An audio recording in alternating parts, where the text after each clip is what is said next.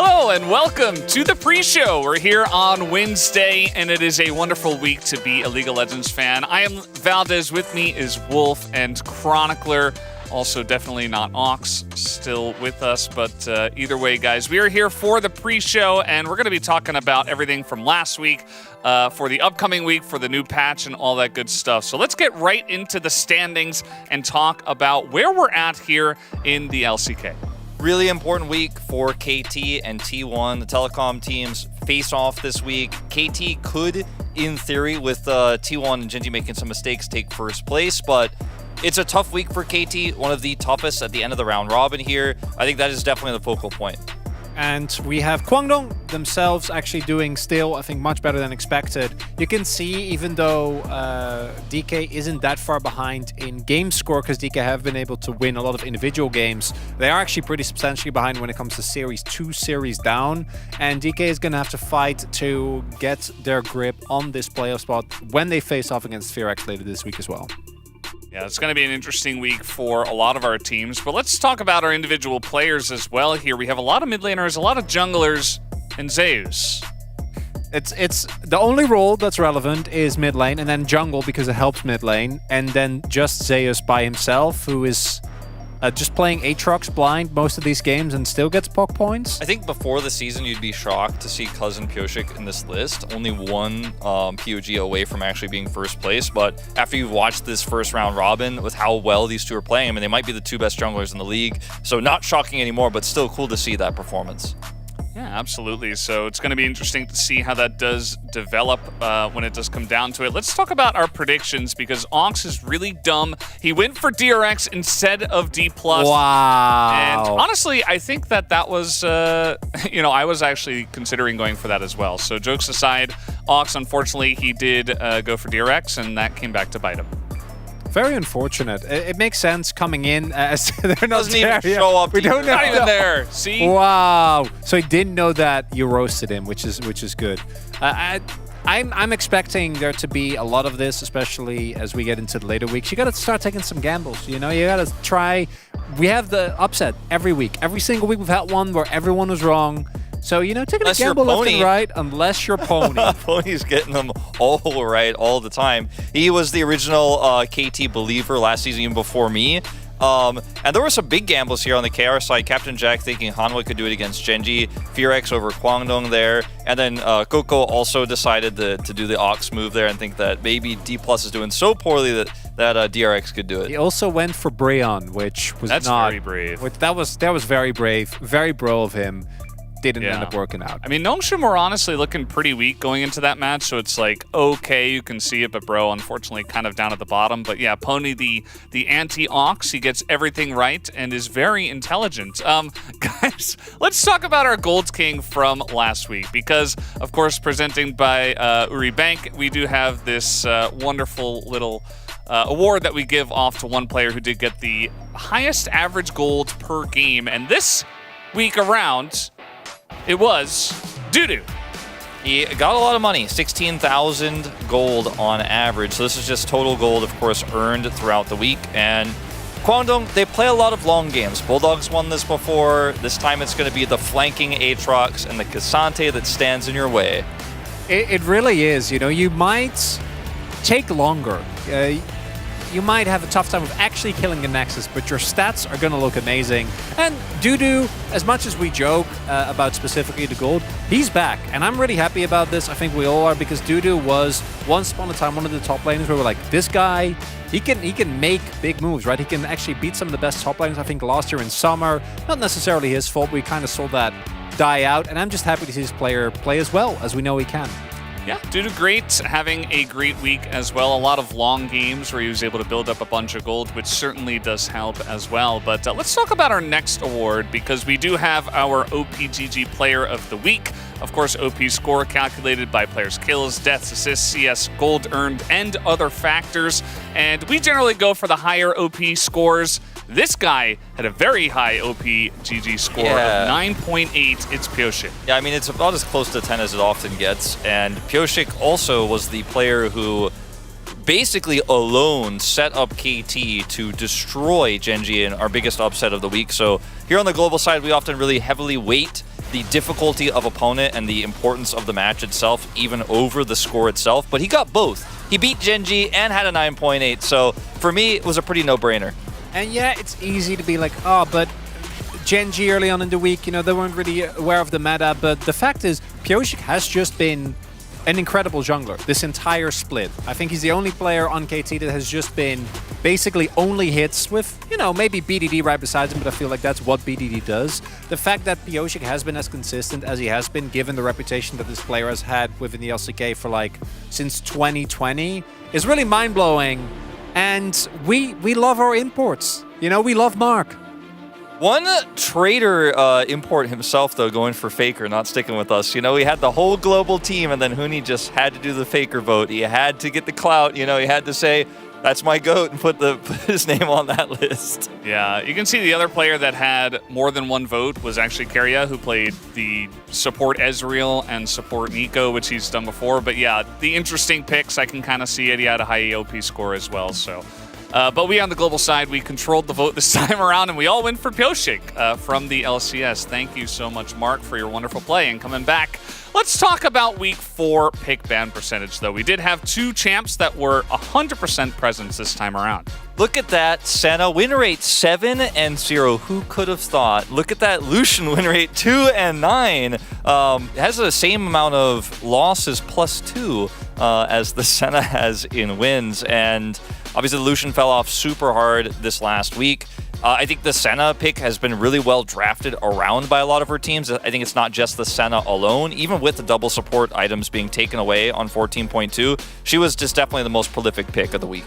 And the pick that we expected to really be a breakout, Karma only coming in at 10th with a pretty abysmal win rate as well. And part of this, I do think, is due to the fact that Karma was often being picked together with Lucian and Milio. So I don't think that's necessarily fully indicative of her strength on this patch, but obviously we are moving to a new patch. So I think that a lot of the priority, particularly towards that lower half, will somewhat change.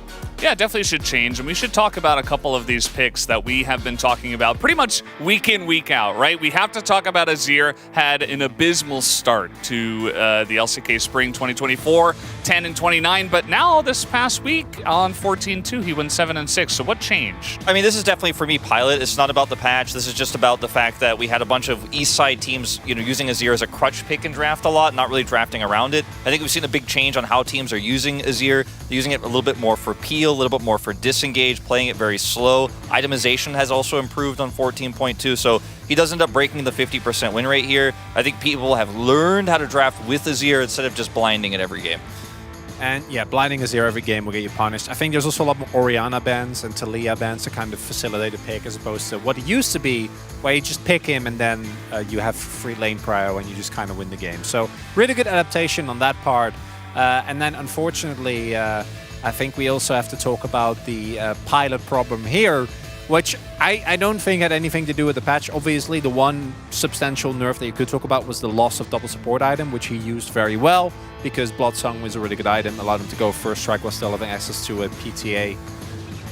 But we need to maybe let go of Lucian. Even the best teams, it doesn't look that, like, even if you're Deft or Viper or Guma, Viper in particular, kind of heartbreaking, it's still not enough. Yeah. And it's not just into Senna, it doesn't seem to have the dreamed impact in mid-game that teams are looking for. I think a lot of teams are using it because they practiced it all year last year and some of the year before. Everyone's really comfortable with the pick. Everyone thinks they're just going to default get leads and get prio down there. But the leads have shrunk so much over the last few patches. You're just not getting the advantages you're looking for. You're not able to turn that into a strong mid-game. So Lucian was good, and yeah, you're good at playing him still, but it's time to move on. Yeah, it feels like a bit of both. Also feels like draft priority is interesting with Lucian, so lots to talk about with that. But we have so much to talk about, including so many new picks that have come back, and also one that has played for the first time ever, which was Garen. We're probably not going to see Garen again, but which of these picks did impress you guys the most? I mean, the Zyra, I think, is one that we saw in Challengers. I think it suits this meta a lot. It's a barrel champ, right? But it gives you the ability to push lanes really well, which is super important. If you're not playing Lucian necessarily, you do want to have that prio nonstop if Varus or Ashe is banned. Or if you're playing with one of those two champs, it's good there. But it also gives you engage. So I think of these weird and niche picks, Zyra is the most likely one we'll see again. I'm hoping for TF, and obviously this was specifically played by Jiwoo into Bro, so this was an AD TF in the actual AD position. We've also seen him played in other regions in mid and top as well. Hopefully can see him there. I think it's really cool to see the power of this pick and how much map presence they gave Nongshim against Brion. Yeah, it's cool to see a bunch of new picks coming back or coming in for the first time as well in the case of Garen. Let's talk about the standings and how these teams have moved around a bit here in the LCK so far. Yeah, there's a few happy stories, a few sad ones. Obviously, the D+, after that loss to Kwangdong, they dropped down in a big way. KT's Rise, after a tough start to the season, I think bouncing back in a big way. Week 2 and Week 3 was definitely where we saw the growth come back in after a strong Week 1. And then you see teams like FearX, looked like maybe they'd stabilize, but they've dropped down. And then otherwise you have T1 and Genji at the top. And Kwangdong is again, I think, the success story of this split. And their level isn't also really caught in this graph because the way that they play against even some of the top tier teams really makes us wonder what is the limit for this team. Like, where are they actually going to end up? And then on the inverse, I think you already mentioned some of the teams towards the lower end of the standings. We've also seen that they've just been unable to consistently get wins, and particularly that bottom 2 is probably going to stay there. Yeah, you would imagine. We need to talk about some of the teams here that are going to be fighting for playoffs potentially. Our 5th, 6th, and 7th team currently. Kwangdong Freaks in 5th. Definitely a big turnaround after what was a rough start. But again, playing against T1 and Hama Life Esports, they got some wind beneath their sails, and now they're a really strong team here in the LCK. They're living up to the Afrika Gatekeeper narrative, right? Like, first 3 opponents for this team, insanely tough ones, right? They got the reverse sweep, though, over KT, crush Nongshim, crush DK, crush DRX, 2-1 to FearX, and then will likely beat Bro as well, 2-0. Then they face them again at the beginning of the next round. So I think that for Kwangdong Freaks, it's, as Chronicler just mentioned, some of these losses were also pretty close, like their loss against Genji. That first game was definitely winnable. I think this team is the one right now I feel the most safe about in terms of the ones we're going to talk about here for playoffs. Might have been a 2-0 over FearX as well if they didn't go for Garen. As much as I love that, I don't think Dudu was very adept at a champion. This is the big surprise, the fact that DK is really struggling to fight for playoffs. I think they were expected to be kind of in that Kwangdong spot, but they have not really been able to. Now, the only loss that I think is truly shocking here is the one against Kwangdong, which at the time seemed like DK was truly in crisis. I think that now expectations have shifted a little bit, but the fact that they aren't really able to muster any resistance against Hanwha Life and T1 is more worrying as we get into the later stages. Yeah, I mean, we might be living in a world where DK is just our 6th place team at this moment, and FearX, that's, for them with Kwangdong being so good, do they have a chance currently in 7th to beat these 2 teams? I mean, the question is, can they beat D+? It's their last opponent in this round, and this matchup is going to be so important. It will be important again in round 2, as I feel like FearX, they have had some up and downs this season, but they're definitely trending upward, I think, fairly consistently, even though they've taken some losses, dropping a game to DRX, dropping a game to Nongshim that D+ didn't. I think the overall coordination is growing, whereas I don't feel like that growth is there for D+. I feel like D+ is just kind of flying on the seat of their pants, like, I'm better than you mechanically, I'm going to win by default, but if the other teams grow and D+ doesn't, they could fall behind. Yeah, certainly did happen for D+ against DRX, I think, where they looked pretty strong, but DRX didn't really show up, so it's like, well, they still got it in them, but can they push it into playoffs? We'll have to see. But guys, we have a new patch this week. It is 14.3 coming to the LCK, and that means a lot of changes. First off, Nico is disabled, and Corki got nerfed. Corki's gone, everyone. Celebrate. He already was very steeply dropped in prio, but hopefully we won't be seeing a lot more of the Yordle. And Eli is technically existing and did get played in Challengers. Yeah, I was going to say, Eli got played in Challengers. That's good. I think Corki still has a role in very niche situations. If you really need a scaling mid or you want to play that on R5 or something like that, you have a draft that's going to sit back and scale. Maybe that could still be an angle, but I think it's definitely not going to be the prio pick that it has been for so long. Yeah. Also, small note, Smolder is available. He's allowed for this patch as well, so we might be seeing a bit of him. Speaking of which, we have seen Zyra and Maokai. Will we see their presences change with these changes? Plans on one patch. Maokai support specifically was targeted with these nerfs, and I do think that we didn't see him at all, which was somewhat surprising. For specifically jungle, I feel like only the R cooldown, we talked about it earlier as well, Wolf, is the one that is going to sting, but outside of that, mana cost increase doesn't matter. I would love for Taliyah to be even more relevant. It's one of my favorite picks. Nidalee, junglers are playing it in solo queue, but we all know what happens in pro. Yeah, the Q damage increase, I think, allows our best mid laners to get a little bit of value out of that. Not much to talk about here, except Wukong is being played in solo queue in top right now, and this is something that could become relevant. Perfect has been spamming it right now, specifically in solo queue. This could be a thing that we do see in LCK as a flex pick. No Zeri, no Zeri, no Zeri. Maybe Zeri. Maybe Zeri. No, move on. Mental Hexblade. No. Viper, do it. Okay. Ezreal and Karma did get nerfed. Karma was a bit boring. I'm glad she's kind of gone for now. And Ezreal... He was so good, right? He won so many games. Look at Carrier. I think this is just two very underutilized picks for 14.2 that will continue to be underutilized and maybe not utilized at all now that they are significantly nerfed. Yeah, Azir's health regen decreased, and Trouble's Q got nerfed. Yeah. Brand, I mean, he's not really played that often anymore, but his clear got nerfed a bit, but he's still kind of doing what he did before.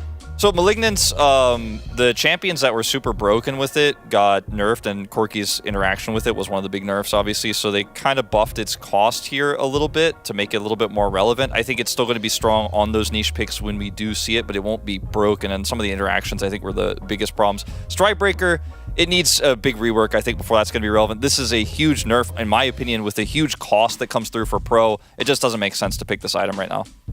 I'm a Hullbreaker enjoyer, though. Maybe this one patch, when it's really good, we'll see the Urgot, which uses Hullbreaker very well. Profane Hydra is the big one here. Do think that the amount of damage plus healing that Aatrox has been able to do has been a little bit silly, how tanky he is while wielding full lethality. Hopefully this helps a little bit with that. We also have Sundered Sky. A little bit less burst on that item and a little bit more in terms of sustain with the health. Yeah, just kind of making it fair. Static Shiv might be more possible for teams to pick first on an item, you know, if they want to rush that for wave clear, but otherwise not a huge change here. Now let's take a look at some of the other changes we have seen. A lot of differences. There's a lot of small tweaks and turns here in the items, but certainly Rod of Ages and Seraphs could be nice now. More Talia buffs. That's Archangels and Ludens both getting a little hit. Do like to see it. We saw Rod of Ages played with AP mid TF, so it could be relevant there as well. I don't think Rise is really going to be very important at this moment in time, so those are the big ones for sure. Who? Rise. Who? What? Rise. That's a song. No, I thought we were going to do the whole bit. Guys, Kanik Recurn. It's still absolutely insanely busted. 2% worse. But 2% they nerfed worse. it a tiny bit. In 3 seconds. No, it's still really good. It's still probably the best tank item. I think everyone will still rush it. And we will still be seeing tanks not take damage from AP champions. And hey, Lich Bane, maybe a little bit less of that on Azir. Just saying. Yeah. Oh. That's good. Nice. So yeah, that's... And Rift Herald's easier to drive. Yeah. Well, you got some driving buffs for the Rift Herald. That can also be good. The wall collision damage reduced. Right? That's nice. Very necessary if you can't drive. Let's talk about Week 5. We have to go into the next week here in the LCK. We finished Week 4. We're moving on to the very middle of the LCK for spring. So we got some matchups here. Any of these that stand out to you guys? I mean, it's the telecom games, right? T1 expected to crush Nongshim. They play against, or KT play against Hanwha Life later today. Then there's a telecom war. So if KT wins both series here and T1 drop a game, well, obviously they drop to KT. If they drop to Nongshim, KT could take first. Obviously, Genji, much weaker schedule here. And Guangdong Freaks have the double bro, which we'll see Pulbay potentially in the second round robin. That could be exciting. Otherwise, you know, the week is pretty straightforward. Yeah, I'm looking at DK. Big opportunity for them here. They need to get a 4-0 here, ideally, if they want to really solidify that grasp on the playoff spot. Showmaker not making playoffs, that would be very tragic. Yeah, that first time kind of wouldn't make sense, yeah. Like you say, Wolf. So there was one person in our predictions that did attempt to make up for his loss. He doubled down after last week, and he said, you know what, this time D+ are going to lose to FearX. Is there any credibility to that? Sure, could happen. It could happen. I think the teams are pretty close in power level. There he is. Yeah, this time we see him. There he is. Unbelievable. Look at Atlas, too. He's like, no, it's not going to happen. No. I've seen Atlas make that face at me. That's not a good face. I'm also kind of shocked that unanimously we all voted for KT over Hanwha in that second series today. I think that one definitely not as safe as that unanimous prediction row shows. They're definitely pretty good though, KT. So expecting a lot of good. No things way out of that them backfires this week. Yeah, certainly pretty ecstatic for them this week around. But guys, we are done here on the pre-show. Thank you so much for watching. Let's get into the opening and bring you week 5 of the LCK.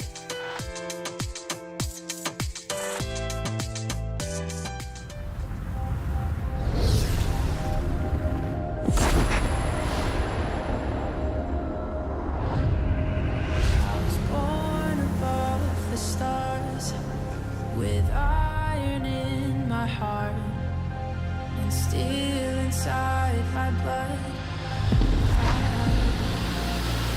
Fear is afraid of the dark side of me. I'm not gonna stop. I'm not gonna break. I'm a fighter, survivor.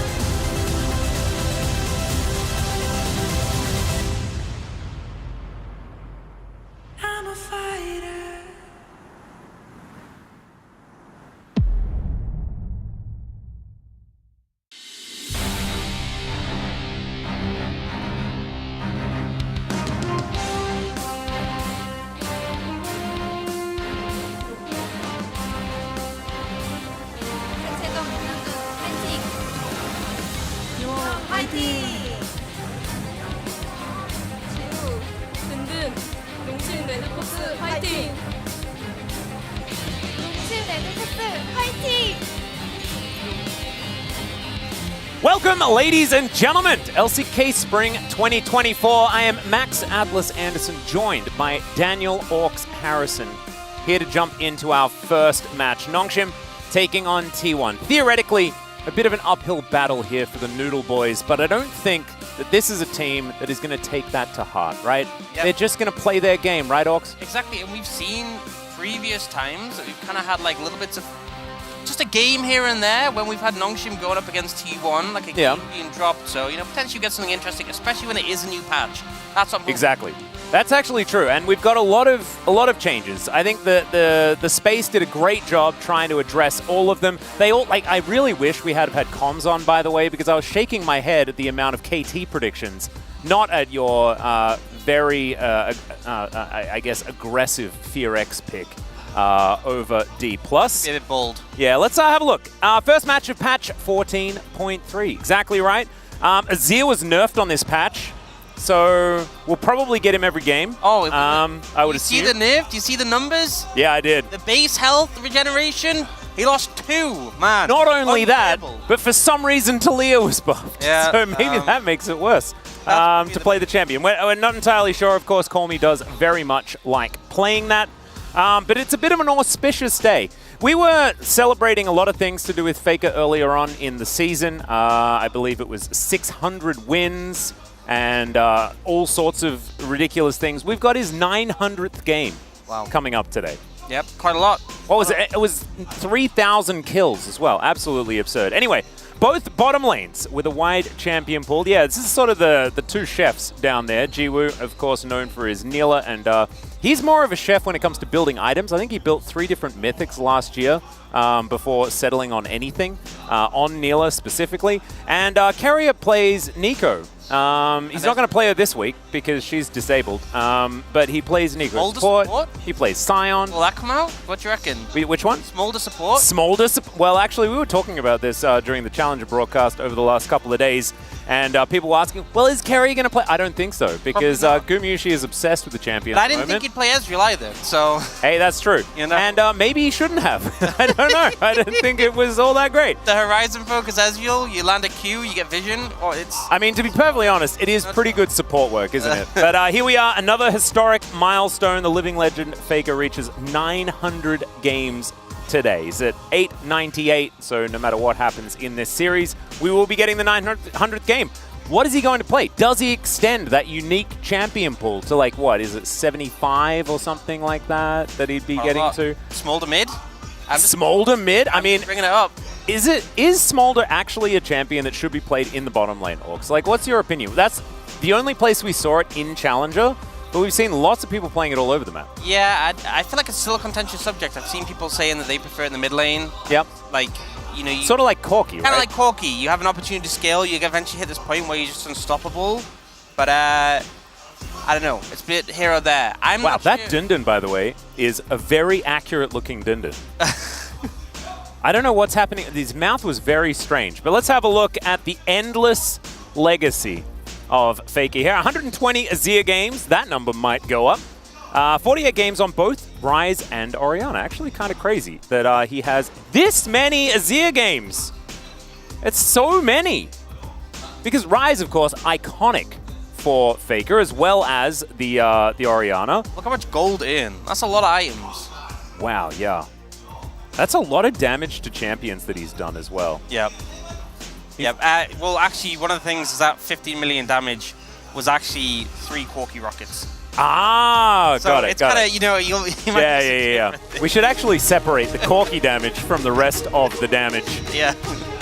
All right, let's welcome T1 to LoL Park. They will have side selection starting off this one. Of course, this is their final match of round 1. And we'll see whether they can finish it off with only 1 loss in the very first week in their first game. That was the last time that they did any losing in a series. And they could just continue that momentum moving forward into the second round robin. And they're going to need to, because they're facing off against a pretty improved KT. If last week was anything to go by, which of course it's KT, so it probably isn't. We'll see what happens after this series in their first one. But the Telecom War is sort of shaping up to be an interesting one. And we'll see what it is going to deliver to us as the Noodle Boys just desperately fighting to get out of the West, to get out of the East, sorry, to see whether they can make it towards the playoffs. It is not that, like, no dreams are dead yet. Even Bro, if they just win every single match from now on, like back-to-back Kwangdong victories, right? Yep. And then just use that momentum to propel them into... It's that easy. Into the playoffs, Yep. into winning worlds. Who knows? Forwards. That's the plan, you know?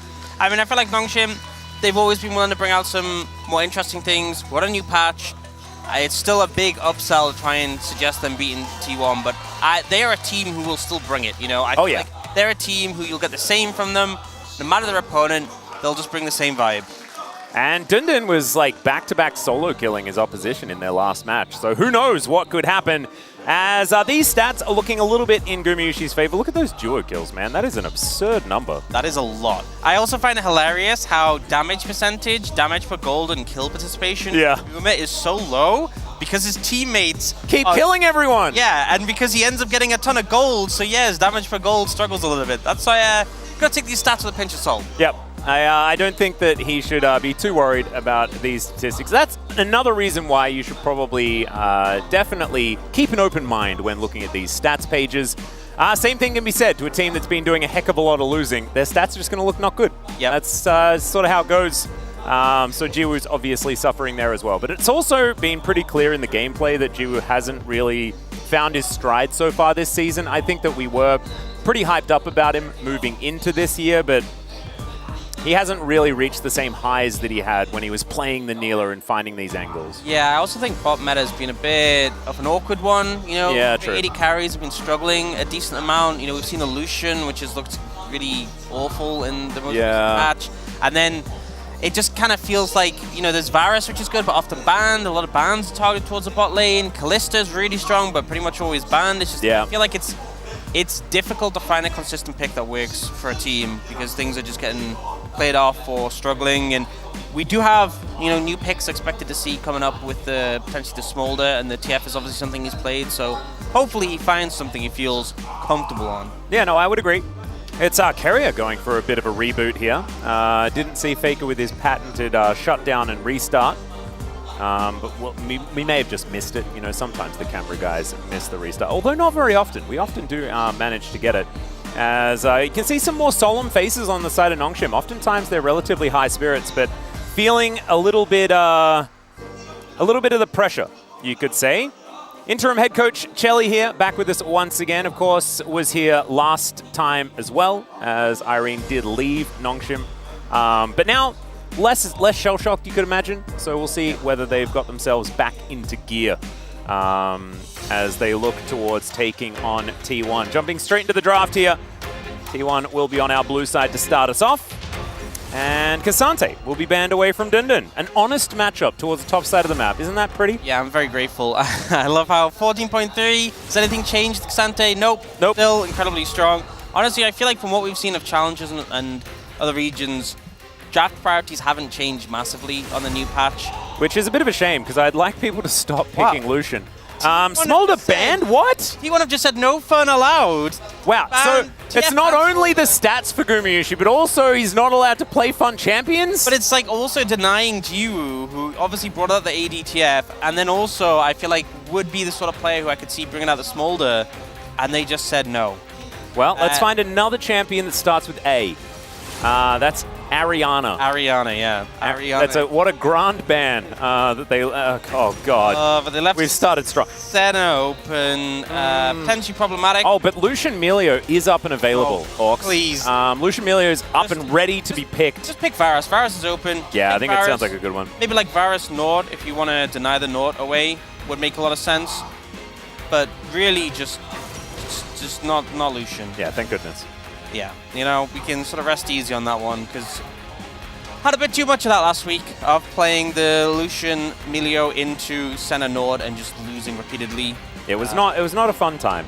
I'd actually recommend locking in the Varus as well, just so that T1 can't do any funny business where they actually just take it as, all right. That's not a Varus. It's not a Varus, but, you know, ult cooldown and some base AD, and that means Zeri is the best champion in the game once again. And this is her original lane partner, the very first one that we saw alongside Zeri when she debuted. Shiv also being cheap helps a lot. It makes me wonder what T1 are going to bring out to pair up into this. Lee Sin, obviously. Lee Sin bot lane would be very fun, but this is probably going to own a... Carrier hasn't had his Lee Sin game yet. Oh, true, yeah. Maybe this is the moment. Ooh. It's the Hui coming out. So this could be going to Faker. Hui. Of course, it has been very popular. I feel like every pick, but it's like, well, this could be Carrier. Yeah. It probably, you know, we don't know. It probably not, but it could be. We're not going to say where anything is going until it's the very end. Unless, like, if Aatrox was able to be locked in, I think that's definitely going to Zeus, but that's, like, the only thing. Yeah, that's what they want us to think. Well, true. Yeah, the Hui and Senna already means you have such a long-range composition into the side of Nongshim, and obviously Zeri pretty short range in comparison.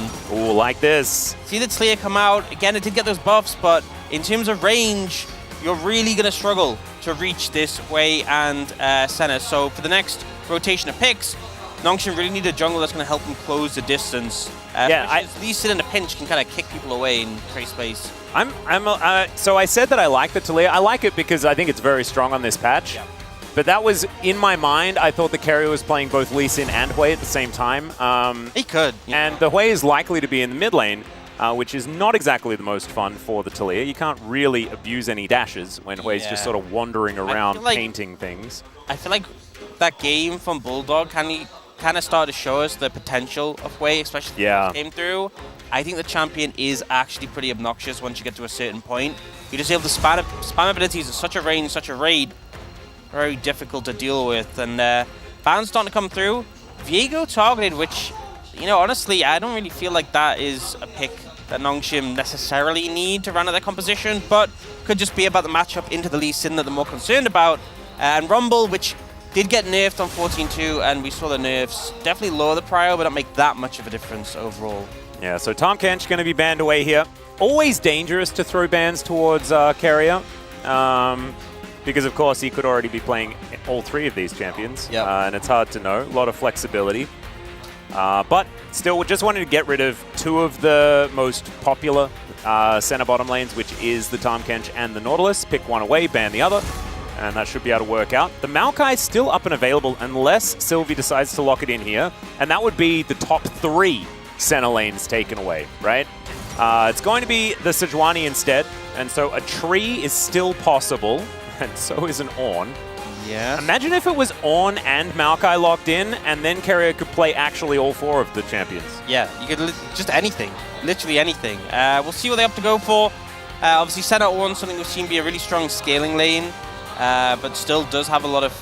You still have the pressure up the center. We obviously saw them demolish it when it was Bro who actually picked that lane, but really Zeri not going to have too much pressure.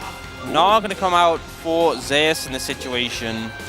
And that is Keria just locking in the Ornn. And I have a feeling that that's what he's going to be playing. Does give us an idea of what this T1 composition looks like, which is Hui in the mid lane, Owners Lee Sin. Not going to have that stolen away by his support this time around, as no surprises that Dundun is heading towards the Jax. We saw its prevalence really skyrocket in Challenger this week as well.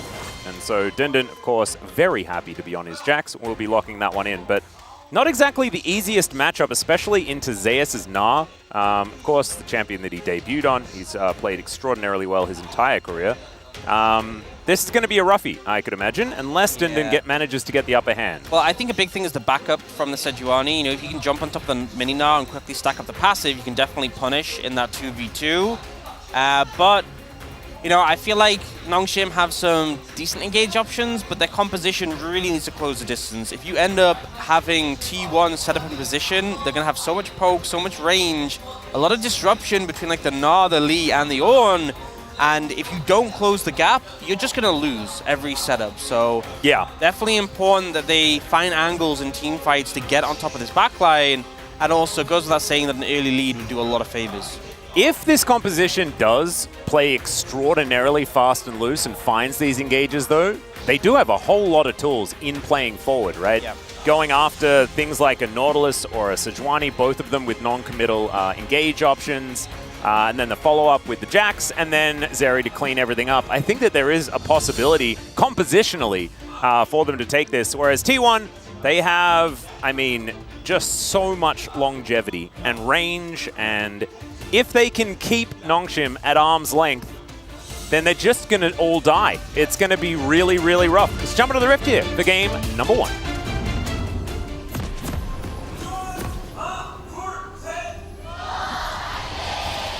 소환사의 협곡에 오신 것을 환영합니다.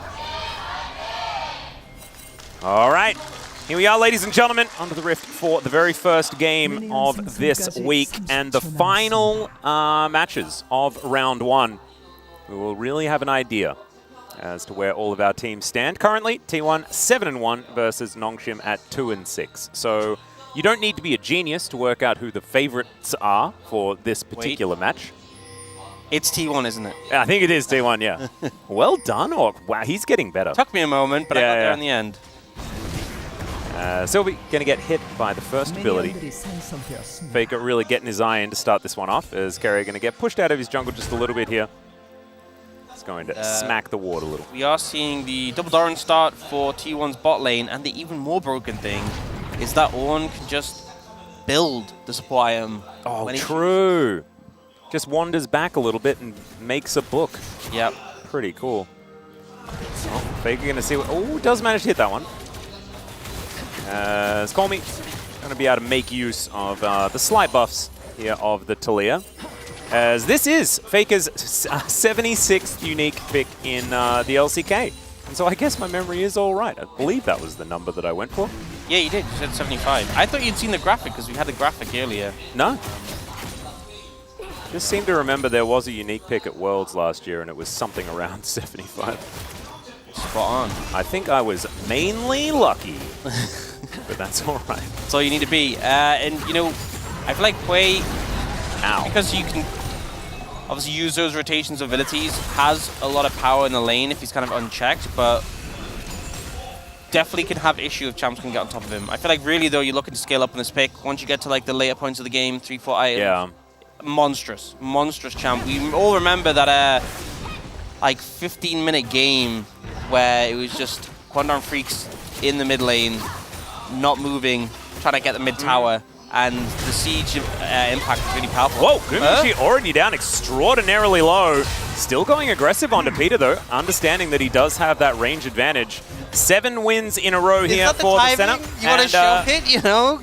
Just saying, no, he's okay. Believe me. Like, this champion doesn't lose. Yeah, it's only wins. Yes, you had to ban Flash and nearly died, but look at the stats. Yeah. Stats don't lie, Ox. They never have. People lie. But we haven't had very much Zeri. As Faker is just killing Colmy, gets his flash in that would have 1v1. just been a kill if he hadn't flashed. Yeah. Yeah, so buffs to Talia, not looking like they're being enough to help out in this lane matchup. Faker, I feel like a big thing is that we obviously saw him at Worlds being a really strong lane presence. I feel like for the past, while before that, Faker was definitely an asset to his team, don't get me wrong, but it wasn't really down to like his laning presence. But I feel like since the most recent Worlds, his laning has just been on fire. Oh, it's been absolutely ridiculous, yeah. And it's continuing to do so, as both mid laners going to be teleporting back, and Colmy now without his flash. Ona getting a bit frustrating here, as Sylvie is the one to lock down the Rift Scuttler, nailed it. Dundun with some control of the wave up here, as you can see, pushing it into Zeus, who's going to have a decently stacked wave heading towards that turret. We'll see whether that means anything for a bit of a trip up there for Ona.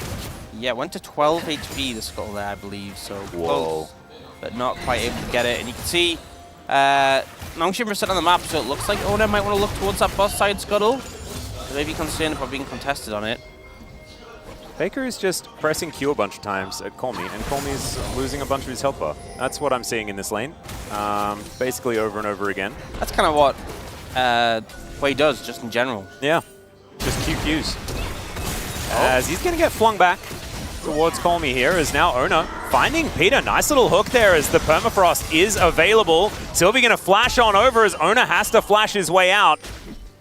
They do invest the control ward here, but taking control of this bot side river, as Keria and Gumiushi are going to be pushing up into Jiwoo, who looks just fine underneath his turret right now. Nice play so far here for Nongshim. As Sylvie's coming down, Gumiushi could be in trouble. He tries to slink into the mist, but Sylvie's coming down. Let's see whether they can actually get on top of him. They dodge the snare, and Jiwoo, he's in range.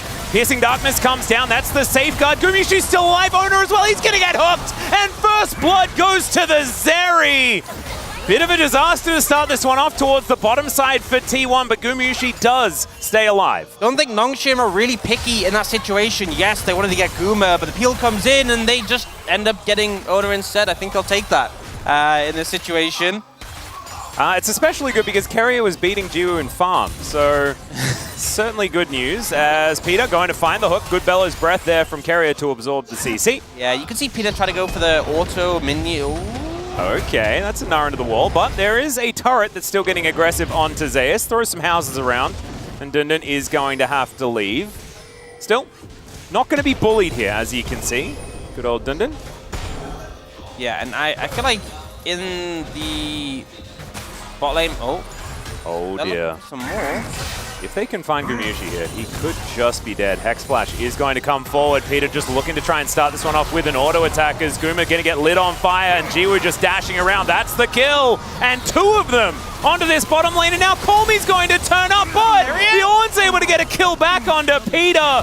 Threaded volley just not quite in the right position as Nongshim will start up the Drake as well. And honestly, if Colmy hadn't come in, I feel like maybe Keria could have turned that one around, but the backups there, using the Talia's presence on the map really effectively. I'm going to get a replay of this play. Flash is in, and Keria actually does a decent job of blocking, but with no flash, Guma is just very overextended. Nice dodge there from Sylvie, and Jiwoo is just constantly doing damage. Lethal tempo stacked up. Ona was low from the previous play, and so he comes in to save his AD carry, but ends up going down in return. This is like the best Peter has played all season, by the way. He is just hitting these hooks. And we're going to see in live, Sylvie's dead. Well, Faker is definitely having a good time. Yeah, this that's game. Faker. He's been around for a while. Yeah.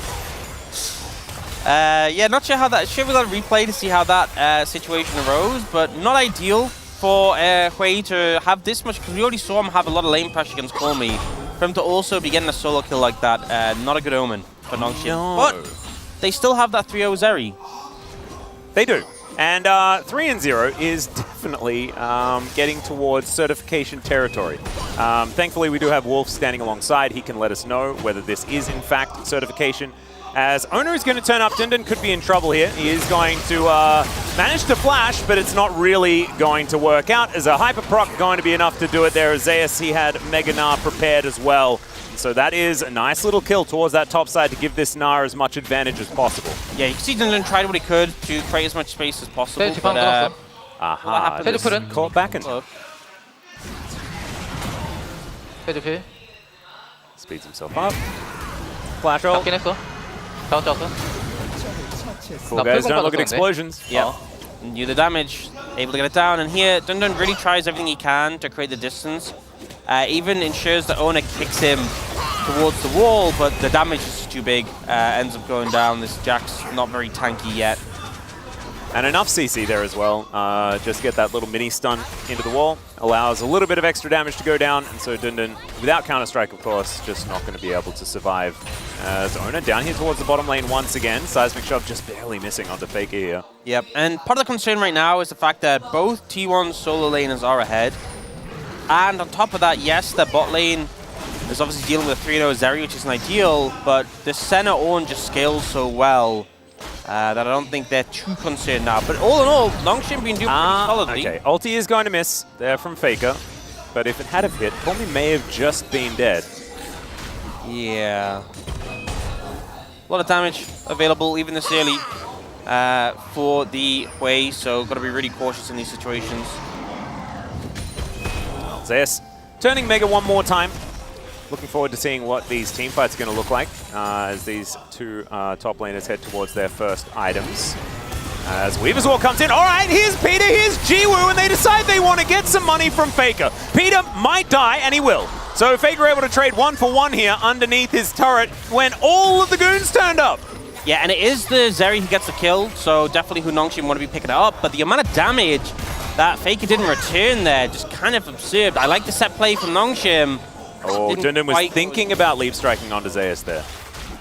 I'm honestly shocked he didn't. That would have felt like a very Dundun move. Yeah, absolutely.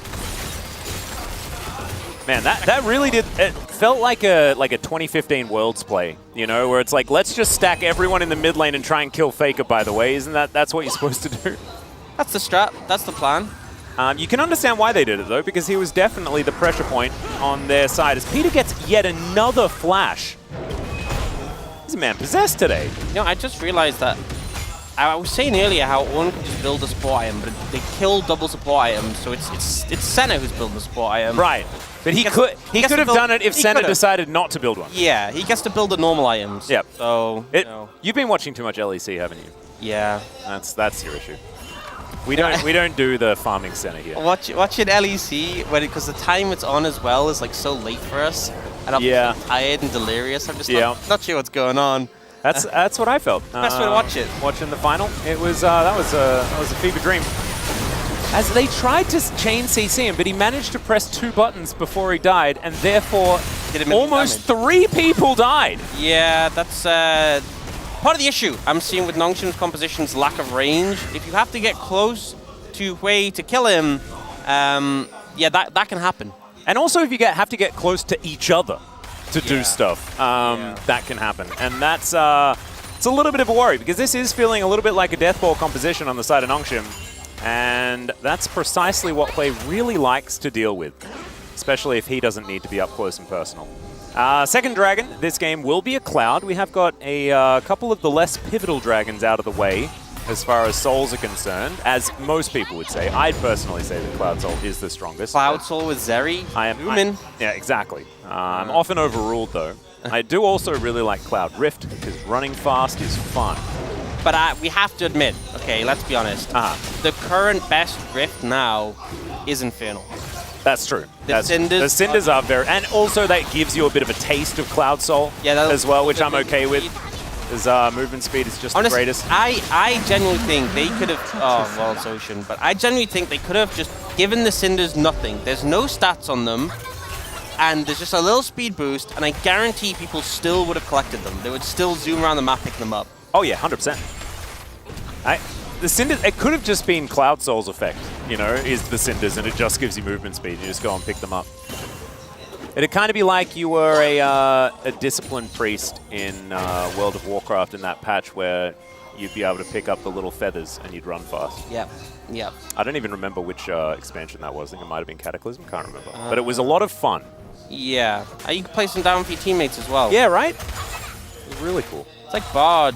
Chimes, I guess. True. Not chimes, the... What's it called? Meeps. The hot cocoa? No, the hot... Oh, yeah, the hot cocoa. And when people don't pick that skin, I get very upset. And I think everyone knows that because I do actually vocalize it every time. As that's an hour into the wall. And Zay is going to throw out a boomerang. Dindin just getting abused under his turret. It's not very nice. This lane's not going too hot. Yeah, the turret is not very alive. Yeah, struggling, especially 5 Void Grubs secured by T1. Definitely make it easier to take it down, but there is a 40 CS lead in the top lane. That is pretty ridiculous. The Seismic Shove going to pull back Ona. Not going to be able to safeguard around here as there are rocks everywhere. Gumi should be able to come over and heal him back up again. And so Dindin just going to leave his turret for dead. This is, of course, the Dindin comfort zone. Getting crushed in lane as Jax. Yep, and this is also the Zeus comfort zone, crushing your lane. As Nah. Yeah. Both of these top laners just feeling absolutely fantastic about the game state. I imagine, you know, Dindin would be okay with not being as far behind, but I also I just imagine that he's not phased, really. And he can just look, press tab and look at Jiwoo. 4-0. With his Static Shiv, has a Last Whisper now completed as well. And as long as you don't look at the Trinity Force that Zeus just built, you're going to be pretty happy. 5 plates taking top lane, and I believe all the gold picked up as well. And 40 CS. Yeah. But Call Me is ahead by 10. So there we go. He's shoving a massive wave into Faker though, so he's going to be able to mitigate some of that advantage as Rift Herald going to be considered now.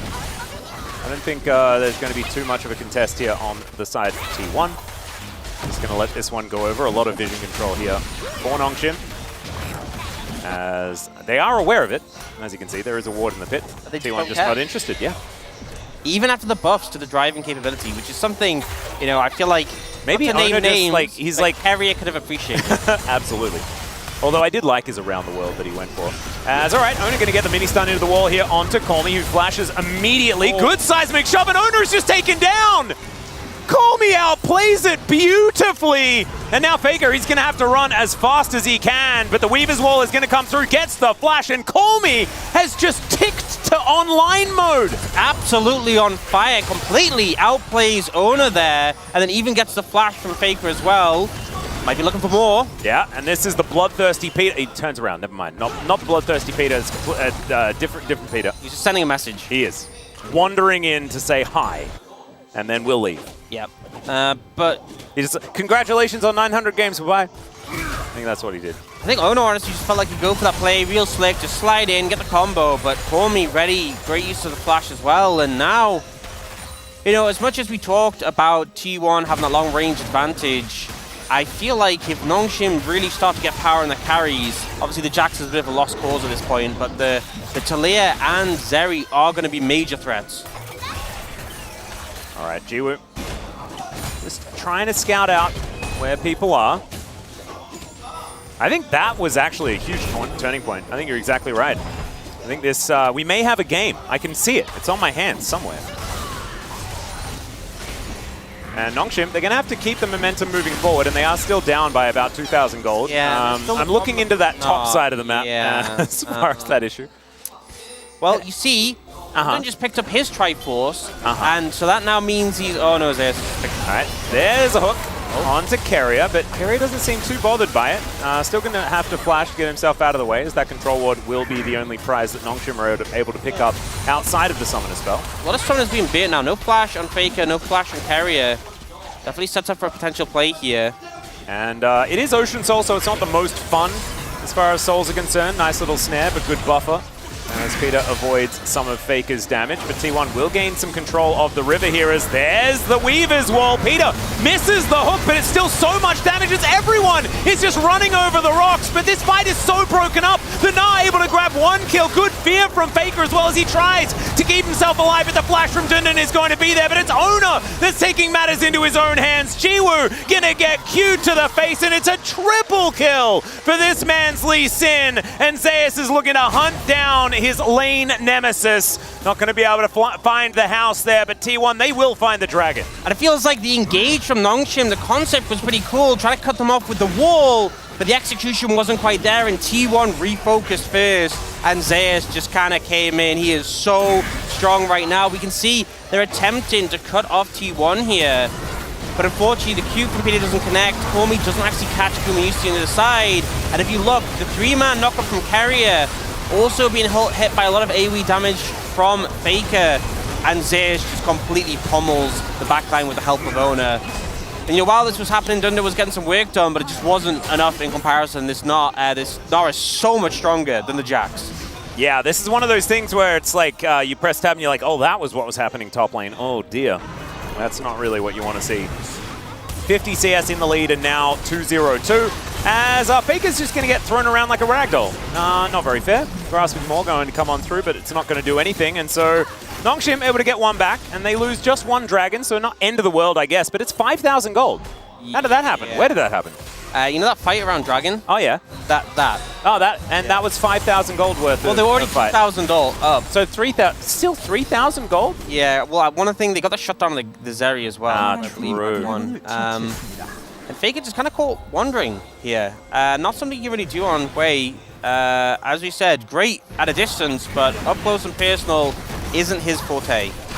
No, and Peter being able to slink in through zero vision will be able to do that. As we're fighting again. All right, Carrier going to get permafrosted. Immediately does cleanse that one off. And now we're driving the Herald. And Peter puts it straight into the turret. Nicely done, gets a little bit of value. Oh goodness, that is not the dredge line that he was looking for. Still, the rest of his team is going to be there. Really good interrupt, so he doesn't get resonating struck. And Zeus now looking to try and move his way in here. Dawning Shadow locks down Dundun. And now Zeus, he's got the Mega Gnar up and available. Won't even need it to help lock down the kill onto Sylvie. And why do I feel like this game might be over, Orcs? Yeah, because they're going towards Baron, and there's no jungle on the side of Nongshim, so I think there's a good chance it probably is there. Nongshim trying to fish for something, trying to find an angle, just not able to get enough, and then they end up overstepping. Zeus walking in just ends up being such a massive problem there. Colmey's trying to give it a go, but I don't think you have any hope here. I don't think it's happening unless there is a little bit of a blunder. And you can see Nongshim, they're just going to try and get what they can. But look at this turret, it's so incredibly healthy. There are no minions, so they're not going to be able to get too much. Yeah, and they get the cleanse, but they just end up kind of overcommitting, getting too close. Because, you know, initially we have the Herald play, and then Peter opts to go in very dangerously. Oh. Well, Colmy is going to find a Gnar, who's just going to wander around, hops the wall, gets a flash. Okay. Going to let him live for the moment, but he may not be as generous to the turret. As Colmy gets word that Peter's on his way in. He's like, I'm not going to miss this hook. I mean, I think they need a bit more than those two. You can see Jiwoo coming along as well. Yeah. That seems like more an appropriate number to take down this Gnar. I think they need as many as possible, as the Q is going to connect there onto Sylvie. And Ona follows him a very long way. Arctic Assault going to get him over. Yeah, go in. I reckon it's a good idea. Gets the ward over the wall. We'll know exactly what's going on. Over the base. Okay, Dundun has found a lot of friends that aren't very friendly. Colby! What a heroic play! Oh no! Cue the Celine Dion! It honestly looked like Colmy just came flying out of the terrain. I got it! Camera angle we had just appeared out of nowhere to immediately die. Yeah. You know, a good start for this game from Colmy. That play maybe not the one that we're looking for. That's the first time I've seen something to rival that Alistair play, though. Just walking in front of the ace in the hole, you know, the original hero of bottom lane. Call Me doing it in the same lane, just a little bit further up. As Baron Buff's still in tow here, T1 will be able to take their first inhibitor. Might be able to find more as they push Jiwoo into the waiting arms of T1. And that's Owner that locks him down once again. Both deaths at the hands of the Lee Sin. But that one was pretty hand-delivered there by Zeus. And I don't think T1 are stopping. I think they're looking to try and finish this one off as once again Peter's going to find an unfortunate hook, but Owner is going to get into that backline. Great knock-up from Carrier as well as Dindin trying to get on top of Gumayusi. And there is the Permafrost to try and help this one out. And T1 will get somewhat routed here, losing Gumayusi and Owner as they go a little bit overly aggressive. So T1 going to back off for the moment. Yeah, so they managed to save the base, but still not in the greatest condition here. And yeah, I want to rewatch this. So for me, I believe the angle the wall took, because I didn't initially see the wall, it looked like he just flew out of nowhere to eat the ult and everything else. Yes. I could hear that my heart will go on the entire time. A bit of a fail flash, but now we have a flank. They're just killing Faker. That's the game plan. I think that is. And they may succeed. Permafrost not quite in range here as Sylvie is going to get slowed down momentarily. Dundon is probably going to die as Zeus is capable of ignoring everyone on the team, I guess. Maybe not Jiwoo, who does do a fair bit of work. And he's going to get flung around like a bit of a ragdoll, and there we go. So they lock down the Gnar. The Faker lives, I guess, this time around. A lot of sacrifices in this game, you know? Yes. Teammates dying for each other, trying to keep their friends alive. And now Carrier's decided he wants to go top and handle Nongshim single-handedly, which kind of feels like a vibe he's had this game. Yeah, and this season as well, I think. I think that's safe to say. Getting a few upgrades starting to come out here. Does need to get one more level to give them to his friends. It's also, it's a bit of an annoying situation with, you know how obviously before, ornaments were always mythic items. Yeah, now you have to make sure that your inventory is organized, like it was originally. It's not even just that, there's also like, not every item can become a mythic. There's a new list of mythicable items, yeah. Ornamentable items. Yes. But like sometimes there's games where your team just don't have that many ornamental items, so you kind of just can't make a full set, you know, which is very sad for an Orn. No, it is not great. We'll see if that situation arises here. I think they have a decent spread so far. If you are playing Orn in solo queue, just make sure you have a URL to a list of all of the ornamentable items. Yeah, post a PowerPoint when you get into the lobby. Yeah. That always goes well. It always goes well, and it gets you on Reddit almost every time, which is fantastic. That's the goal. You always need that. Or on Pabu's Twitter, which is also fantastic. Either of those, something certainly worth writing home. Dundon's gone for the anathemas. I don't blame him. He needs all the help That is a true sign that lane has gone. All right. This could also be a little bit of a worry. Is Gumayusi going to get pulled back right into the open arms of Peter's anchor? Does an anchor have arms? I guess, sort of. There's two things coming off the sides at the bottom. I guess it makes sense. And Nongshim able to get a swift little pick off onto the center. Nicely done. And I like that even as this game has felt more and more doomed for Nongshim, they've never kind of given up, and they're still looking for these picks. You know, if they get... Oh, Owner's on a ward here as well. As the hook is going to connect there from Peter this time around. They're trying to burst him down, but there's a lot of damage coming through. Oh my god. Okay, tries to take the Sonic Wave Resonating Strike, and there is a burst fire in his face. Oh my god, Faker's damage is absurd. Yeah, he's kind of hit that point where he's a problem. Speaking of problems... That's through anathemas. Unless Dindon put it on someone else. If he put it on someone else, then he is a braver man than I. Yes. I tell you, if I'm in that lane matchup right now, I know who my anathemas is going to be on. Yes. And I ain't changing it for anything. All right, Call Me moving on up, seeing whether he can grab Carrier here. Walks over that control wood. Is the Bellows Breath going to be in hand? No, it's not. Yeah, he definitely takes damage. Just does not care. Yeah, he really takes a lot. Oh, and now his Jack Show is stuck? Yeah, really a lot of damage there. He wanted to walk back to his minion wave anyway, I guess. Yep. Huh. All right. So, pretty tanky. Relatively tanky. Yeah, somewhat, rather. Yeah. Ways to describe his tankiness. All right. Faker just going to be creating mini equalizers all over the place, although kind of bigger than an equalizer. Just doesn't quite do... wider than an equalizer. Yeah. Doesn't quite do the damage, I guess. Although... It does have 3 items and 8 stacks on his Dark Seal, so maybe it does. It still does quite a bit. We are seeing the Ornament Live come out, the upgraded Triforce coming through. Ooh. Oh, that's a Baron. The Infinity Baron Force. on Vision. Well, that's one way to do it. Dindon is also on Vision, trying to take down this outer turret on the bottom side of the map. Looks like Nongshim are opting in for an attempted play on this as the Weaver's Wall does come down. That is Ona locking down the Baron, but can they find the team fight is the question. Oh no, Dundun dives over and delivers a bit of the ultimate to Peter, and Dundun's very much dead. Oh, Dawning Shadow, that's going to lock it down, but actually Faker had the kill in his back pocket anyway. Zeus going to be held at bay for the minute, but they got themselves the Baron. They also got themselves a kill. And now T1 are going to look to redestroy this mid lane inhibitor. And honestly, I think Sylvie kind of misplayed a bit there. Had an opportunity to get into the pit and didn't take it, was waiting, and as a result got kicked away from by Ona. So I think there was a chance to at least open up the possibility for a steal, but it's still hard. It's hard to do against Lee Sin. Hard to make decisions going to the pit when you know T1 are very patient. Setting up Baron health, and very close one there. And this is, like, the sieging power of a Hui is just, it's just really not fair. It's okay, ulti comes down onto Peter, who tries to get himself to relative safe. It's not safe. There's nothing safe about it. Wow. If you're within a screen of this Hui, you are dead. A screen? I think perhaps a little bit two more. Screens? Maybe two two and a screens. half? If you're on the Rift and Faker's Hui is here, then you're dead. Get back in the fountain if you want to live. Yeah, and even then, I don't know. I don't know whether you'll be safe. As Dundun looking to try and get Zeus out of here, but that's what he's been trying to do all game, and it hasn't really been working out.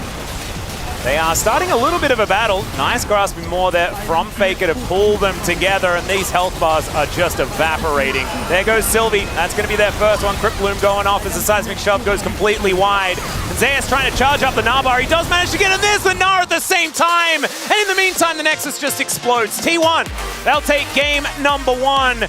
And it looked like Nongshim had some of the plays, but the money was just always in the T1 back pockets. Yeah, there were some decent attempts. I like that even when they fell behind, they were still trying to make things happen. They just weren't waiting for the game to end. But this is kind of the level we expected between them. You know, there is a big divide. Top lane didn't go too hot for Nongshim. Zeus on pretty solid form, I think it goes without saying. Yep, and looking at Roach's expression there, he was like, yeah, it's pretty good. That's what I sort of felt. That's the vibe you interpreted. Yeah, that was the vibe, and I would probably give him that.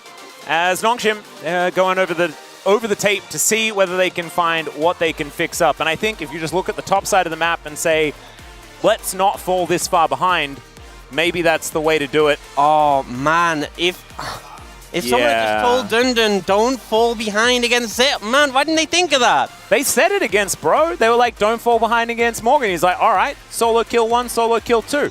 They just forgot to have the pep talk this time around, and he did need to hype him up. a third of the damage of his opposition and stuff like that. And Jiwoo managed to get pretty fed on the Zeri, but we just never had the Zeri moment, unfortunately, for Nongshim. No, we didn't. Was maybe a little bit too early, but it is now time to head to a short break. When we get back, the space will break down that game. We'll have game number 2. We'll see you there.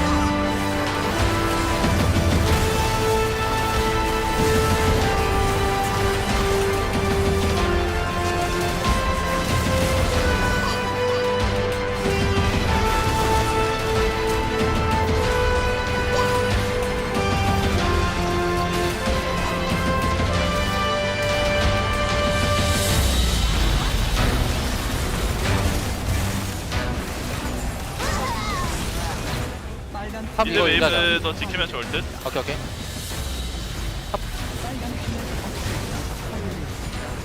팔레 더비 다 빠졌다. EW 계속 갈게. 나 90초. 바운 좀 쳐볼게. 천천히 잡아. 천천히 잡아. 대리 빠졌고. 세죠. 세죠 오고.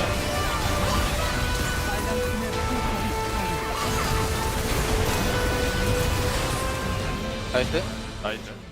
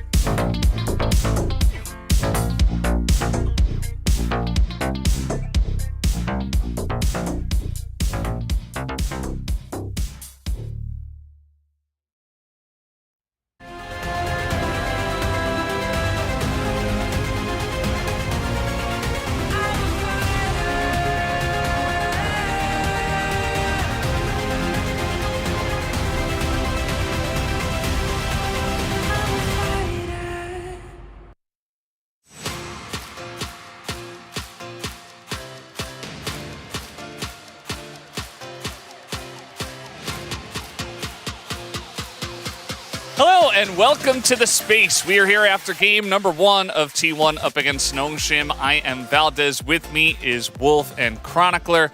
We're going to be breaking down that first game, which, you know, honestly, for a while, it looked like Nongshim had a chance there.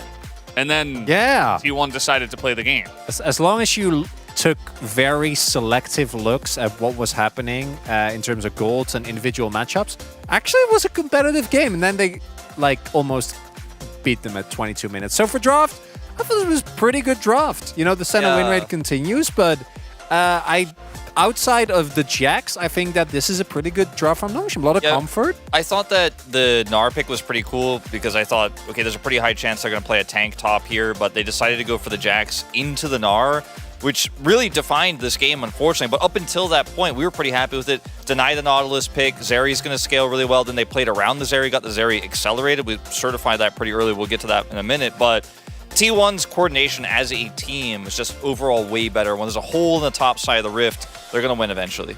Yeah, so we've had a lot of T1 happy games where they happy game in draft. I think this draft, they took some risks, right? Early Hui and then the Ornn Senna, but not really anything too crazy. But they just happy gamed in game instead because it was messy. Yeah, that's really what it comes down to. And these early kills from the side of Nongshim, it made it look like, okay, I mean, Zeri's got 4 kills by the end of this all. I mean, they've got a pretty good chance, right? They really wanted to push the advantage here, T1 did. They had the ward there, but Owner, look how low he is going into this fight. He thinks he can come over here and save this. Ends up being a little bit disastrous. Great hook from Peter at a fantastic Nautilus game. And then Zeri starts to get ahead, and then it happens again in the second fight where, you know, we're ready to certify it because T1 once again just not respecting Peter on this knot. And he did a really good job. The reason why Owner was as low earlier was because Sylvie actually had a good game early on. The team fighting, unfortunately, wasn't really there, but you're seeing these early kills, and you're like, oh, okay, maybe. Things on the bottom half of the map looking good. Otherwise, though, on the top side, the pick that he picked into the Gnar, into the best top laner in LCK, possibly the world, didn't go so well in the laning phase here. He was dove one time, but otherwise these leads here are just natural leads in the lane. He was shoved into his turret constantly. Plates were going down. He eventually got the entire turret, ended up being about 50 CS ahead. And this is where things were a big problem because Zeus was always going to be stable. He was always going to be a threat. He was always able to stop this Jax from doing anything in sides. And then his team fighting was also very significantly good. He made a large impact, let's say, whereas the Jax, unfortunately, only cost his mid laner his life. Let's just say. Yeah, it was kind of interesting. I mean, Dindin going for comfort, I suppose. He says, okay, well, I can get through this laning phase. He didn't build plated seal caps. He didn't get through the laning phase. He got ganked, and it was just kind of a disaster from there on out.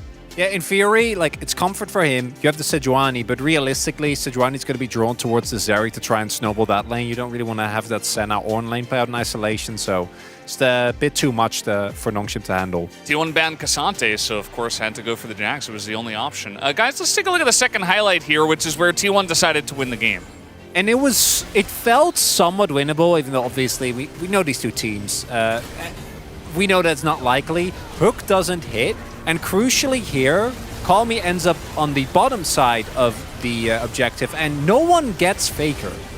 Like, if Faker dies here, if Dundun and Call Me actually go more towards the top half of the fight, I think they might win this. Yeah, I think also, like, Call Me on an awkward position here. A lot of stuff misses. The hook misses. The Sejuani ult misses. And then the turn is so easy for Zeus, who's got his Gnar bar set. So, again, this Gnar that has a ton of money and was completely uncontested could just help carry this fight. This is the last, clip we grabbed, but Zeus did a ton of work in sides for the rest of the game and helped kind of keep T1 together. When sometimes Faker was getting caught, I will say, I want to give Nongshim for credit for proactive play, stopping overextending Hui from actually being a menace. Faker often does push super hard and gets away with it. Nongshim definitely punished him super hard, but unfortunately Jax just wasn't able to do anything, so it didn't work out. That was kind of the story of the game. Like you guys said, there were some other team fights, but T1 were just so far ahead that we elected to skip those and, not have you guys watch those again. Let's take a look at the POG of game number 1 on the side of T1. It will, in fact, be Zeus 3, 1, and 10. And look at his DPM on Gnar. He also got one gank, but he was already, 20, 30 CS up before that even happened. And the moment that he got an even bigger lead, like the game was just, it felt like it was done, right? He was just unstoppable for that moment. The only time when he died, he did also trade his life. And his impact in these team fights, on top of the coordination that T1 already have, his individual impact, it just makes this team such an insanely tough opponent to actually beat.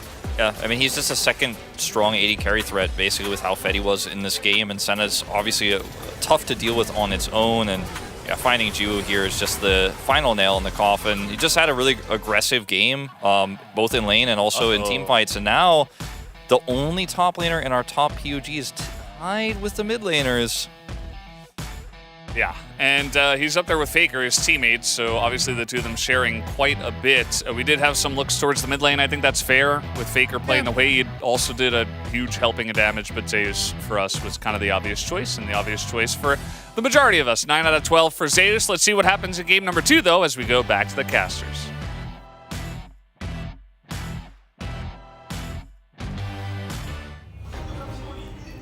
Thank you so much, gentlemen, for the breakdown of game number 1, and we're here to bring you another one. And we'll see whether Dundun's going to be able to stand toe-to-toe against the now 500 POG point Zeus. It's a tall order. It's a tough ask. It's yeah, I don't know. And we can see he's on your screen looking a bit baffled. I think you have to just try and give a more stable matchup where you're not going to suffer as hard.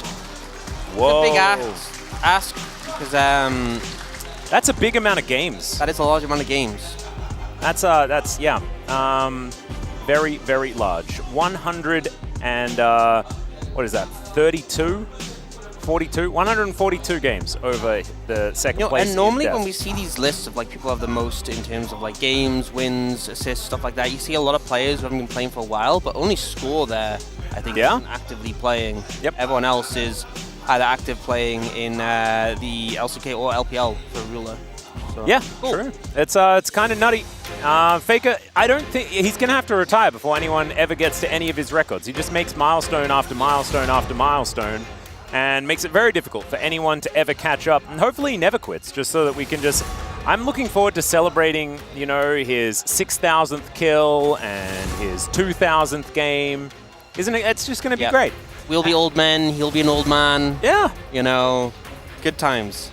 Well, Aatrox, oh well, I'm already an old man. Aatrox and Orianna already banned away, and Senna and Lucian, just the entire couple, just removed. Yeah, so same bans for Nongshim as they had on the red side, but T1 have opted to ban the Lucian instead. The Senna themselves, so Cassante, TF, Smolder was what they banned last time, and those have been left open. And, you know, I said I wanted them to get a really stable matchup for Dundun. The problem was they were on red side, and they ended up in a matchup which went really badly. Now T1 are on red side, and they will have counter picks, so Tenji could be a rough one. We do see the Nautilus banned away, which, considering Peter's performance last game, I think was a good call. He had a really strong game, but that means that all those picks they banned last time are open and available. Smolder. Will we see Nongshim pick any of them up? Smolder! And the answer is yes! There we go. Immediate Smolder lock, which we assume is going bot, but, you know, could go mid, could go top if we're getting really wacky, but probably bot lane. Yeah, I'd like to see it somewhere not bot lane. Twisted Fate, the consideration here, of course. Three-way flex as well. Can be all over the place. Well, so Harriers on this team, four-way flex. Five-way flex? I had a friend of mine that used to play Jungle TF. Yeah, why not? It's pretty, you walk into lane with a gold card and you click on people. That is a pretty effective strategy. It works. Wigs till it doesn't. Yeah. He doesn't clear the jungle very well. No. As that is Melio locked in. So we have confirmation that it's not likely to be Carrier playing the Twisted Fate. So a three-way flex once again. Yeah. And looking towards the Vi, I really like the Vi, honestly. It's something we've seen often frequently banned. It's second rotation. But playing into the Melio, you know that like a Sejuani or a Maokai just kind of won't cut it in terms of the fact that he has that cleanse ability. Vi gives you that reliable lockdown. So do like the pickup for the side of Nongshim. Now, they know they're in the Melio, so they could just take support here. But looking in a different direction, potentially. Huh. That would be a champion choice. A few different things here, but call me going, oh, is it the dragon? Are we doing double dragon? Oh my god, they could have a Shyvana's? No. Oh, imagine it. We could have triple dragon. Instead, we have... What bonus did you get Wall for Lady. TFT, triple dragon? I don't remember. That set was so long ago. It was... It was a very long... You don't remember. Yeah, it was, what was it, Dragon Mancer or something like that? Like that. And it was not very good. Wow. I seem to remember it not being very good. But anyway, moving on to today. Mod Dog, if you're watching, can you just let us know what the dragon thing did? That would be great. Olmi had a really good Talia game in the early levels, so picking that one again makes a lot of sense. The Rel, though, Likely going to the jungle, definitely a pick we've seen have a lot of success with that A engage potential. And now, targeting the Cassante. And this is a bit of that concern, because they have counter pick for Zeus. Yep. They can ban away stable blinds from Dundun, and then he has to pick something to go into Zeus again. And they have still a lot of flexibility. A lot of people could be playing the Twisted Fate. So They you could can hold that flex for forever. It could be a TF top lane, you know? It could be a TF mid, which means the TF is going to come top lane. A lot of options. Yeah, I think, if TF is mid, then TF is, I guess, bot lane and top lane and jungle. Wherever he wants to be. Well, a Yuumi ban does come in there. Of course, Peter was one of our premier Yuumi players back in the day. I wouldn't have expected it, but maybe a pairing with a Smolder that they think could be threatening. Especially in the Milio, who doesn't have the most lane pressure. Like, bear in mind, Smolder is just going to scale, and not just because he's a dragon. Yep. So, you know, if you were to be able to get away with playing Smolder Yuumi, you would be very problematic later on. Camille ban coming out from Nongshim, interestingly enough. That's a Karma. She has been slightly nerfed on this patch. But they did buff Malignance early game, so it kind of compensates. Ooh, true. Also a flex, so who really knows where anything is going on the side of T1, apart from the Rel and the Milio, if they do lock this in. Yep. Probably mid. I would wager it's mid, and the TF is probably bot, but I don't think that one's really cemented, but we'll see. Yeah, now we theoretically have a lot of things that can go everywhere. You know, I think the Udyr is probably the one. It feels the least problematic. Yeah, you know, just lock that in, build tank, hope the Zeus leaves you alone. Yeah. That can be a pretty good game plan. As for the support pick, I wouldn't mind something a little bit more aggressive. I would have liked Karma actually in the bottom lane. It's difficult to really... Okay. Oh, this is definitely aggressive. Less so. Yeah, I'd like the Blitz idea. I feel like, you know, you just don't have... Even with the Blitz, like, I don't think Smolder has, like, insane kill power bot lane. The Ricard obviously something that does scale up well into team fight, so I think it makes sense. A lot of late engage between the Vi and the Ricard. And now, finally, we're going to get some answers with T1. Yeah, where is stuff going, guys? Yeah, that's a Yone. I guess we don't know. Top Yone, mid Karma, 80 carry TF makes the most sense in my mind. Yone Emilio is a pretty strong bottom lane though, so I'm still a little bit in two minds as to where things are going. Sure. Have you seen the Karma Emilio lanes as well? That sounds obnoxious. Yeah, it doesn't sound very fun to play against, to be perfectly honest. Yeah. I'm expecting that it's going to be Ona playing that. Yone, though, can go Grimyushi on the Twisted Fate, and then Faker is going to be playing the Karma, something that he has played many, many times to a lot of people's chagrin in the past, when she was just another support in the mid lane. This will be a little bit more damage this time around. So I think ultimately you have a... hopefully more stable lane for Dundun. You have a very strong scaling Jiwoo, but the TF, I just feel like the problem is T1's composition, if they get ahead of the curve, is such an issue. The Karma is a pick that first time spikes so hard, and the TF just gets free gold. You know, I know TF always gets free gold from farming, but now you can crit with your passive, so you get even more free gold. So it's just money galore. Yeah. TF pick. And with like Static Shiv being 2,700 gold, very easy to just get a ton of items, do a lot of damage, stun card people. And, you know, he has the extra range increase from the Milio as well. Yeah, which means gold cards can sort of fly from everywhere, red cards from everywhere. If he gets a rapid fire cannon and that, and he's just launching it from like... Who needs a Hui, you know, when you've got Twisted Fate, I guess? But Nongshim, certainly still some stability here. Very similar idea with the composition, except having a little bit of added range and Elder Dragon. Once you hit 225 stacks, we'll have to see whether it works out as our first Smolder makes his way onto the Rift. 소환사의 협곡에 오신 것을 환영합니다. And I do want to point out, Ox, that it's a little sad that Faker's 900th game is Karma. Yeah. It's not... What would you have wanted to see? Rise. Yeah? I think it's probably... I think Rise is the little most... throwback? Yeah. Ooh, but he does do first damages. Yeah. It's the main thing. A lot of focus on the Smolder. It's going to be Doran's Ring start, and we have seen the strat has been put 3 points in W, help you just to thin out the wave, helps to deal with your weak early game. And the aim of the pick is scaling, you know. 2-2-5 stacks is when your Q just becomes one of the best abilities in the game. And you get stacks for, like most stacking champions, a variety of things. Yeah. Last hit minions is a big one. Hitting champions with your Q, I believe, as well. Stack Central. The Super Duper Fire Breath or whatever it's called. Do you want to tell all the viewers all the names of I don't really want to, because his abilities? His ultimate ability is spelt wrong, Orcs. Oh yeah, it's spelled in the... It's Moom. What is Moom? What does that mean? Because it's obviously not Mom, because that's spelt with a U. Yeah. So, I'm very confused. Yeah, I was lost on that one too. Yeah, very, Maybe it's like a... Is he part cow? Is that like a... Ah! And they wanted it to be palindromic. Yeah. It does. Sense. That makes the most... Okay, now it's all coming together. But I don't really understand the Ultimate's name. Is Smolder the first champion that just always has a runny nose?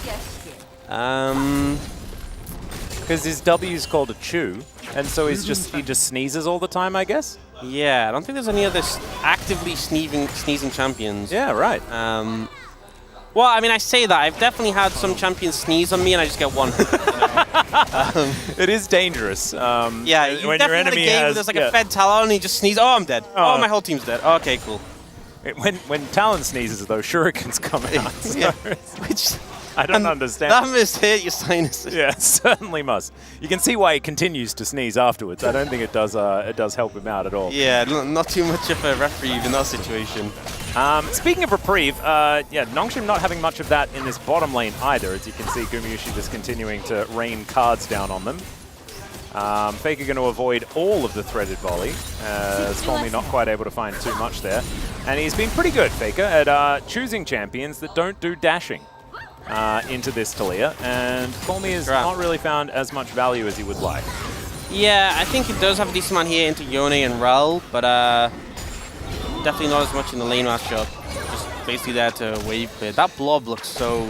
Yeah, the fact that the ability is called a chew as well is a bit of a problem there, isn't it? Just Chew going to get kicked back. It also like hangs in the air. Like it looks like TF just gets like caught and it's suspended in this knot bubble. I just prefer not to think about it. As Faker and Colmy continue to throw abilities around, and Sylvie going to make his way towards his top lane. Zeus, about 500 health. Senses it, because he had his Q stacked up and he didn't opt to Q in, which I think is greater restraint than I've seen most Yones. I've never seen it. I've never seen it outside of an LCK game. That's absolutely true. Yeah, normally, even if they're not queuing forwards, they just sort of Is Colmy just dead? Well, he's not going to flash just yet, as he's able to wait for the Shattering Strike to potentially be launched. And so therefore, they're not going to go for it. Peter going to get hit by a stacked deck a few times, and there is a red card as well from Gumayusi just for some added damage. Low on mana. Wait, did they see the Lee there? Well, they definitely didn't see a Lee. Because there's none of those in the game. But the Vi may have been... Okay, Dundun, if you solo kill, I am going to lose my mind. Okay, Zeus down to sub 100. Ona in the area, and Dundun not going to get baited. It's just not that guy. Not going to see red this time around. Yeah, good read. I feel like both the bot lane of T1 and top lane of Nongshim both having good reads there and just avoiding overstepping when they suspect the jungler could be nearby. But honestly, Dundun, the lane's got a lot better, you know? Yeah. All you had to do was pick Udyr. That was the solution. It's gorgeous. Absolutely fantastic. And he's going to teleport back to lane, and does, of course, still have his ghost and things like that. But Zeus still with flash, and hasn't opted for a back just yet. You know, and Dundun can actually just kind of stall out his recall if he sends the Phoenix at him like that, yeah. And Zeus is just going to have to deal with it. You know, I mean, Sylvie's so far away. I'm not sure how long for Call Me 6, but if Zeus doesn't end up getting a reset soon, I think he's going to get it now. Could be a very easy dive setup there. Oh, they're looking for it again, but Sylvie's standing by. Yeah, Call Me.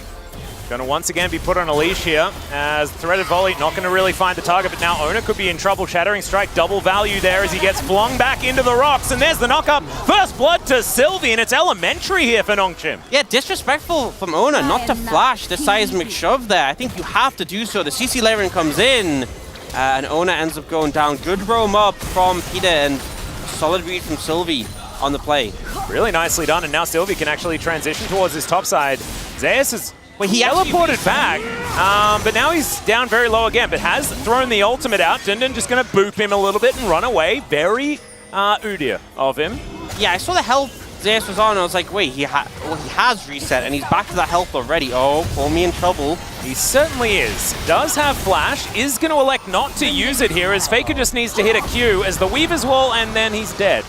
Don't know how that ever was going to work. You have to try, you know? You have to give try it and a be crack. optimistic with it. Maybe he could have flashed away and then gone for the Weaver's Wall. Yeah, I was thinking maybe utilizing flash in some capacity may have helped him. Yeah, I think, you know, that period where Talia kind of like stands still and revs up the wall. Yeah. Not the best at that HP. No, especially not in full vision and auto attack range of a Karma. Because her Q's quite wide. Dundun going to be a bit annoying here as Owner is just going to smite away. Yeah, only the last grub. Only manages to be annoying and nothing really else with Owner just securing that one. And you know, it's only 1-on-1 in the kill score, but I feel like we've had a decent amount of action in this game. And Nongshim, again, solid early start. Not doing too bad. Looks like it's going to be Essence Reaver start here as well for the Smolders. Let me check out this gank once again as Sylvie just turns it onto Owner there, and this is the seismic shove you were talking about. Yeah, have to be flashed. Layering comes in, missed the opportunity to get out of it. And does go down here. Pull me. Oh. Okay. Sylvie is looking for Zeus. They're going to have to stand on the Soul. Zeus, I think, knows what the situation is. And there he goes. Cease and desist. Just held onto until after he had to return. Yeah, there's just no outplay in that. Does manage to clear the wave up a bit, which is something. And it looks like T1 could go for the Dragon on the other side. So not a total loss for their side, but the money is moving in favor of Nongshim, though, as we can see at the top of your screen, about 200 gold. And look at this huge wave that Zeus is not going to be able to get to. No cannon is here. And you that know, should be plates. It's only early on so far, so it's not that much of a factor. But you always have to think about, you know, if T1 are even, they're also getting the extra gold from the Twisted Fate passive. So you should expect them to be ahead just as a result of that alone. So the fact that Nongshim have a lead really is significant here. Well, Peter is just trying not to give himself up, but is going to be found. Grand Entrance is going to come through. There's the Battle Dance. Is now Destiny flying into this mid lane. Call Me slowed down as the gold card is going to come through, and that means Call Me has to flash, gets himself out of the way. The newly constructed static shiv there for Gumayushi going to mean that that did a fair bit of damage, but Call Me finally pressing his flash button. Yeah, meanwhile, though, Jiwoo just kind of farming down bot, doing completely fine. A little bit of poke on Guma, and 50 stacks achieved. Oh, there we go. 175 to go. Well, I was told by my friends in the chat for Challenger that you at 25 minutes you want to be getting towards the 225 stacks. That's sort of idyllic. Yeah. Is the theory. Well, that's what we're looking out for. Yep. See whether he can get there by then. That's of course where your Q turns into an Elder Dragon. Yeah, we've seen a lot of funky builds with the Smolder. Like there's this like I like the AP one. Yeah, they're like Shojin, Riftmaker, Liandry. Not in that order, but those items is pretty good. I think it actually is in that order. Maybe it is. So I feel like you do really want Liandry's, but I think that the other two are just a little bit more important. Zeus is once again going to have to flash this time. Try and get out of the way. Vault Breaker does come through, and Call Me puts a wall down and is just not going to be able to participate in this particular battle. Sylvie makes it out without dying to the turret. And Dundun's having a much better time this game. Yeah, and Sylvie honestly having such a strong performance so far, just able to really punish Zeus on this Yone pick with the backup of this Udyr. So jungle top going much better for Nongshim. And again, you've got the scaling Smolders, so you're kind of fine. Yeah. Absolutely chilling. And I think if they can get Jiwoo to these stack numbers with a slight advantage like this, it is just massive for Nongshim. As Owner looking to clear out some vision, but he'll still get knocked up here by Peter. Does have level 6, but doesn't have anyone in the area to try and do some damage. And Sylvie, he's rampaging around the rift. Colmey's throwing some rocks around, and Faker is able to speed himself up with the Inspire, so he'll be fine.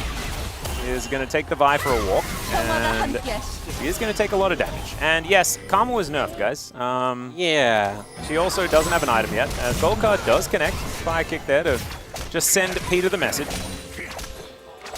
Yeah, and playing Rakan into Twisted Fate isn't a fun time. Rakan generally just really doesn't like point-and-click CC, and TF definitely a champion with point-and-click CC. He does have that, yes.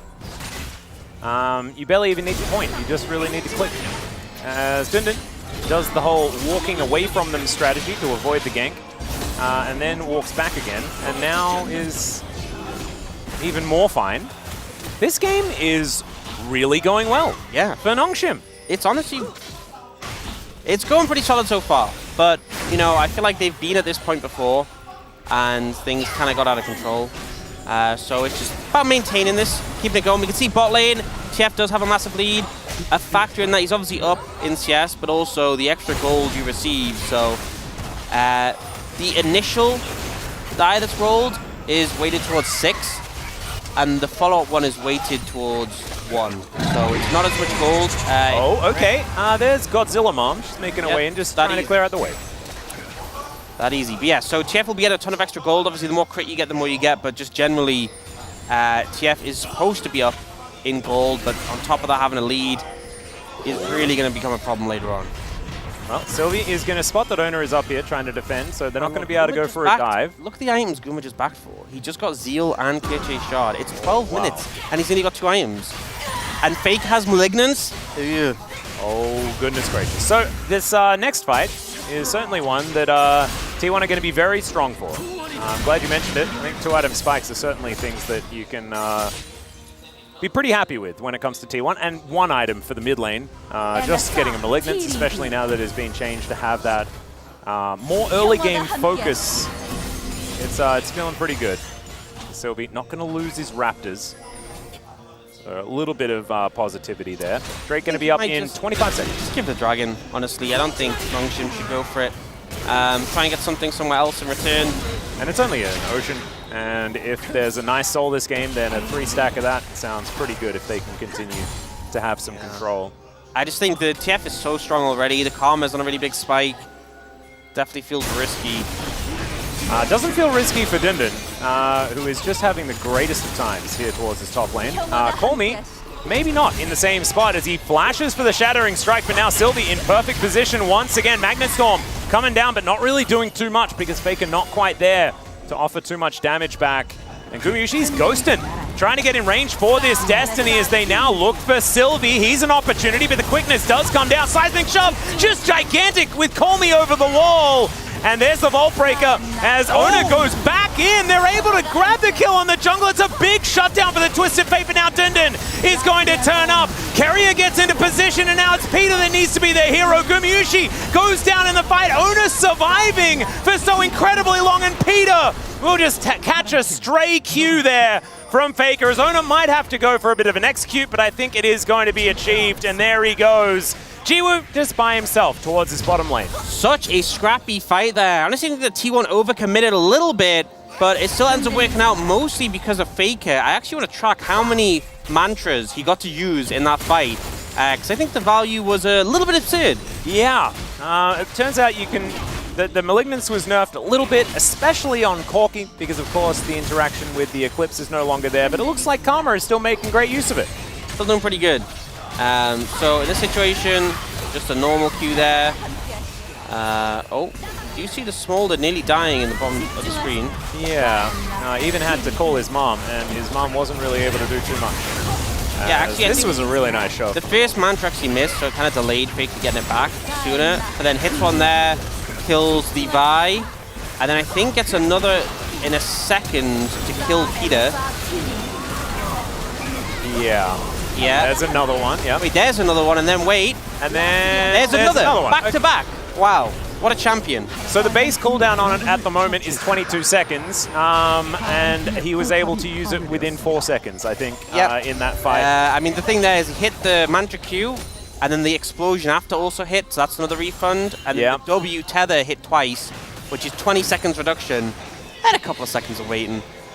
So, pretty obnoxious in those early skirmishes, and we do end up seeing the Dragon being picked up by T1. Don't think that's too much of an issue, because Dundun doing very strongly in the side lane, and you still have the scaling Smolder. Yeah, so feeling fine, but I could imagine that T1 probably just looking to try and get another battle like that before, you know, the window of the Karma is going to close. Because, of course, doesn't necessarily scale phenomenally well. Yeah, and honestly, being a Chemtech Soul, pretty great for Nongshim, because there's just a lot less pressure. You know, if this was a more powerful Soul, I feel like 2 dragons, you're like, okay, we have to work out how we fight this on that third, and I feel like it being Chemtech means you can be a little bit more lenient, you can chill out a bit more, and if you don't feel good about the fight, it's not a big deal. And also, healing and shielding power, if you're an Udyr, feels pretty good. So if they are actually able to stack this up a couple of times, it certainly would be good news. T1 also pretty happy with the Melio there. Moonstone is now completed. Tenacity, actually, if Nongshim stack up a bunch of those Drakes, the tenacity value against T1, pretty big. But we'll see. We'll see how that ends up playing out. For now, T1 trying to set up around the mid lane. I look to pressure this turret here. It is Nongshim who have the Herald in pocket, but I haven't really seen an opportunity to use it. And you can see here, Smolder's kind of at this point where you can just really one-shot waves, so very comfortable. Yeah, looking pretty happy with how this game is going right now. But probably wanting to wait a little bit longer. Haven't done a stack check. Haven't actually looked at it as, okay, there's a Destiny. And Colmy is rooted in place. Still, it's a nice seismic shove onto Gumayusi. He's going to need Carrier's help to try and get out of there. Mom is going to yell a whole bunch now as Jiwoo is sneezing all over them. Flap, flap, flap, and they help knock down the first kill. Gumayusi dead once again. Seismic shove connects. Faker is landing Q after Q after Q with these mantras, but it's just not quite enough to win them these fights, as now Carrier, he's the one running the wrong direction, and Dundun, really nice interruption there, and Carrier's really dead. I think he was going to be dead either way, but it still looked definitely cool. And Zeus didn't even show up for the fight in that situation. Well, he's here now.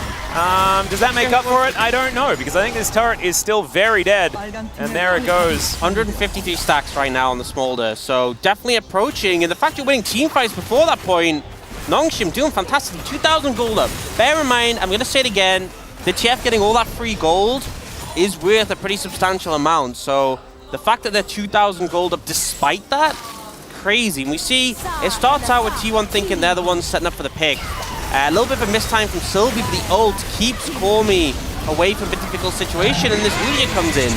They just don't have the damage to deal with him right now. A great ult from Peter as well, and Cormy's reposition was really solid. Yeah, really nicely done. I feel like Cormy has been playing right on the edge today, and sometimes it looks silly, but other times really does allow him to eke out that little bit of extra damage. And Dundun is 4-0-3, dude. What the heck is I feel this? like if there's any way to describe Nongshim, it's that they're never afraid of looking a bit silly. Absolutely not. And Dundun has gone from looking a bit silly in game 1 to looking on point in game 2. I mean, they just don't play with pride. Like, that is just, it's just not something that they really care about. They're like, we're going to do what we can do to win, and we don't care what we look like doing it. And it's really not. Okay, well, this is aggressive as Mom's yelling once again. The CC kind of massive. As once again, Jiwoo just raining hell down upon them. Gumayusi will land that gold card there. Sylvie's in trouble. Faker comes around though. And I don't know whether we like it too much. Nice Mega Cone is going to connect. And Colmy, he finds Gumayusi once again. His third death of the game. You see how many control wards were in that brush? Just slammed every single one down.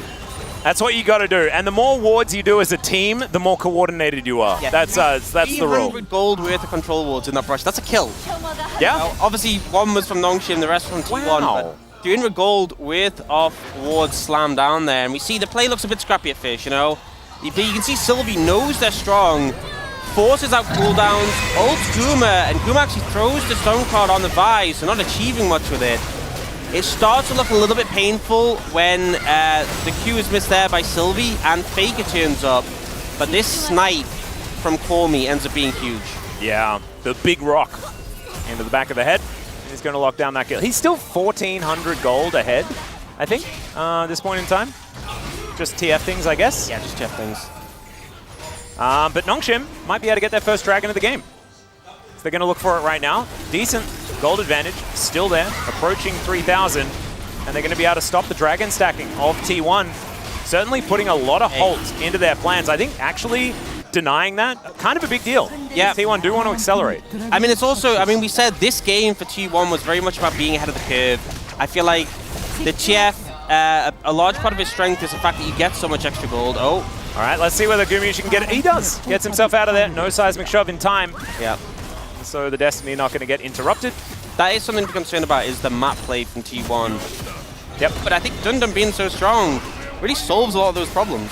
Yeah, I feel like it's exactly as you say, because in the last game, it also looked fine, but Dundun was extraordinarily far behind, and as soon as Zeus got into any sort of team fight, it was just doomed. This time around, though, it's if Dundun makes it into a team fight that things are looking... He's got 3 items! Into a Karma, I feel like obviously Karma has so much damage potential, but what's really important is that you have someone who can comfortably block like the Manta Qs with this build. Yes. And you do.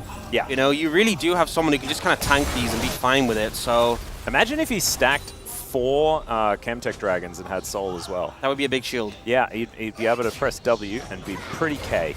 Yeah. I think at that and, point in time. I think Jiwoo, last I saw, was close to 200 stacks, so... Oh, we need to do a stack check. We really do need to do a stack check. I think should be above 200 now, closing in the 225, and that is when this champion really comes online. Hasn't been the focal point so much. I mean, Jiwoo's been doing a good job. In team fights, lots of solid... Oh, man, we are 12 stacks away. Oh, my lord. And Rabadon just came in for Call Me? Okay.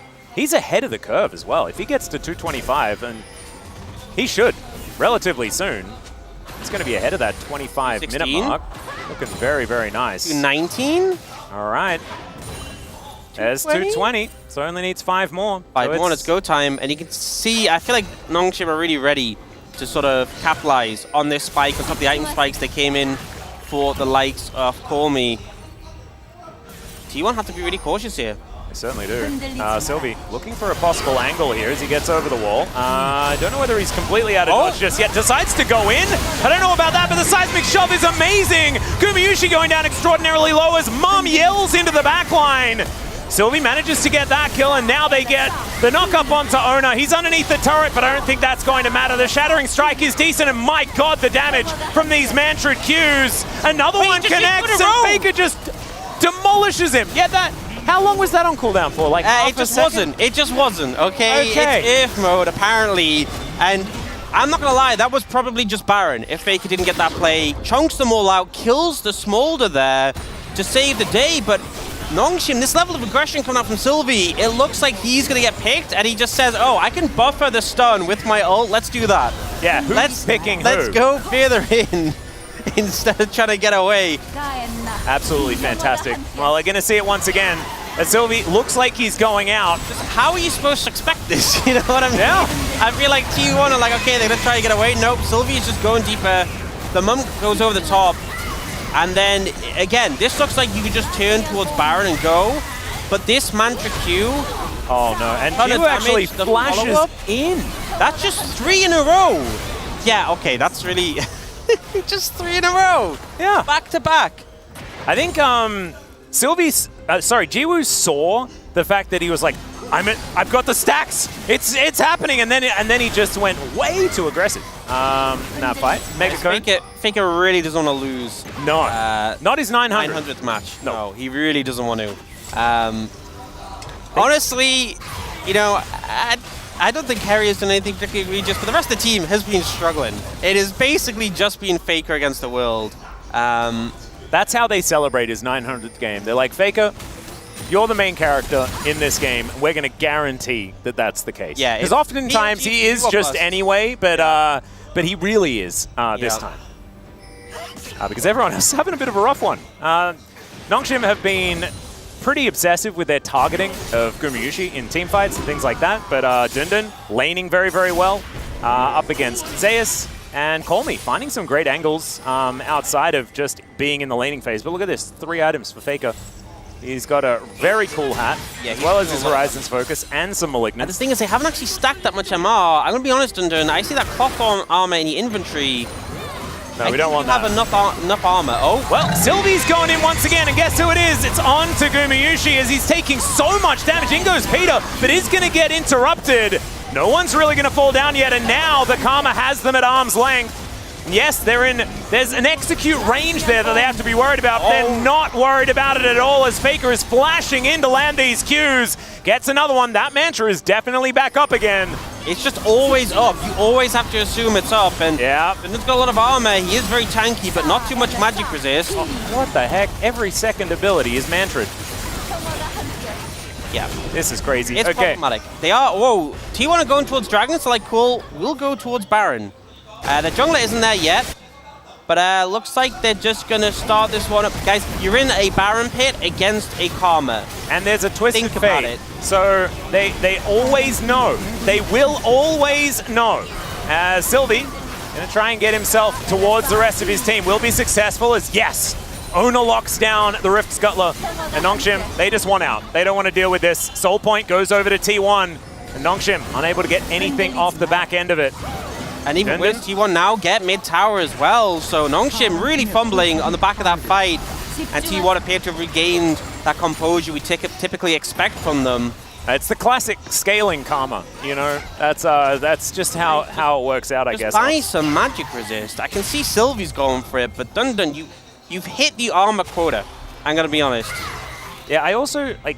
There is the possibility of getting more of these Chemtech Drakes. Like, I feel like a Spirit Visage would be, you know, in theory, cool. But also, Kanik Rukin, the shield is buffed by the Chemtech Dragons. Yeah. So it just ends up being like... oh, what? He doesn't have a Rukun yet? Yeah. Oh, okay. That's what I'm saying. What the heck? Why aren't you building the most broken item in the game? The only person doing damage on the enemy team is the Karma. I just assumed that he had it. Yeah, it would have been a safe assumption to make. Oh, dear. All right, well, that's a whoopsie. We're going to put that in the whoopsie column. I think him going these items isn't that bad if he was buying the Rukin now, but I see that Chain Vest in his inventory. Yeah. And it's really making me think, what are you doing? Yeah. What are you going for? It's not a Rukin. All right, well, Sylvie going to be able to grab his team at blue buff. Successfully picked up. But you is 3 items to Rapid Fire now. Yeah. And very comfortably past the 225 stack. So is pretty strong. Is still very squishy into this Karma. And Peter is not going to be doing much peeling, right? He is on engage duty alongside Sylvie. And of course, if they do create enough of a ruckus, then there's a possibility that they don't really need to peel because a good offense is a good defense, you know? Or something like that. I've heard that said before. Yeah, I think so. As Jiwoo didn't need the Mega Cone because, of course, he can just flap at the sides. He's going to use it anyway. Keeps himself grounded. Yeah, I like it. Well, not really. It doesn't really stay grounded. Mega Cones really make you go up into the sky. As Faker says goodbye to the minion wave in an instant. Yeah, this is honestly part of the issue, is that you're not really going to make too much headway between the fact that this TF has a static Shiv and this Karma has Qs. Yeah. Bit of a struggle to try and push through on these towers, so... But I think, just kind of to do test, I know I've talked about this like 36 times already, but just bear in mind, Guma has 4 items, despite the fact he's 1-4-1, and he's not even got particularly a lot of CS. And I know some of them are cheaper items, but it's just kind of the power of this TF that you just cheat the game. Yeah. Just get more money. He actually has the cheapest item in the game, which is the free shoes. There you go. Yep. Well, Peter is going to get stunned momentarily. Zeus finds an ultimate, and they just blow him up. Goodbye. Where did Peter go? Part of the problem, playing the Rakan into a TF, once that stun cloud hits, you are in trouble. And even had Merc Treads as well, and it just wasn't enough. No. Zeus pressed his R button, and I really like it. Just go for whichever pick you can find. Man advantage on the map gives you control. You're able to clear out Baron, right? I mean, it's T1. They do like starting Barons, and they have the Twisted Fate, so they have the ability to know exactly what's going on at any given moment. Now that Destiny Gate is up and available.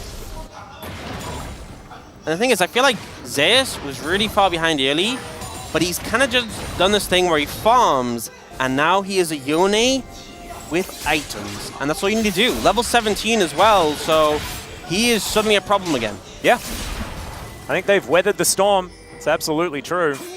And I guess, you know, Yone is a large portion of what this team is going to be doing in the later stages of the game, right?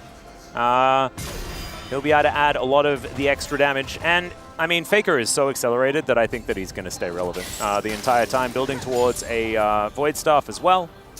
I think he's going for the Crypt Bloom. Ah, Crypt The Bloom. Tome and then wants that extra ability haste. But Dragon in 40 seconds would be soul for T1. Not the most impactful soul, Chemtech soul, as we talked about, but definitely still something that Nongshim would want to avoid giving over for free. Did you say more ability haste? I don't even want to think about that. Yeah, I definitely need it. Yeah. Oh my god, the rapid fire Milio combo. Look at the range! Oh, that's just absurd. All right, they're going to go for another engage, this time onto Faker, and Mom just lights him on fire. Going to be taken down is now Dundun. I don't know whether you win this 1v1 anymore. And yes, he built that extra armor. I just don't know whether it works. Does sidestep the knockup as now Jiwoo is looking to execute them. Takes down Carrier first up, and that's the double. As that's what all these stacks give you. And now it should just be Nongshim heading towards this Baron. Is it happening again?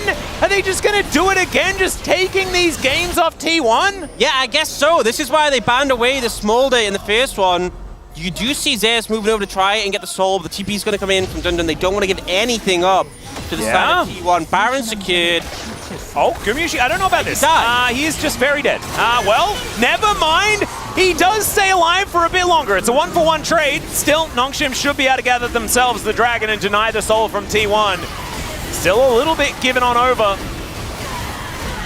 And okay. Is Nongshim now in a position where they can win the game off the back of this Baron? That's the question. So well played from Sylvie. This whole game in general, but that pick onto the higher priority target. And here, kind of seeing the power of the Smolder unleashed. Flaps over. The cube does so much damage. It is just ridiculous. Yeah. And also the double flashes being picked up with just one seismic shove there as well. I think Colmy has been a silent achiever in this game, as this was an optimistic move, and I thought that he was just going to be dead. But instead, was able to help lock down that kill with the help of Zeus. So nicely done there, I guess, from Gumyushi. But still, he is quite a few deaths this game. Yeah, you know, you're talking about the karma. Oh god, he's catching up. Jiwoo is going to overtake in damage this game. I think that goes without saying. And you're looking to use that Baron pretty effectively, trying to pressure this bot lane tower. The wave clear that T1 has, not going to be nearly as effective in the situation, so a lot of gold going to be able to be picked up, and this is already with Nongshim having a significant lead over T1. Yeah, they're moving. It's about 5,000 gold, the lead at the moment. Haven't broken the base yet. There's still an inner turret resting on the top side of the map. You can see Colmy looking to try and stop that one, as Dundun just pressing buttons in the mid lane. As Udyrs are wont to do. 3.5 minutes if we're looking at another dragon. But I have a feeling that's not really on too many people's minds right now. Yeah. Red Bull Baron power play continuing to stack up. See what Nongshim can actually do. They need to continue playing proactively, though. I think so much of this, like you say, is hinged off Sylvie just going in. And they need to keep that up. Oh, speaking of which. Yeah. Possible angle here. Zona not going to get knocked back, but they just guarantee the turret. But I like the plays that Nongshim are making. You know, they push up mid, they rotate over, they get control of the enemy jungle, and rotate to take that top tier 2. They're doing what they need to do. Oh, Peter's ulting. Yeah, so he doesn't find it. He's prepping the ult, because obviously one of the changes they made with Rakan was the fact that there's a lockout before you can engage. Yeah. So you kind of prep it, someone walks in, he gets the immediate CC. It does look silly when the window doesn't open up, but Nongshim definitely fishing. Do need to be careful now they don't have that ultimate, but he was out of vision, so T1 do lack information on that. Yep, they don't necessarily know, and it's already 50% done. And so at this stage, with some ability haste, what a cooldown, honestly. Remember they nerfed ability haste, allegedly? I'm not seeing it. No, I'm not seeing it either. I think we might need to write an angry email. Oh, Dundun finally opting for the magic resist. Hey, nailing it. Yeah. As Death Dance completed here for Zeus. And look at Sylvie's advantage. My god. Look, I still find it crazy that, like... Yeah, how is Twisted Fate only 50 gold behind? Yep, just TF things. But yeah, Sylvie's lead is humongous right now. And look, both Jiwoo and Guma have picked up the Seeker's Arm Guard. And both of them could comfortably just build as Zhonya's, you know? Yeah. They have AP ratios. I don't know if you know this, but TF does have AP ratios. Oh, really? Yeah. No, I wasn't aware. Yeah, there actually used to be this build people used to play where it was AP TF. Whoa. Yeah. Is that sort of like that old thing, the AP Scion back in the day? Yeah, I mean, I guess point and click stun. Yeah. You know? Yeah. Say that checks. And then walk up and blow up. Yeah, pretty much. Yeah. Good fun. Fun and interactive champion, the old Scion. Very sad that he got reworked. I do think I'm being sarcastic. They did a pretty good job. The new Scion, absolutely fantastic. The fact that you can drive him around, brilliant. Yeah, but now everyone can enjoy that experience with the Rift Herald. Exactly. Everyone can be Scion. Scion walked so the Rift Herald could run, but that means I guess they're driving. So. Yeah. Scion walked so the Rift Herald could be driven. That's exactly right. I think that's the saying that everyone says. 6,000 gold is the lead for Nongshim as we crest the 36-minute mark. And they have, theoretically, the strongest scaling draft here as well. So T1 certainly on the ropes, but they haven't lost a Nexus, an inhibitor turret yet. They are just holding on. And if Nongshim do make a wrong move, then, I mean, it's still T1, right? And they do have that coordination in teamfights to make stuff happen. I feel like it's been such a good game from Nongshim, and they deserve to win, 100%. They deserve to win this 100%. But also, I am so concerned. Yeah, same. Like, maybe Faker just Mantra Qs 3 times and they all die. Well, he has been doing that a lot. That has been his calling card this game. Yeah. RQ, RQ, and then once again, RQ. Yeah. And Gumiushi also has 6 items as Peter. I think it really comes down to Jiwoo because he has Cleanse and he has Seekers. So it's very hard to kill him because you can cleanse the stun He's got double cleanse, actually. Yeah, he's got the McKells as well. But, like, you know, if hard CC comes in, he can cleanse it and then he can easily use the arm guard to survive like a Yone or something. And I think as long as the Smolder's alive, hard to see them losing a fight realistically. And Sylvie, he's once again on the prowl. Zeus looking for that flank angle, and you can see Nongshim. They have an idea that this is happening, and they know that he's very far away now. Just walked over a control ward. They look for a potential engage angle. As Sylvie, not actually losing any health at all. 410 stacks, by the way, on this Smolder. Yeah, that's ridiculous. This Q is going to hurt an extraordinary amount. They're looking. You can see they're fishing. Yeah. Q continuing to just sneeze many, many times. All right, here's the angle. When's Mom coming? Oh, God. Okay. Good. Yeah, you can see Gumiushi also was looking for that gold card. He can, like you say, engage from an extraordinary range. Yeah, I love that Carrier has been using the W specifically to, like, buff the gold card range, so it's just ridiculous. And actually, Sylvie, you could be in trouble here. You have to be really careful. And T1 are just going to walk towards this Baron. It goes down extraordinarily quickly. Teleports are coming in. And Mom is going to yell. Gumiushi taking a fair bit of damage as now Peter with the quickness running. Zeus over the wall is going to blast cone his way out. And he did buy a fair bit of space. But now Dundun is in the backline just booping and booping as now Ona has to get himself over the Weaver's wall. And T1, they keep themselves alive. Nongshim still looking for more though. Ona with the Shattering Strike and he might fall. His health bar is extraordinarily low, but now Zeus looking for the angle. Dundun just hitting things as Jiwoo. Perfect timing on the arm guard. Call Me doing exactly the same thing, blocking the ultimate. And now Gumiushi, he's going to do the same thing. Now Faker is in trouble as Dundun has got on top of him, but it's the Smolder that locks down the kill onto Gumiushi. Faker goes golden to the very last second, but he's likely to fall the Inspire Shield, buying some time. And actually, with this Mantra W, he's just surviving. This is ridiculous, but it doesn't matter because he's out of the fight, and they lock down the kill onto the unit.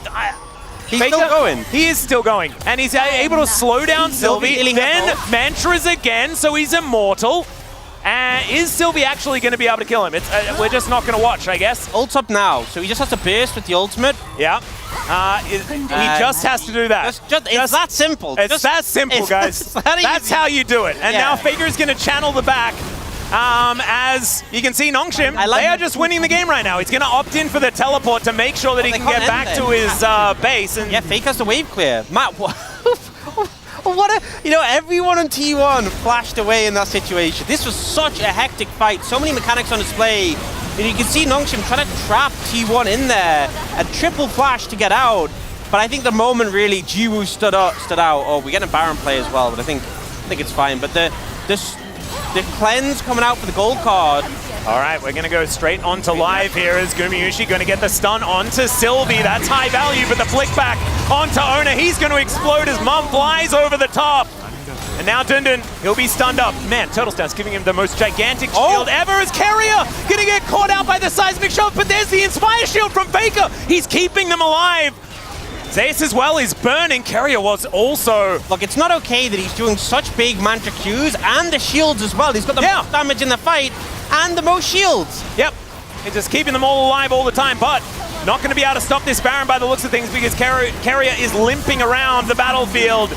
Still, these mantra Qs are so scary. Into the back lane goes Zeus! Finds 3 with the ulti, and then rebinds the soul, but the result is a dead Yone and a dead Twisted Fate. I think Nongshim have done it. Faker is going to get routed, and he tried so incredibly hard this game. His karma was like no other, but I don't think it's going to be enough as Dundun is running after Keria, who does have Mega Cone opportunity. But I don't think he runs as fast as once this. again, there it is. CC immune through the Mega Fire Kick, and Jiwoo, honestly, I feel like... just flapping around, and there is the ace. We were hoping for the Jiwoo source today, and he has delivered. I feel like he's been playing these team fights so flawlessly on the smallest, so patient, avoiding gauge opportunities. He dodged the ult from Zeus. He was the one... that arm guard was probably the game-winning moment there for Nongshim. Gorgeously played, and once again, they just take a game from T1. Yep, it's just how they operate. I don't think there's any other way to really spin it. It's like, Nongshim do have their struggles as a team, but when they're up against T1 for that one game, they're just suddenly the best team in the world. And even Dundun able to have a massive turnaround up against Zeus' Yone. I think the bottom lane, I mean, they weathered the storm. They got to 225 stacks at a brilliant clip there on Jiwoo's side, and then he was just melting everyone. And yeah, Faker was incredible in that game. Just wasn't enough. Yep. Yep. And I feel like after game 1, it would be so easy just to assume, okay, 2-0, business as usual. But I feel like Nongshim are just such an unshakable team. Yeah, unflappable until they're flapping themselves, like, I guess. I'm real, Dundun got absolutely stomped into the dirt in game 1. Yeah. And then game 2, he's just back vibing. He's on Udia, he's doing a little stance. Look at the damage. I also think it's crazy that Sylvie did 21k damage as a jungle Vi.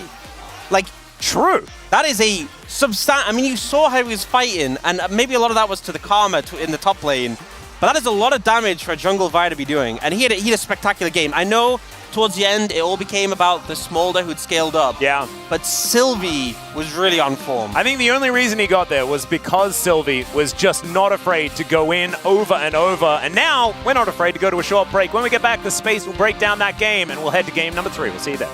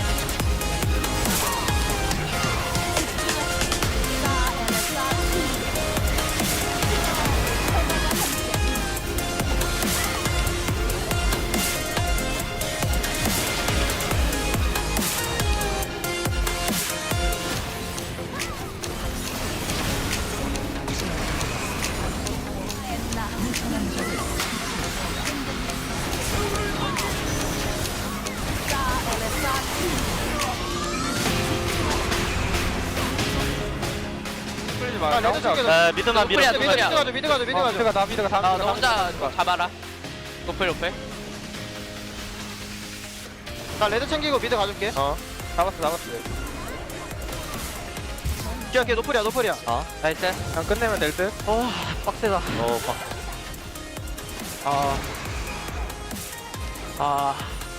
건물더다 다 끼면. 이렇게 유리한데도 막상막하다. 땀을 너무 잘한다 상대야. 한판 잘해봅시다. 화장실 좀 갔다 올게요. 5,000원 있는데? 미안해.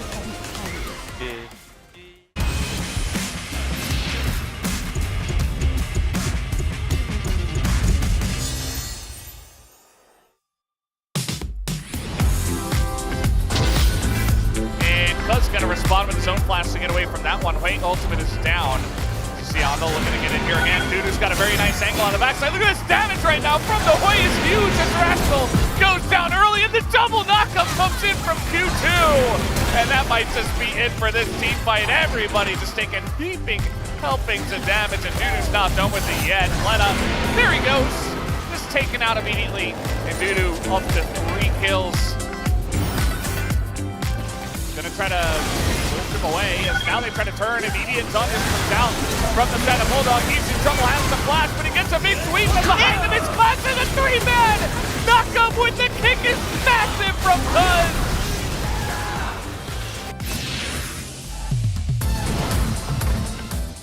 That Satap will continue to feel. In this case, Teddy is doing. So they're just going to push down these turrets. Like, oh, you got Richard, I don't care, I'll just take turrets the old-fashioned way with Bubs. And that's what we want to do. Sponge is trying to ult. Oh god, he might just straight up die. His aiming is ganking them from behind the turret. And there are Bubs here. Remember, this is 6 Bubs strong. So this outer turret is not long for the world. And my goodness, what an incredible play from D+.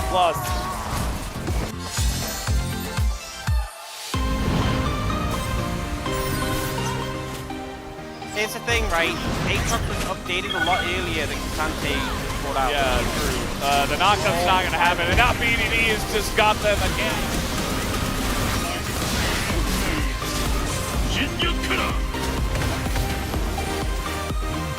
Fish in the barrel, as everybody's going to be swept up here once again, and Sylvie, no difference for him. Def just gliding his way to a quadra kill. You know, sometimes you don't even have to do anything. You just roll at them. Barrel. Oh, he's going to step on a crab. Oh, no. As it was on the corner, I guess he just didn't see it. He walks on a trap and dies. And Pilchin's just going to ult as a celebration, I guess. Right there. And he's going to step on a trap as well. He's just going to go down.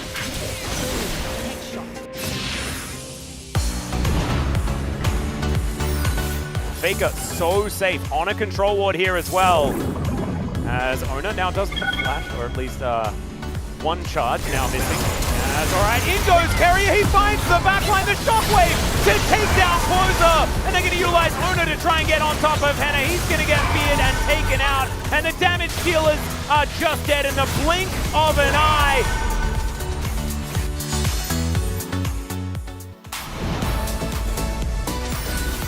Karis with Buster Shot available can get rid of him. And Polu does need to be a little bit careful. He could be the start of a reset as Arrow is going to connect immediately. Great layering of CC. The heroic charge comes down, but the Wave's doing so much damage. The Caitlyn also trying to get things done here, but the hook on the Karis is going to stop him in his tracks, and now it's Sylvie. Gonna get those resets, and now he's rocket jumping on top of Samper. It's a triple. Is that just a quadra out of nowhere? No.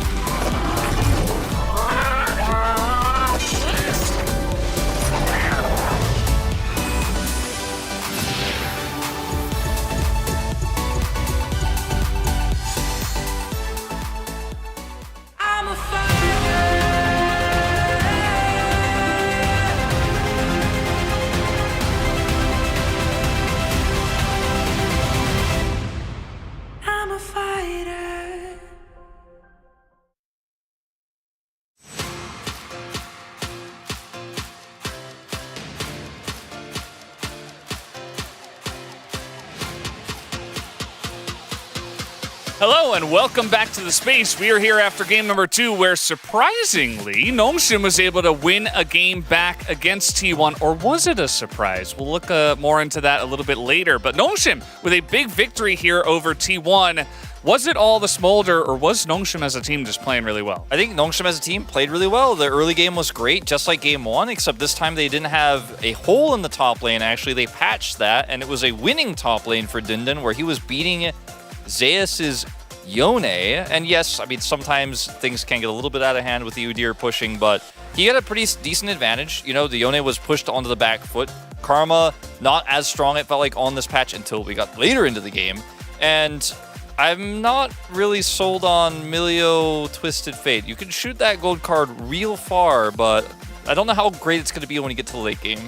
Yeah, at the same time, I think T1 took a decent amount of risk with this drop, but I don't think this is a bad drop, right? You still have great engage with the Rel. Owner has been really good on this pick consistently. I do think that Smolder is going to be permad for the indefinite time that it at the very least on this patch, because I do think that we saw some of the issues that can arise later in the game where you can't reliably take it down. But for Nongshim, they have these games every now and then, and you're like, man, Nongshim. Hey, I'm kind of baffled. I didn't expect it to come in here today. They have it in them, and they were able to show it off here in this first game. The Smolder was definitely a bit of a issue here for T1. Let's take a look at what happened in one of the early fights in the game, because, you know, trying to get it started here as T1, and it immediately backfires. What really is pivotal there is that they don't see Sylvie. So when that play gets started up, they're not aware that there's a Vi there, and the response from Nongshim is really quick. Yeah, it's a really fast teleport there from Dundun as well. They did not have vision of it, and it's just a great team call. And I think T1 oftentimes as a squad thinks they have numbers advantages that other teams just don't get because their coordination is so crisp. They call these plays out moments in advance, but Nongshim actually were able to match the rotation here and outnumber them and still win the fight with the hidden Vi, the teleport flank from Dundun. So really clean stuff here from Nongshim, and I think T1 really just underestimating and disrespecting them in a lot of ways here in these early games, both games. And what we didn't get last game, which was a Zeri moment, we kind of got this game where Jiwoo was able to just skill for free, pick up a couple of kills left and right. We have seen this player, if he's in a position to hard carry, has been able to do it in the past. Yeah, in the game, it just took a very long time as well. So Smolder, he got to 225 stacks, and he got way beyond that as well. Let's take a look at the very late game fight we had in this one. 31 minutes into the game, Nongshim absolutely clobbered them. I mean, you could see, like, at this point in the game, you have such great reliable engage and follow-up, because Smolder, not only does he do a ton of damage with his Q, but his ultimate actually does hurt pretty hard, and you can follow up really easily on these. And look at Guma. He doesn't really have any agency, right? Like, he's an 80 carry, he's got gold card, but he's really just a liability, unfortunately, here. And once they come on top of him, he can flash away, but he can offer no damage back, even with Owner trying to peel here. The damage output, meanwhile, of the Smolder is 100% consistent, right? It's like the anti-TF. And the end of the game was way later, right? But this was the breaking point. That was my favorite fight, the fight that ended the very game, that just went on for like 40 seconds, and it just no one kept dying. But should we have been surprised that this happened? Is my question. Because no, we shouldn't have, because this always happens. And the most mind-blowing thing is that in Nongshim, at no point in any of these wins has had a roster that should win against T1. It's a good old Nongshim trap game right before the big T1 match. It's the Telecom War this week, and Nongshim got you. They got you in one of these games. Every time! This is also, just to reiterate, this is the Dread, Ghosts, Kana, BDD effort lineup. Like, that's how far back we're going. Yeah, and then, of course, the same roster that we're looking at now last year in round one of spring, then in summer. So these round one matches definitely have gone the distance. And T1, they just underestimate this team every time. And I think probably game 3 we'll see a little bit more of a very stock standard draft, and they will probably bop them. But, you know, let's wait until we see the draft. I think they'll also bop the Smolder. I think that's probably a good call, although T1, you would imagine, would move over to the blue side. We'll talk about that later. We do have the POG ready to go. Let's see who does pick it up here on the side of Nongshim. As they do take down this one, it will be Sylvie for his immaculate early game. I mean, his early game was so insane, and it was pointed out by Ox as well how much damage he did, over 20k in this game, 512 DPM, an insanely long game on Vi. He just did so much for the squad, and this was, you know, we obviously talked about this fight already where they turned this one around. T1 were just caught unawares, but, you know, Vi, a champion that you could play fairly easily onto a pick like Twisted Fate, onto mobile or immobile 80 carries, but it wasn't really about that as much as it was just about controlling the early game skirmishes. We are living in a world where Sylvie is just genuinely good jungler, and like a year and a half ago, I never would have believed that. I think this player has had such an incredible set of developments over the course of like the last year, and particularly in this split. He's just been incredible. I think the Jiwoo votes make complete sense as well, because I do think his positioning and his late game were a really big reason of why they won. But yeah, Sylvie for me just blew me away with the Vi play. He had that really cool stopwatch at the end where he didn't die to the Karma Q. And I thought the game was about the Smolder ultimately, so I voted for him. It ended up being about the Smolder. In the beginning, it was about the Vi and about Sylvie, and eventually Smolder just eventually took over. So T1 did move over to the blue side for this one. Are we going to see a difference, though, for Game 3? Will Nongshim break the trend? Will they take a 2-1 against T1 this time? I think Nongshim came very prepared today, and if T1 try to play the Smolder, obviously Nongshim have been playing the Smolder themselves, so if they leave it up, T1 lock it in, maybe Nongshim has the counter strategy. I think T1 will likely win, but I wouldn't count Nongshim out just yet. Ban Smolder, and they'll probably be fine. I don't think they'll be able to replicate it, but imagine how fun it would be if they did. Yeah, and maybe Faker off of Karma as well. We'll have to wait and see how that draft does look for game number 3. Let's go back to the casters and see what it looks like. Thank you very much, gentlemen. Yes, once again, Nongshim do it. The Noodle Boys just destroying. And checking out the jersey there as well as Sylvie, looking all business, still sitting at the PC as owner, having a real rough one in the last game, you have to say. Yeah. And not looking too impressed with it either. And see also, what they can do on the blue side. You know, I wasn't sure if they were going to bring out the Smolder into T1, because he's obviously something that needs a lot of time to scale up, punishable in lane, and I thought T1 could very easily pick like a super aggressive bot lane 2v2 and just look to shut him down, but didn't really end up happening, especially with TF coming through. It kind of felt like we just didn't really get that same pressure for the bot lane that we typically see from T1, so I wonder if they will re-examine it. And also, we sometimes get this thing where one team wins a game with a pick and looks super broken, and then they go on the red side, and it's their first ban. They're like, no. Yeah. We know how strong this pick is. We aren't letting you first pick it. We'll see if that's how it pans out here. Or maybe T1 just decide to get rid of it themselves. They're banning away the TF, so regardless of how things play out, will be a different pick for Guma. I think that's a mental victory as well, because Jiwoo actually looked great on the Twist of Fate, and Gumayushi just came off a loss on it, and then you see it banned, and you're like, ah-ha-ha. There it is. But TF and Smolder, both of them just taken away. Yeah, I guess I just return into their Game 1 bans. Let them play the Smolder for one. We had a little fun game too. Won't let it happen again. And actually Zeri, so fully targeting Jiwoo's pool. A lot of respect here. Yeah. But a lot of things still left available, right? Like, the Senna is up, Varus is up, Lucian's up. Like, the bottom lane still has all of the champions we're used to seeing. It's just the Jiwoo champions, I guess, on this patch are just being banned away.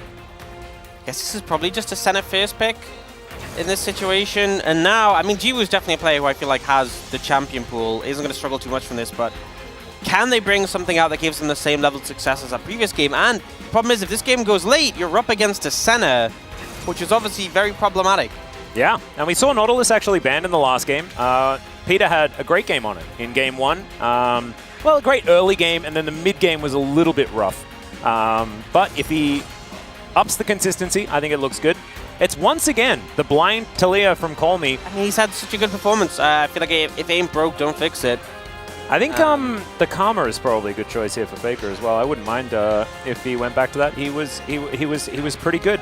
Yep, seemed like he had a decent time in the matchup and was getting so much value in those skirmishes. Gonna early pick up the Tom though, so wanting that safety net for the backline, not wanting to see how things play out and go for the Ornn. Yeah, last time it was the Lee Sin that was picked up second round, and the Hui was also locked relatively early in this draft, and it is once again going to be what they opt in for. Yeah, so this is kind of problematic because now you have this composition with such long range and power combined with this just do it. Tom Kench. Oh, I would like it if Jiwoo played his amazing Nilo. No, I feel like he's just showed like every 80 carry in the game. Yeah. Hard to comment on them. And then it ends up being the Varus, which has a lot of versatility. Obviously, able to match the range if it's going the poke Varus or some of these champs, but that'll really depend how the compositions pan out. And actually, I don't think it will be poke Varus. I think most of the time when we see it with Nautilus, it is the on-hit version. And they will have a fair bit of consistent damage with that. I don't mind it at all, but I think it's hard to play into Hui. Yeah. Because it's hard to exist and stand there auto-attacking stuff. Whereas shooting a Q from 3 miles away kind of matches the Hui vibe. So we'll see how it ends up panning out. Regardless, we see the Udyr banned away from Dunder, which is obviously I wonder why they banned the Gnar. Yeah. Weird. Also, Casante's still open, Vi's still open, which Sylvie had such a fantastic game on. But obviously, the Tom Kench, I think, is probably enough of a mitigating factor to discourage the Vi from Sylvie, but... Ooh, this is actually really cool, though, because now they'll get either the Vi or the Cassante, or both, I guess, as this has to be a Cassante pick, right? For Dundun?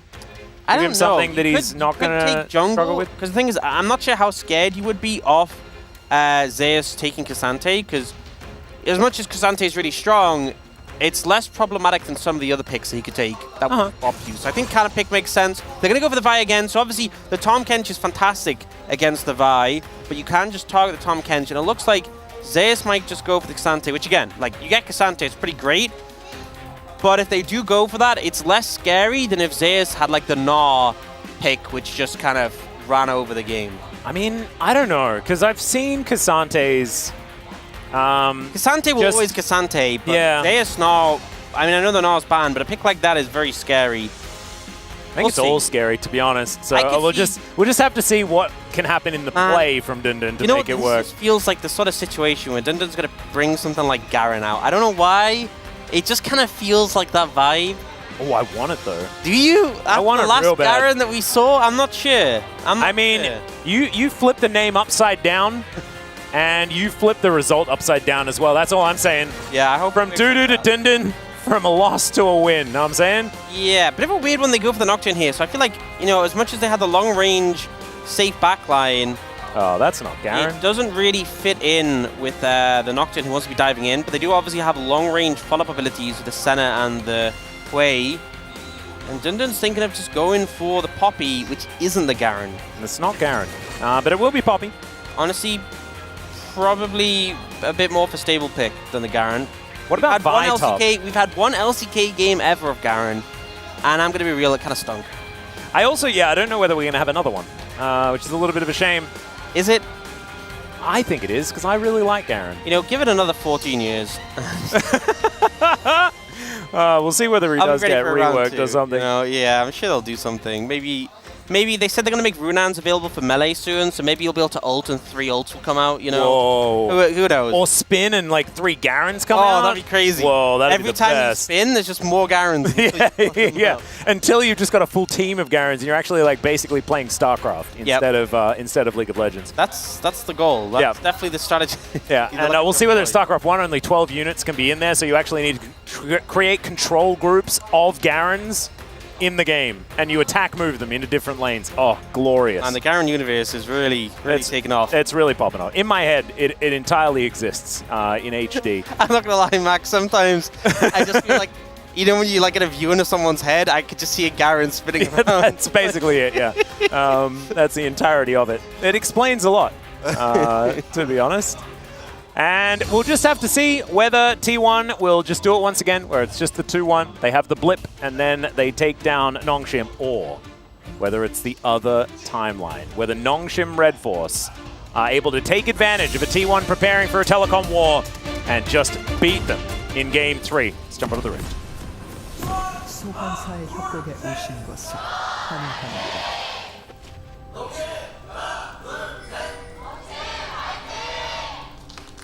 All right, here we are.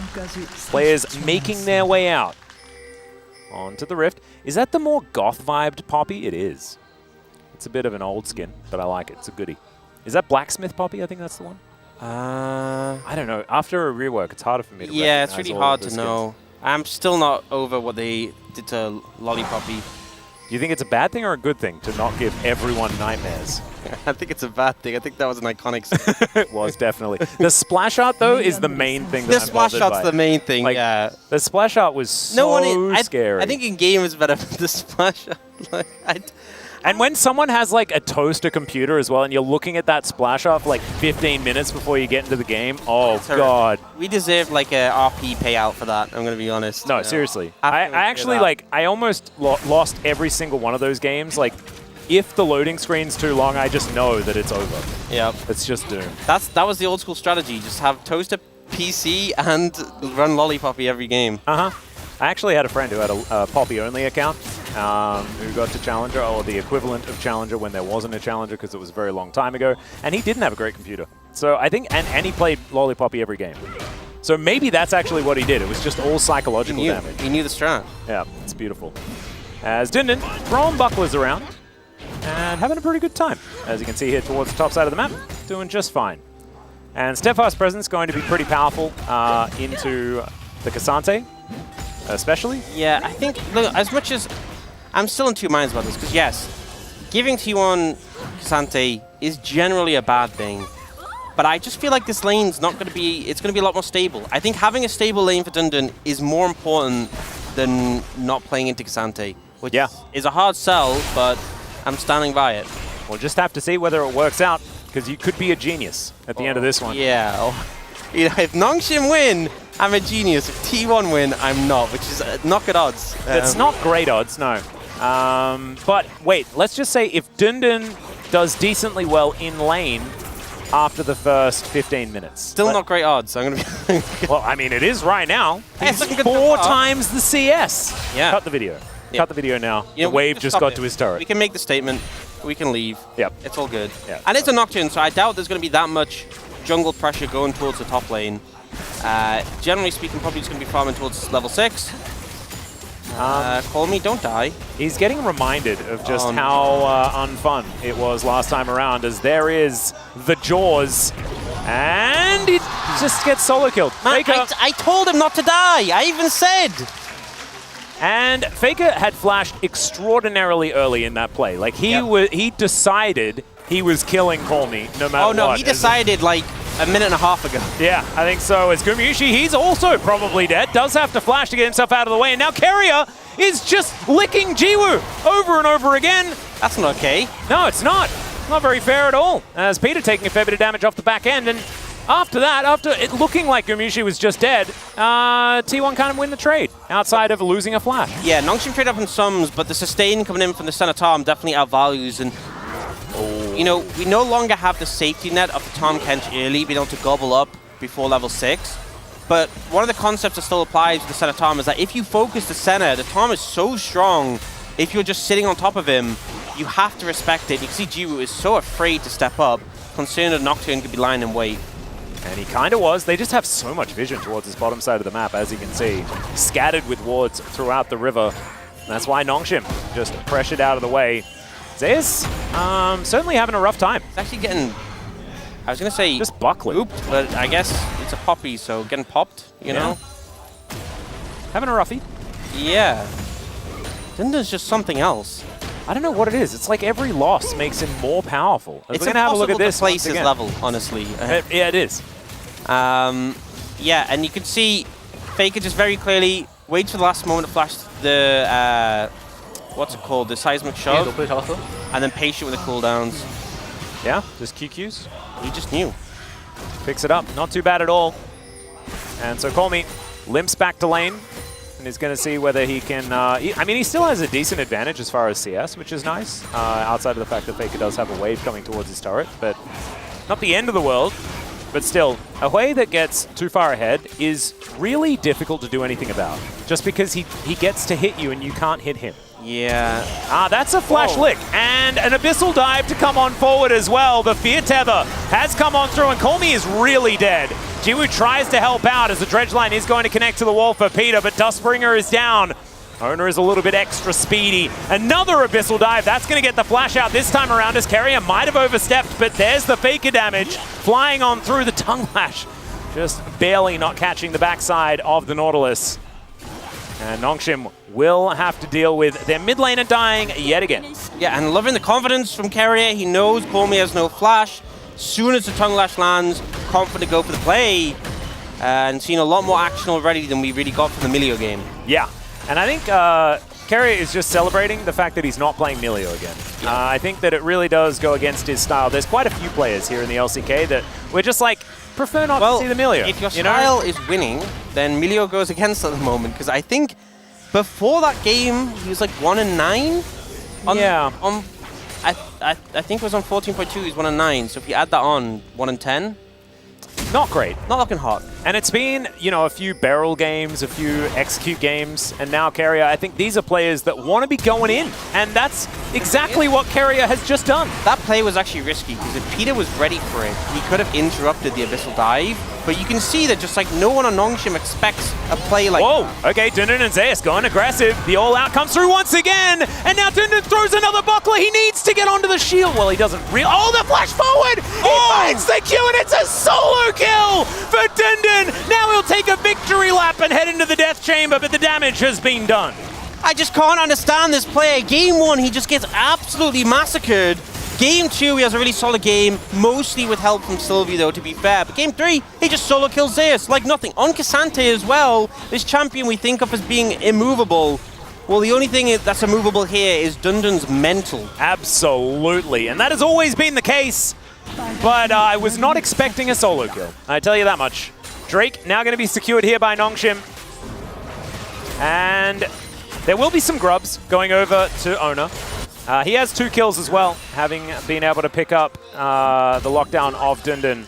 So it's not like, I think T1 are still in a great position in this game, but I'm just so proud of Dundun, man. I think that you cannot not like this player. I swear to God, you just can't. Because he can have that game number 1 and it just looks terrible as, okay, we've got a cease and desist coming through onto Faker here as Sylvie tanks the turret for way too long. He's just dead, and it's another 1-for-1. You know, this feels like a bit of deja vu. Yeah, I was going to say, like, you need 4 people, but actually last time they brought 4 people and someone died then as well, yeah. I think you just have to accept you're going to have to give someone up if you want to make it happen. And Zeus just very disrespectful, walks towards the wall. The ult does give him enough power. Interruption. Yeah, it does look tense for Dundun after he takes that Q3. But just ends up getting the value of the buckler. And here the W used by Zeus means he stays on the Q. Yeah. So it was, I don't think that would have affected the 1v1. Okay. But he was just letting him know that he does have the 6, so not end of the world, as we're going to check this out one more time, man. Like, Faker is just playing extraordinarily well today, but Sylvie tanking 2 turret shots was suboptimal. The main thing is you got the root off onto Sylvie. So one of Wave's abilities, you know, you can put this little field down that when you walk in range. Oh. Yeah, you can see Zeus opting in for it one more time. Steadfast presence, pretty powerful. And Zeus is going to realize that that's not going to work out as, okay, Sylvie gets a bit of a jump scare, blocked, not able to get over the wall, feared, and dead. Faker's Way is now 3-1. Yeah, and it seems like Ona was a little bit upset with the outcome of the previous game. Wants to get some revenge on Sylvie. Yeah, and it worked out, and Sylvie just going headlong into a brush and not really liking what was in it. Only a spooky champion to find in a brush. I feel like Fiddlestick's also up there. Oh, wrong skin though. He's not playing Spooky Nocturne. True. Really like that one. Was that the first Hallow's End? I think it might have been. Maybe? Oh no, it wasn't. It was the second one. How do you remember this? I liked Spooky Nocturne. Yeah, okay, that's fair. I'm just, you know, I can't really place, like, I know there's skins I like, which are like Halloween ones, but I can't place which Halloween. I know that because I always regretted not getting the... Okay, never mind. Here is the cease and desist into the flick back, and can Faker get a kill this time? The answer is no. This time, he's not close enough to the turret. So Sylvie is going to be able to help Colmy get himself a kill, and that's 2 now for the Talia, kind of getting back into the game. It feels like a good strategy. Go mid, press R on Faker, and then kill him. That generally seems like a good one for Sylvie to keep executing on. Picked up some kills there. And Faker actually didn't have an opportunity to flash there either. Nope, it was really well played by Sylvie. Here, yeah, just an unfortunate one. And you can see Ona's trying to create issues by getting into a body block position, but unfortunately Sylvie just kind of wants to queue before the fear takes place and doesn't get over the wall. Yeah, Vault Breaker flash. Not a whole lot that Faker can do here. Yeah, call me a little late with the E, but main thing is getting the seismic shove in time, so still fine. Yep, beautifully done. Chance of corruption here towards the bottom side of the map is now Keria gonna have to flash.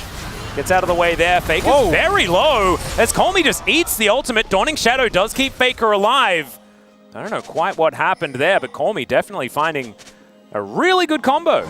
Yeah, can't go for more, can't look for more action there just because Ona having the ult makes him a big threat. All All right, Dundun and Zeus fighting. It's kind of once turned on its head. This is intense, man. T1 still have a gold advantage, but 1,000 gold. I mean, what does it really mean? I guess they're the team that has the Hui and the Senna, which is going to mean the late game is going to feel pretty good. I honestly think based on the CS difference, it might just be the majority of the leads in the jungle. I think you might be right. And Hexplate already done here for Ona. And if you can see the amount of items completed by Sylvie, that would also bode it ill for that jungle matchup. Having the Hexplate and having the 80 kills, so you have ultimate hunter stacks, you're going to have access to that ult really frequently, which is problematic in this game, especially when you have a lot of power and picks for Nongshim, you know, playing around the clear wall, around the Vi, around the Nautilus. Nocturne is going to constantly be a threat. You're not going to have any windows where the ult is unavailable. Yeah.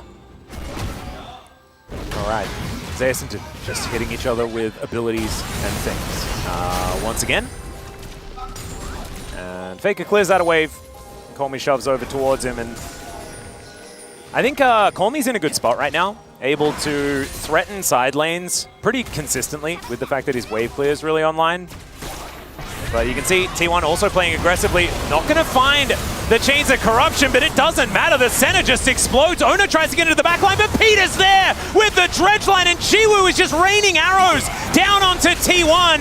They're in the equalizers, the flash forward, the seismic shove, and Peter's landing hooks all over the place. Nongshim, they crush them. Oh, Nongshim just the best team in the LCK? I think they might be the best team in the world. They look so cracked there. Honestly, so well played. Okay, Jiwoo missed the ult. That's the only mistake. I'll give that one. But everything else, they look for the engage. They get on the right targets, and the peel comes in. Everyone doing exactly as they needed to do. And a 4-0 into a dragon take. That's going to replay. So the ult's a little bit ambitious from Jiwoo, but they get the lockdown. And bear in mind, the Tom isn't here yet. So they kill the center. They get the peel on Ona just as the fear comes in. Carrier gets, and then watch Peter here. So the ult comes in onto Faker and then flashes to get a triple knock-up. That's so sick. Anyway, Dundun and Zeus are now fighting as he just stands there. Steadfast presence says absolutely not. You are going nowhere, and the Dawning Shadow doesn't do enough. It was just a stand-up, both of them just kind of posturing, and the puppy won. Oh. And now another hook is going to land, and is it happening? I think it's just happening. Carrier thought that he was going aggressive, but instead he was going to his grave. Oh, never mind. He's Tom Kench. He just eats the great health, and he should be all right. Ona going to try and get himself out of there. Speaking of getting out of there. Yeah, and he actually took the arrow, but it just didn't do quite enough damage.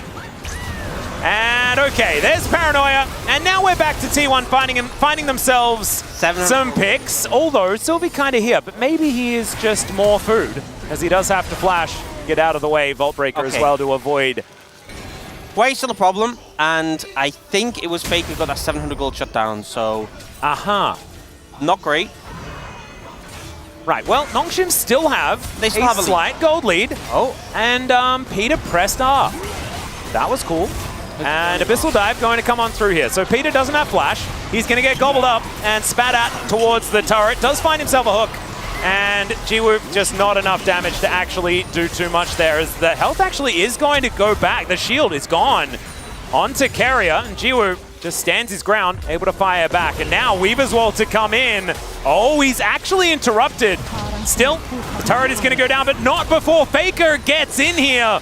Gets the flash out from Jiwoo there. I think if he was caught by those jaws, he was dead. Colmy finds another seismic shove. This guy's Talia. Like, you understand why they're blind picking it. Even though he gets solo killed in lane, it has been very useful.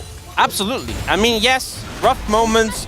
I think there have been rough moments throughout this series for Nongshim, but they are really giving us a fight on this one. It's been such a chaotic game as well. Just fights erupting everywhere. No real break in the combat.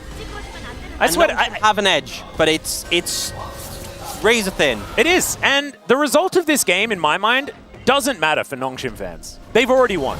Yeah. They've just already won. This team is... They're playing so incredibly well, and they've shown us that they have this. Like, this game is possible for this team. Please don't just play like this against T1 and then no one else. You know, and that's what everyone wants, is for Nongshim to continue this level of play beyond this series. And in this game. You remember week 1. They came out of the gate and they were first place, Orcs. They were first place. They started so strong. And then it all kind of went downhill from there. But if they manage to find this, if this is going to be the answer... I mean, we saw the graphic after the last game that they showed on the space where... bit of a hook connecting here. Gets knocked up as well as the paranoia comes in. Good flash from Carrier to make the overcommit happen as Cease and Desist is going to be spell shielded by Ona beautifully. And now Zeus, he's looking for an all-out angle. Let's see if he can find one there as he pulls in the Poppy. And I don't think that Dundun's going to be able to survive. Well, he will survive for a very long time, but he is still dead. And that kill goes over to Gumayushi. T1, they find their pick and they even out the gold. Yep, Komi wasn't there, did have the ult, but opted just to get some pressure on the tower. Not sure if the ult was actually available at the start of that fight. I imagine Dundun was calling pretty early on, like, I will sacrifice myself, just save yourselves. As Abyssal Dive is going to land onto Jiwoo, taking a lot of damage there as well. Devour going to be used aggressively. Ona taken down extraordinarily low as, he's spat out on top of the Nocturne. And he's able to get the arrow off, but still it's a double kill for Faker. Colmy is now trying to find the seismic shot, but he won't get a good hook from Peter though. But Carrier, can he stay alive? Yes, he can, because he's Tom Kench. He's practically immortal. And the Tongue Lash going to get the stun onto Peter as now Dundun, he's back in the battle, but there are just not enough teammates to keep him alive. And a whole minion wave is going to crash into this inner turret on the bottom side of the map. It is chaos, and T1 are coming out on top. Yeah, out of nowhere, they picked up gold lead, and this was really unfortunate. Dundun's stun just is a little bit late. The flash comes in from Carrier, the turnaround's there, and it just kind of erupts into chaos. I feel like the main takeaway is the amount of value Fake is getting here. Yeah. Gets the long-range Q there on 2 targets, and he just keeps pumping out damage, and he keeps picking up so many of these kills over the course of this passage of play. It's ludicrous. We're going to have a look at the re-engage once again as Carrier just always finds an engage angle. Guys, we can't do replays. There's fights every 2 seconds. Yeah, we really can't. As there's the Despair connecting, but it's not going to be the end. In the picture-in-picture, guys. The replay is the thing that we saw before. And Colmy, not going to be enough as Faker just going to paint it. 7 kills now on this way.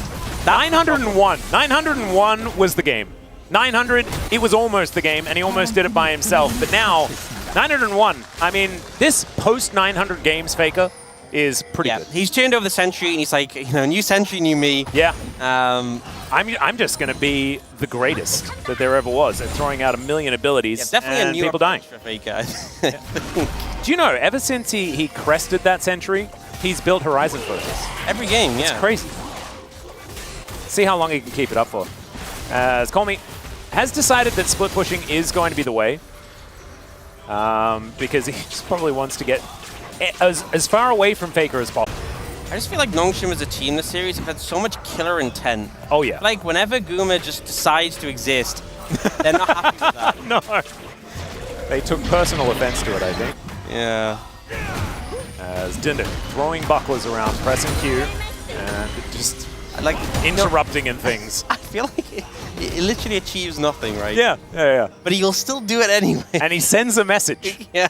He's like, oh, you tried to dash? Don't dash See, on you my can't watch, do that. No fun allowed when I'm about. That's illegal. At least when they're trading, you can justify it with grasp stacks, Yep.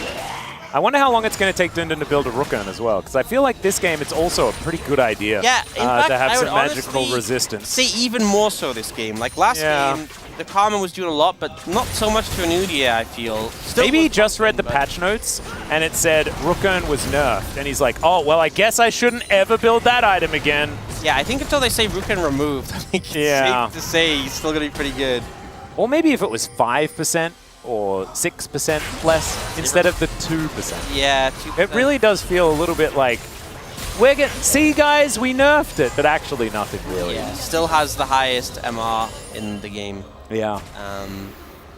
And you get to double dip on it because you get a shield. Yep. Which is pretty cool. Nongshim do have some vision set up. That is going to be removed pretty quickly. Still with this ward in the barrel of the carbine. This feels scary. But It does. Yeah, exactly. Well, Colmy can set up a wall whenever he would like. Oh, the secure on the red buff. Nongshim nailing it. They grab it for everyone. Gorgeous. That's the real victory here. That's what we're playing for. Yep. And, oh no, but the Raptor. And now Ona might also be in trouble. Does have a spell shield for one of the many things that was flying his way. That seismic shove wasn't going to land anyway. Another wave pushed towards the outer turret here in mid lane. I just feel like Nongshim did have that moment, but I don't know when it gets better, right? Like, I feel like it only gets worse and worse and worse for them as this game goes on, with this Hui scaling up, and the more the Senna finds relevance as the game continues, it's going to be so much more difficult. Nongshim don't seem to care or know that is the case, though. They are going to continue to try and find these fights, try and find these red buffs where they can get them. Yeah, I think Nongshim really are this team who just unfazed. They will keep looking for fights, even if it gets to the point where this Hui and Senna become really big problems, because that's all they know how to do is fight. Yeah, and look, they can't be a problem if they're dead. And so if you go in and you kill them, then it can be mitigated. Carrier, of course, does exist. Playing the Vi and just going to punch Hui and being like, outscale this. I do like that. Just don't know whether it's going to be a possibility, as Jiwoo does complete the Ginsu's Rage Blade. Yeah, and actually, you know, there are a lot of tankier targets in T1. Once Jiwoo gets sufficient items, he will start to shred through even the bulkier targets. Yeah. Only don't fall for it. Oh, I'm a bit afraid. I'm a little bit afraid. Owner is looking menacing, and I don't think that Colmy is going to fall for it. So there you go. Throws a bunch of rocks and is going to exit the lane. Nicely done. A lot of red vision towards this bottom side of the map. You can see Nongshim really wanting to get themselves towards this soul point. A Hextech Soul would be very helpful. I feel like that would be a powerful soul to have, yes. Yep. King's coming out. They know Colmy's on the top side, but Colmy does have TP. Yeah, Weed as well there as well. So if he is a little bit later to the fight, actually can work out quite nicely. As Sylvie playing very far up, much as he likes to do. And Faker just takes a Hex Gate and just walks at him, yeah. Okay, Colmy can reset if needed. He has been in side lanes a lot. He's accrued a 40 CS advantage. Oh, the fear comes in, and Sylvie, the unending despair, he flashes into the brush, will survive from, oh my goodness. Very close to his fall. Oh, and his Dawning Shadow snipes him! No vision, no problem, and Gumayushi is going to get rid of the jungler, and that should mean 2 dragons apiece. I think that might have been the Horizon Focus vision. Oh, true! I mean, I'm not sure it was available right at the end, but I think it gave enough vision that he knew where Sylvie had started recalling or close to it. All right, Faker gonna find the jaws onto Jiwoo, and there he goes! Ona launches underneath the turret and does not care about it. A Devour comes through onto Dundun. Carrier, I don't think, liked the taste of that, and is going to move himself back. Dundun pretty tanky right now, but Colmy running out of health bar. And now Peter looks for the hook angle, doesn't quite get it, and look at Faker. He's just standing back, raining hell down on Nongshim. There's the snipe! This champion is not okay, Ox. He just isn't. A hook is going to connect. It looks great from Peter, but I think he might just be dead. There's the double, the flash lick from Carrier. And that is the turret falling down as well. Sylvie not going to be able to do anything, and even gets knocked up here as more... Of course, Faker has another ability for him. And he will be taken down. That's a kill going over to Zeus. And T1, they wipe Nongshim off the map, and they're looking for Baron. On the back of Faker. No other way to spin it. Nope. Game 2, he was on form the Karma, but it wasn't enough. Game 3, he's on the way. He's the one scaling up to be a monster, and he has just completely dominated Ono Jiwoo. Oh, doesn't find the Q, but there's the all-out. And Jiwoo does have flash. He's just going to get back to farming underneath the turret. He's like, leave me alone, please. He will acquiesce in the end. Faker just has so much confidence on this champ. Gets the damage combo. And wait, so you can see the vision mark above Sylvie's head. Still has vision, still has vision. Yep, sees it. So the Horizon Focus actually giving the vision, allowing Guma to snipe that, and Sylvie not realizing that he was still being spotted out there. And here, just a kind of disgusting damage. How are you supposed to play the game? The answer? You don't. Oh. Black and white, like in grayscale? As I said. All right, I guess you just kill him. That's how you do it. You will die, though, and Faker gets his 10th of the game. Sylvie's also in trouble. This might be 11, as he's down extraordinarily low. There it is. 11 kills. And T1, with their Baron in tow, are looking to try and break open the base. Where even was Faker throughout most of that? I feel like I know he was on the screen, so never mind. Balanced, it's fine. As Ona does go in very aggressively, and then Faker auto-attacks the Varus and he dies. Yeah. Yeah, and now, you know, I wouldn't have thought they'd be able to end, but I'm honestly not sure with how strong Faker is. They could just siege the towers. They're not going to opt to do it, though. They're going to back away. Yeah, and even, yeah, I say even, he does have a Rooken, does he? No, that's Zeus. He has a negative run cloak, so a little bit of MR, but not a ton. He's got a nice cape, but not quite enough. So Jiwoo now going to have to deal with super minions heading up the mid lane. It's going to take a lot of control away from Nongshim. Things were getting a little bit silly. Yes. See, in the damage dealt, like I know it looks like Faker has done the a most ton damage. of damage. Yeah. And it looks like Jiwoo is not too far away, but I feel like a lot of the damage Jiwoo has done has been like pumping into Carrier or or even Zeus. Whereas I feel like, I mean, there are tanks on the side of Nongshim, don't get me wrong, but yeah, it kind of just feels like Faker's just one-shot squishies for fun. Yeah, and I mean, the result of Faker's large amount of damage is 11 kills in comparison to the 3 of Jiwoo. I guess that can give you some information. 122 stacks is a hell of a lot of stacks, Gumayushi. Yeah, it's a good amount. Good amount. I feel like when we had the double support item, Senna, we saw a lot less stacks in return for more farm, more levels. Oh, is this the target you're looking for? Well, it doesn't really matter because Peter's going to hook it anyway. Oh, they got through the shield. Okay. Oh, nailed it. They actually killed the Rukin shield. Whoa, they almost did like 800 damage. Yeah, it's going to be down for another 15 seconds actually, so that's a window. Oh no, they almost did 400 damage. Never mind. I take it all back. Dundon is also relatively tanky. But he's laning one-on-one against a Tom Kench. They're going to start again. Oh dear. Yes, Zeus is basically immortal. I think that's just how it is. He's able to dash himself out of the way. He'll be all right as Peter is just tanking damage. Faker is just launching missiles and there is just no response. They can't do anything about it. Dawning Shadow flies in. That's going to be the cue back. All out from Zeus. He's getting underneath this turret. Look at the damage! And T1, they do not allow Nongshim to win game 3s. Yes, a casual game 2 here and there. But game 3, this is T1 territory. They're going to set to work on these Nexus turrets. And they now have their eyes set towards the telecom war that's going to be coming up on Saturday.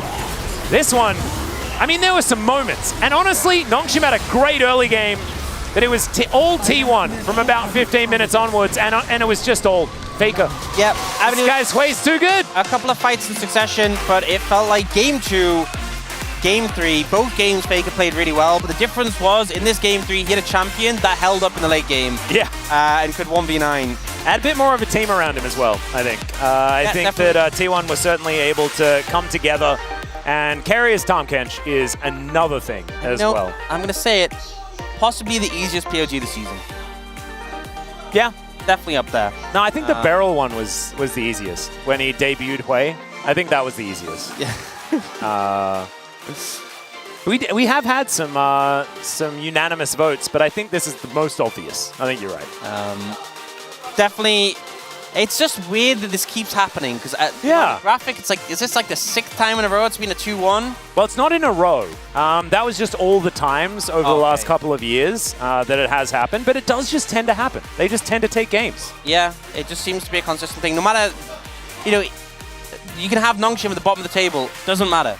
Yeah. They will still just take a game of T1, and then T1 will go, okay, time's up.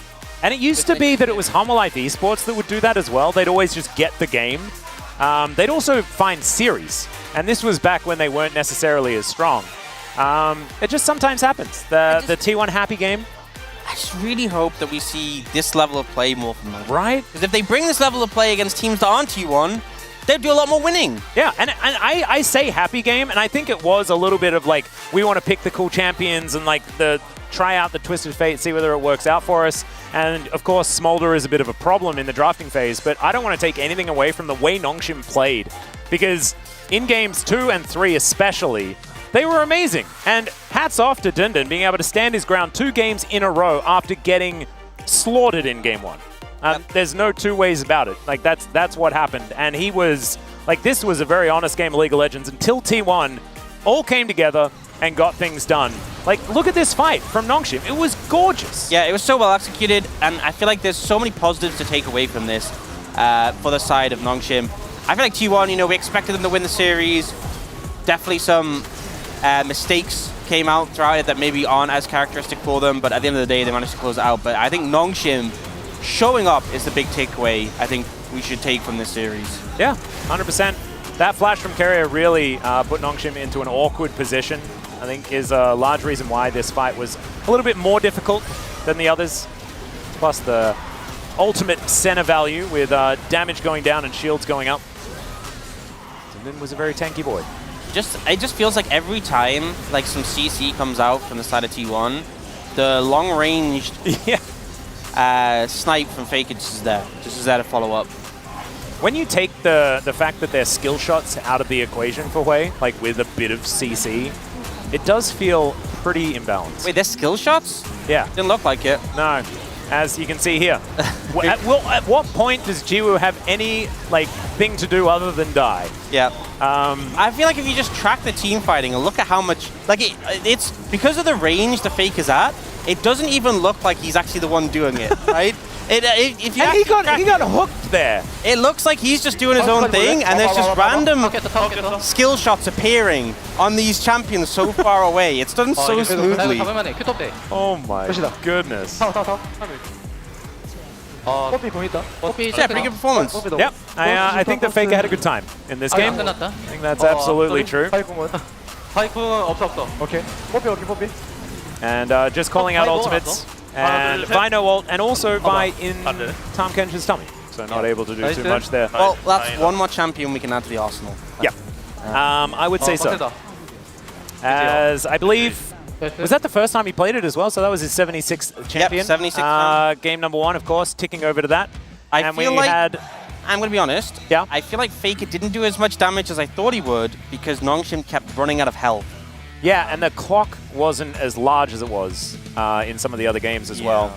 12,000 gold, the lead in the end. Faker really being able to lead his team to victory in that one, but we still don't want to take away anything from Nongshim's efforts they had. They did a great job today. And it is now time to throw it over to the space to break down the T1 victory in 3 games, as it is written, I guess. Take it away. Thank you, casters, for your wonderful work on that series. T1, eventually, they pull it together and they take out the evil opponents rather, in Nongshim. They do get the job done. Evil opponents. Yeah, sometimes that's the way it goes. So that was game number 3. T1 absolutely kind of bopped them, but not the whole time, right? I think T1, this is just not their... Sometimes it's not your day. Today was not your day, T1. I think in particular, we saw Zeus really struggle today. This player has been, by a large margin, the best top laner, and today he got solo killed by Dundun a bunch of times, which I still don't really know how to feel about. And they took some risks, but this third game, I think, was how we expected it to go. Yeah, I mean, the draft also left a lot to be desired on Nongshim's side. They gave over Senna, Kench gets locked in, Hui comes over, which they haven't been able to punish, and they keep picking Taliyah early, and Taliyah's very strong on this patch, and Calmy seems to be comfortable on the pick, right? He feels like, he's like, all right, well, I'm not going to get solo killed every game on this pick right now, and I'm going to end up being able to make some plays on the map. And then they gave over Cassante as well, I think hoping to pick it up themselves, but then decided to opt for the Vi when it was open. Just doesn't feel great into Tahm Kench. I actually would have loved if they went for something else than Varus. I know Varus in theory has a good matchup because you can actually pressure the Senna. But realistically, it's going to be really hard for you to start fights. I think Varus is really going to struggle to do any meaningful auto damage. And you also should be expecting the Nocturne because it's one of Owner's most comfortable champions. If he isn't going to be on tanks, and with the Kenshin already there, I don't think it's super likely that they go for him. And even if he does, right? Something that is able to either really punish the lane. We saw the Draven being hovered. I think his Neela is another pick that could be very exciting. Didn't see any of that. And the T1 bands really working out and putting Jiwoo down in this one. Yeah, just felt like the way the second it gets ahead, you're just booming people from so far away, like Dan was saying, like Ox was saying. It's like they wanted to do stuff, they wanted to put their CC together, but they just kept running out of health because they couldn't even get close to the way, and it's Faker, he's playing it really well. But let's take a look at the first fight of the game, because this one actually was really clean from Nongshim. So every tragedy needs an exposition, right? And this is the end of the exposition. We had the Game 2 arc, okay, and then some overextensions here from T1. And moments like this just showcase, again, if you do not respect Nongshim with the amount of CC this composition has and how well they can layer it, you're going to get punished. And this was the moment where every Noodle Bro, every Nongshim, everyone out there, everyone was like, this is it. This is the night where we win the third game. This is happening. This is the night. It was not to be the case, but they had a really strong early game, again, in part due to Sylvie and the team's coordination, which seems to have leveled up quite significantly tonight in terms of setting up a pick, layering that CC, all being there, setting traps. But that wasn't the ending of the story. Yeah, there's always the Lunar New Year question. And I do think even with what we're about to witness and the pretty rough loss here in this third game, Nongshim, one of the teams that has really leveled up. Dundan in particular, given how he looked in the first couple of weeks, I think really needed a level up. You know, he had a lot of Dundan moments, but none of the good ones. Only the ones where he goes in 1v1 and dies. And he did a little better in this one, which was nice. He did. I think maybe, you know, a little bit of an epiphany for him. He's like, I got to just play better. And he has looked much better since a couple of moments that you are referring to. We do have a couple of fights we do want to watch here as well, where T1 eventually were just like, well, now we're going to put an end to the fun. Hey, Keiria's Tahm Kench performance was pretty good overall, but it felt like a lot of the mid-game engages here were pretty sloppy from Nongshim, where they put a lot of their cooldowns on this Tahm Kench and then subsequently were just picked apart piece by piece, like by long-range Senna, by long-range Wei. And once you go in on a Kench, with all this long range, you can't really kite your way out of these situations. And unfortunately, this call here by Sylvie as well to try to come in with Call Me does end in disaster. Jiwoo also not being able to sidestep there, probably had his camera elsewhere, knowing how Jiwoo generally moves in these type of AD carries, or just a mistake. We didn't get the first person VOD, but it does mean that with the damage from the Hui, the moment that this starts happening, it's just kind of over, right? The tilt TP, a special, trying to salvage something out of a rough situation, and T1 in the end are able to pick up the win that we expected from them in a bit more of a bumpy manner than maybe was expected. I do legit think if Nongshim had played that out cleaner, if they had played a little bit slower, if they hadn't engaged onto Kench several times, I think they absolutely should have won that game. And you know, that's the kind of thing that's missing. You could see every player so frustrated, by the way, after that second clip. If you go back and watch the VOD, you see them on the player cams. Everyone is just head in hands because they knew they were so close to beating T1. And it means a lot to these players. They almost had the second win over T1 this season. They almost did it, and it just was barely not enough. Let's see, though, who did get the POG on the side of T1 for game number 3. It will be Faker. As Ox said, kind of obvious this one. A boom boom damage vote, a carry vote, a Hui that got just so many opportunities, plus a solo kill or two. Was also Faker today was by a large margin the best member on T1, even in their loss. The Karma, he actually almost pulled back the game in with a Karma Q at the very end that you had the stopwatch. So I think very deserved. This performance in this game also great. And the really big thing here for me, and I do think that this is something that T1 is going to keep using, is that Hui's is seemingly the next go-to for Faker if Orianna isn't available, which does a lot of the same things, but has more Corki-esque vibes when we get to late. I loved how they played it in this game, though, where Faker just walks up to people, takes 80% of their health away, then Guma ults them and they die, or you see the Nocturne ult come through and they die. It was actually just really systematic the way he just walked towards people, used his abilities, and the people finished him off. But he was brave, he was bold, he was the most consistent member, and a 12er makes sense. A 12er makes sense this time around, but guys, we do have the interview ready right now, so I'm going to hand it over to Deer for the translation. Thank you very much. This is Deer for the POG interview translation, joined by Zeus and Faker on the side of T1.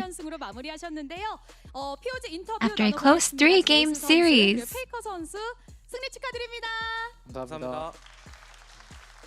Congratulations, you guys. Zeus, how are you feeling? We won, but despite that, I feel like I was pretty much scolded and beaten up by Dundan. So I feel like I learned a lot today. And Faker, I'm relieved that we were able to secure a victory. It was a difficult fight, but I was able to win through my teammates today. And Faker, you reached your 900th LCK game, and we are well aware that you don't keep mind. These milestones don't really affect you, but how do you feel? I'm very grateful and I'm thankful that I'm able to get to this point.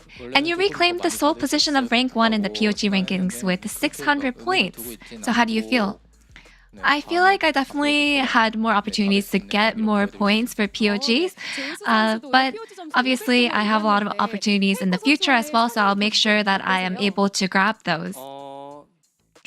And Zeus. 그냥 뭐 저희 팀에서 워낙 이제 또 POG 경쟁이 빡세기 때문에 How do you feel about Faker and his POG points and you getting your POG points? I feel like there are so many good players in my team that, you know, I get why Faker is rank 1 right now. I think I have a long way to go. And with the first match, with the match today being the first with the new patch 14.3, how did you feel about the new changes? Yeah, I think there were a lot of new changes that I could definitely feel firsthand. And Faker? Yeah, there are a lot of changes in the mid lane. And I believe that we can foresee some various new picks and bans in the future. And in Game 1, Zeus, you dominated Jax with Gnar in the top lane. So how did you manage to gain prio so well? I feel like I was pretty confident regarding the matchup. But I feel like with the Jax's itemization and runes, I feel like I was able to get prio earlier on, but I think I was able to learn throughout this process of playing it out. And in Game 2, the enemy jungle targeted your lane and gave you a hard time. And after a bloody 40+ minute game, it ended up being a regretful defeat. So what was the feedback there? I feel like, yeah, the draft didn't really go well after realizing that how the game played out. I think throughout the game, I just ended up farming. I think that was the only way I was able to play out in the end. And Faker, you played your 76th unique champion in the LCK, Hui, and you faced Talia with Hui in games 1 and 3, so how was playing him? Hui, when it comes down to Hui, I feel like it really is important to hit your skill shots, and obviously it is a complicated champion to play, so I had to remain concentrated. And the Riot Games staff who designed Hui mentioned that Faker may be the best player who can control and master Hui. So what are your thoughts on this? I believe that I am also the best and I can be the best at Hui. And in Game 3, it was such an exciting one where we saw engages where not one side backed down. So were you certain that you would win these skirmishes? I feel like Nongshim was able to play very aggressively today, and based on how the game was playing out, I feel like we were able to fight back pretty aggressively as well, and that's what caused all these skirmishes.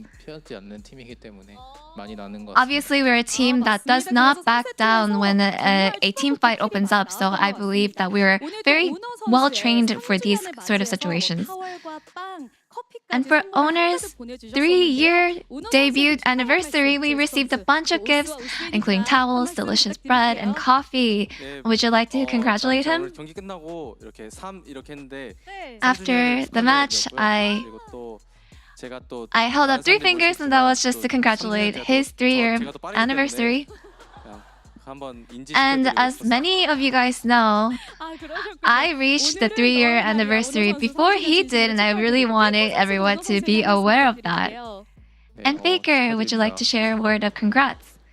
Congratulations. 네, 좋습니다. 축하드립니다. 그리고 2라운드 첫 경기가 이제 준비되어 있습니다.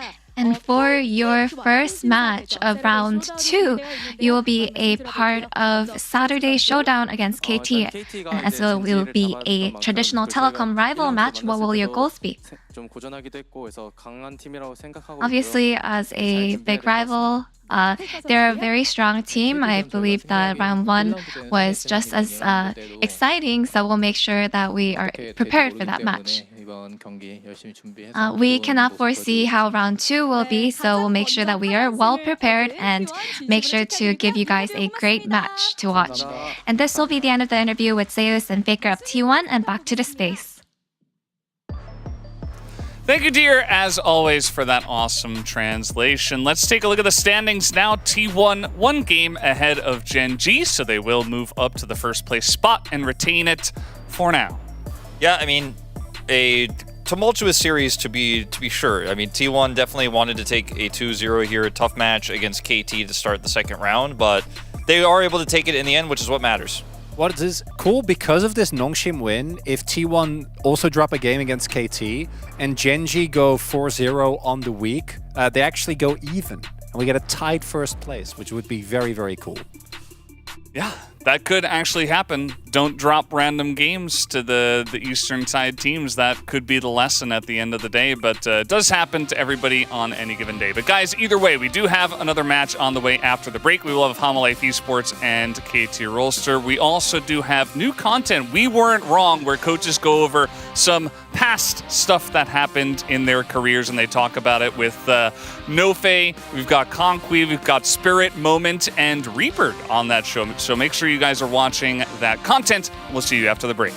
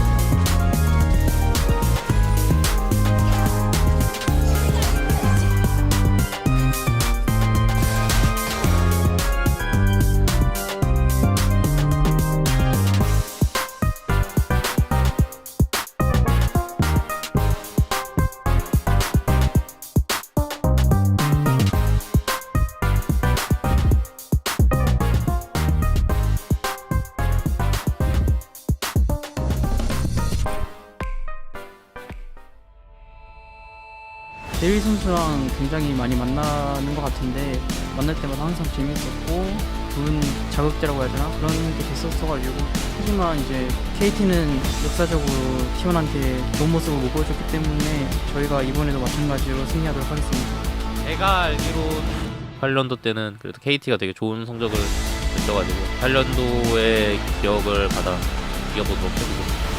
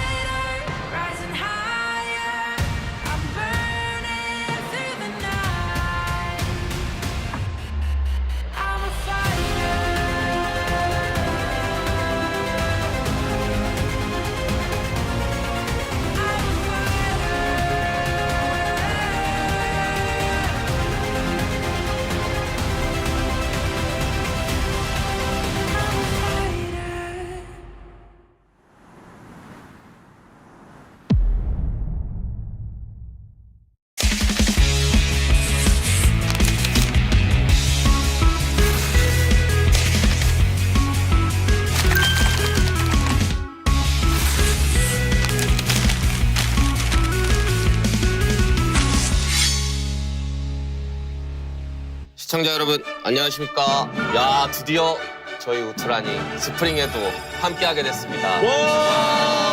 한 방으로 끝나지 않았어요. 너무 감사한 것 같아요. 또 2회차를 또 편성하게 되면은 이번 또 어떤 감독님들 모셔올까도 중요한 사안 아니겠습니까? 오늘도 말씀하신 대로 대단한 분들 한번 모셔봤습니다. 상수 씨와 이제 대호 씨가 나름 저는 잘 됐다고 생각을 하거든요. 아니 뭐 대호 씨는 원래 잘 되고 있었고 아 그죠. 네, 상수 씨가 굉장히 좋은 팀, 강팀에 들어가게 됐죠. 그렇죠. 딱 여기 이제 터가 좋은 느낌이 들기 때문에 오늘 여기 와서 좋은 기운 봐서 좋은 자리 가면 좋지 않을까 하는 컨셉에 오늘 약간 구직 특집? 좋은 길 마련해 드리는 걸로. 그렇습니다. 그래서 오늘은 바로 구직 특집편 들어가 보겠습니다. 저희 오늘 함께 해주실 감코진 모셔보도록 하겠습니다. 정말 대단한 분들 어렵게 모셨습니다. 아프리카부터 광동 프리스까지 코치를 역임했던 스피릿 이다윤 코치. 노철 씨와 아주 연이 깊은 분이죠. 자 그리고 이어서 진에어와 T1 코치를 담당했던 모멘트 김지환 코치. 그리고 마지막으로 북미의 레전드 LCK 초대 우승자이자 해외에서 감독으로 활발히 활동을 이어온 복항규 레퍼드 감독님까지 안녕하세요. 환영합니다. 안녕하세요. 또 오랜만에 보는 얼굴이 계시고 우리 또 옆자리네요 또. 이게 또 마치 다윤이를 불러선가 이게 옆에 술이 한 잔 땡길 때가 올 수도 있을 것 같아요. 벌써부터 얼굴 시뻘개진 것 같은데 취한 거 아니죠? 세 분 뭐 다 어떻게 지냈어요? 먼저 그 다윤 씨부터. 롤판을 좀 떠나 있었습니다. 군대 이슈 때문에. 모든 대한민국 남성은 국방부를 통하거든요. 이거 또 어쩔 수 없는 상황이라. 쉬면서 방송하고 있었습니다. 좋습니다. 그럼 이제 지환 씨부터. 저는 T1 e스포츠 아카데미에서 이제 학생들을 가르치면서 지내고 있었습니다. 또 후배 양성 힘을 쓰셨고. 저는 일본 센고쿠 게이밍에서 CGO로 역임을 하다가 올해 그만두고 쉬고 있습니다.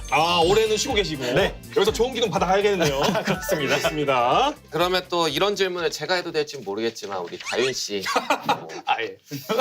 이 섭외를 받게 됐을 때 어떤 기분이었는지. 언젠가는 뭐 이런 자리가 있지 않을까 했는데 오늘이구나. 생각보다 빨리 왔구나. 때가 왔구나. 그래도 가기 전에 왔구나.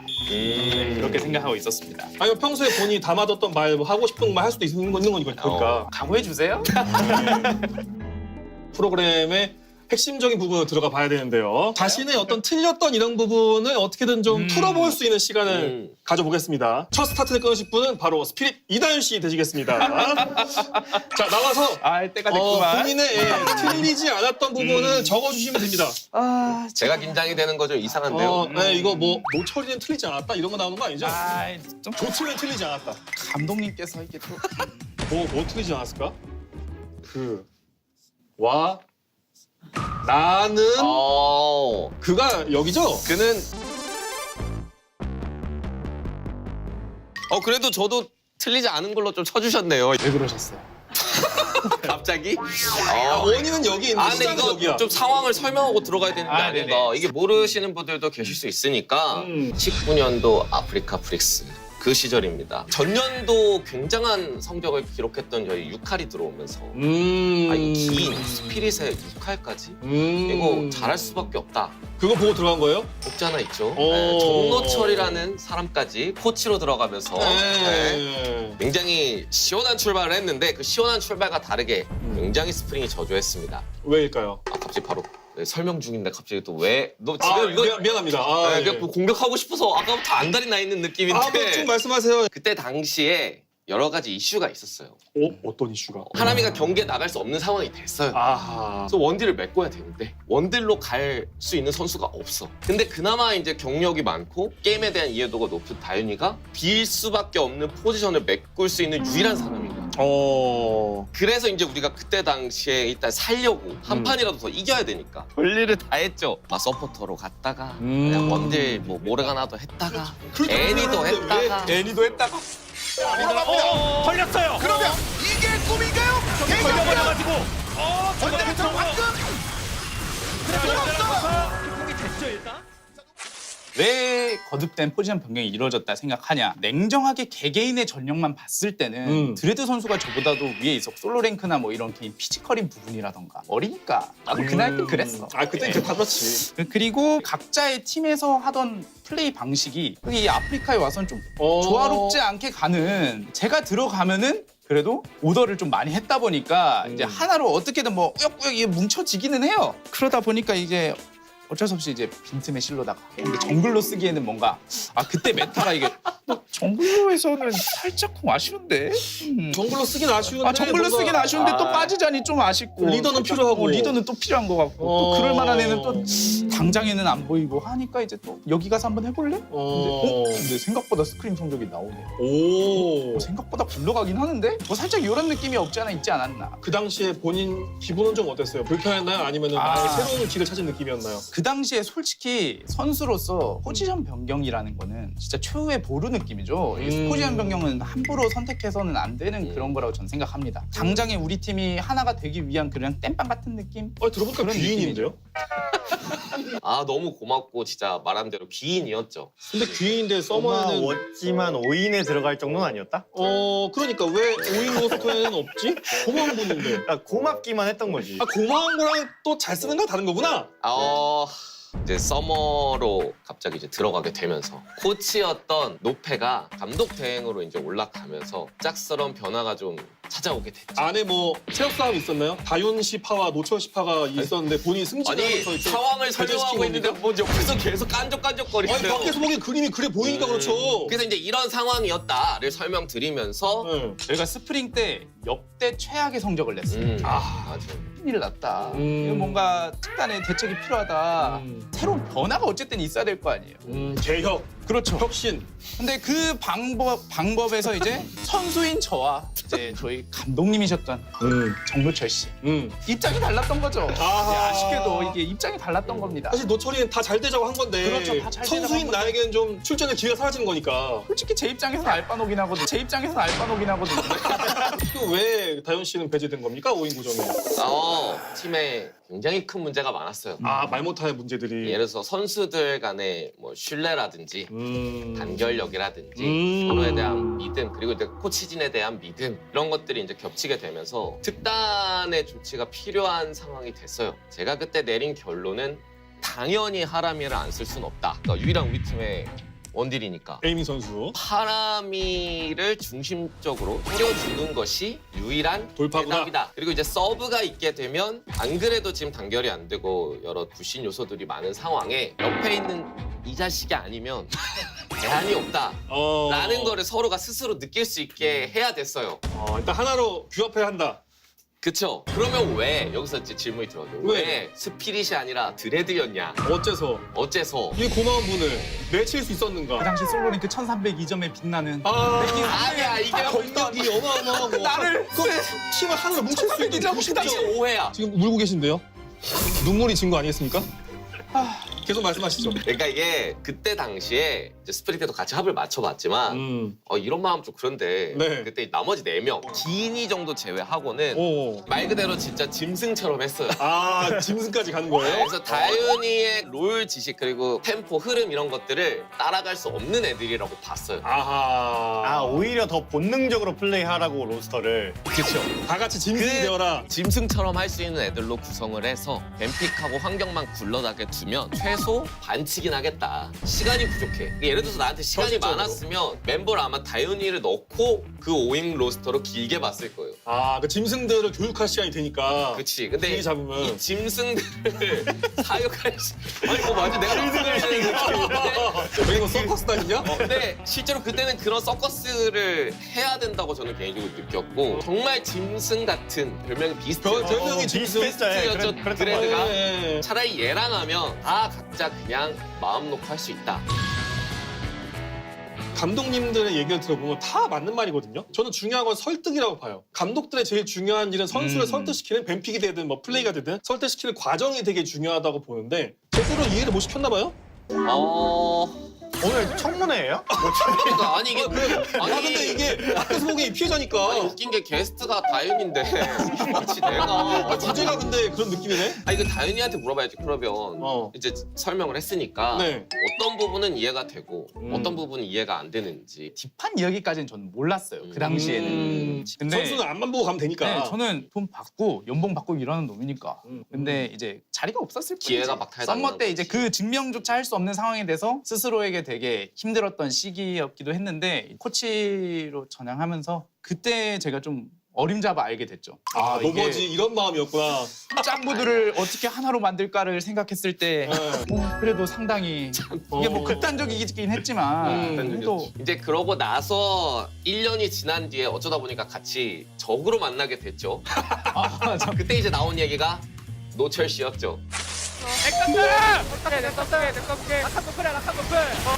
야 잡아 야 하늘 풀어 그냥 갈게 얘들아 간다 잡아라 노철 씨 죄송합니다 안녕히 가세요.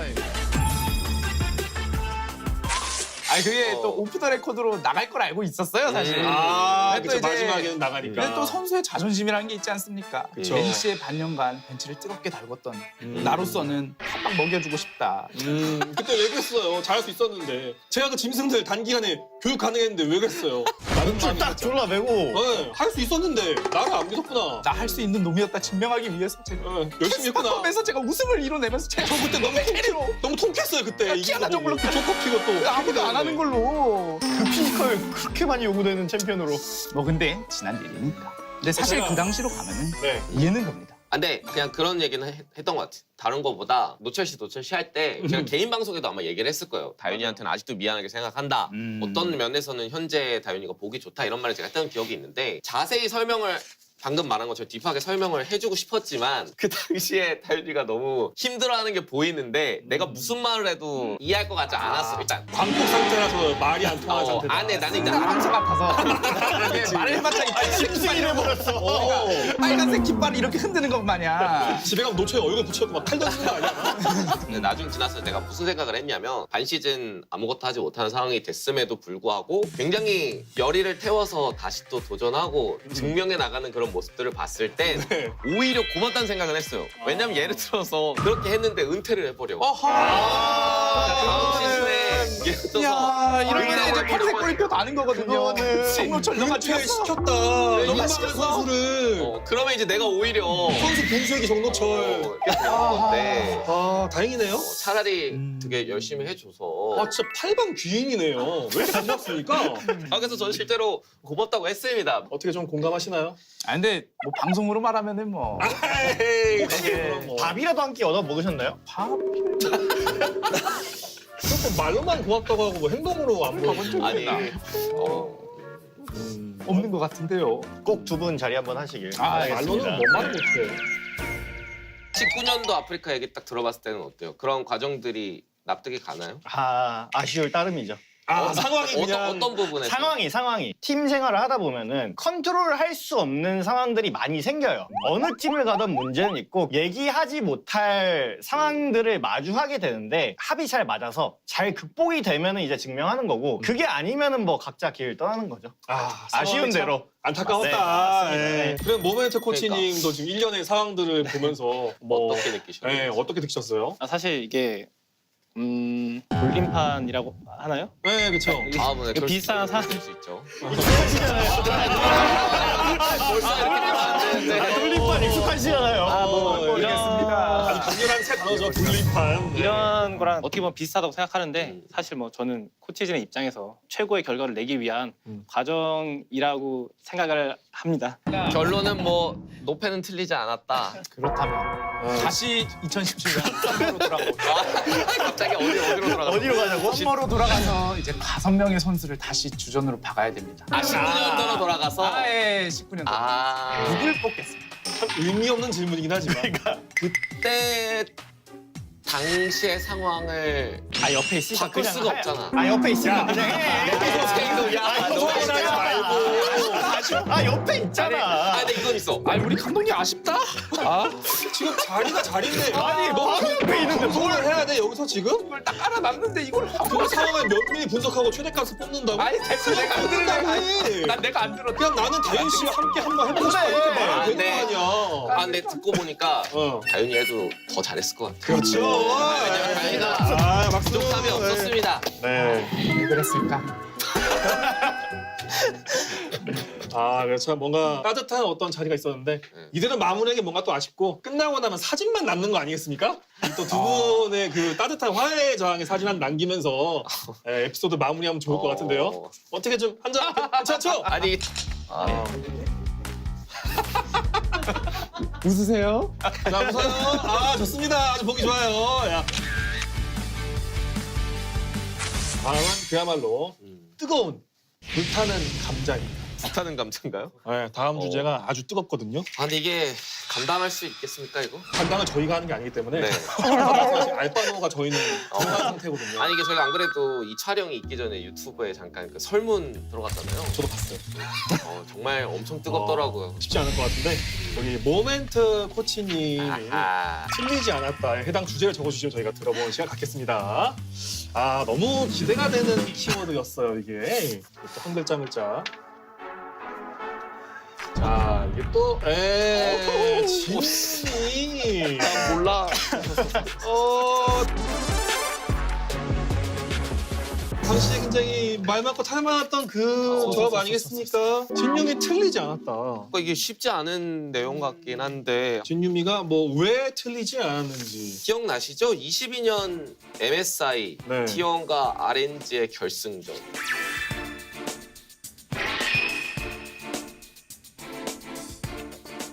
좀 동킹 겸 여차하면 유미 뒤에서 달려 들어갔거든요. 이거 많이 이거 안 돼요. 초반에는 이거 안 돼요. 그만두세요.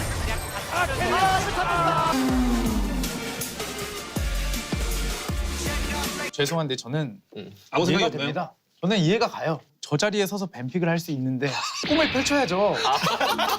펼친 거야? 혁명! 실패하면 이렇게 되는 거 아니겠습니까? 꿈이 진유미였나요, 이게? 그럼 한번 들어볼까요? 그 펼쳤던 꿈이 진유미인 건지. 뭘 그려보신 건가요?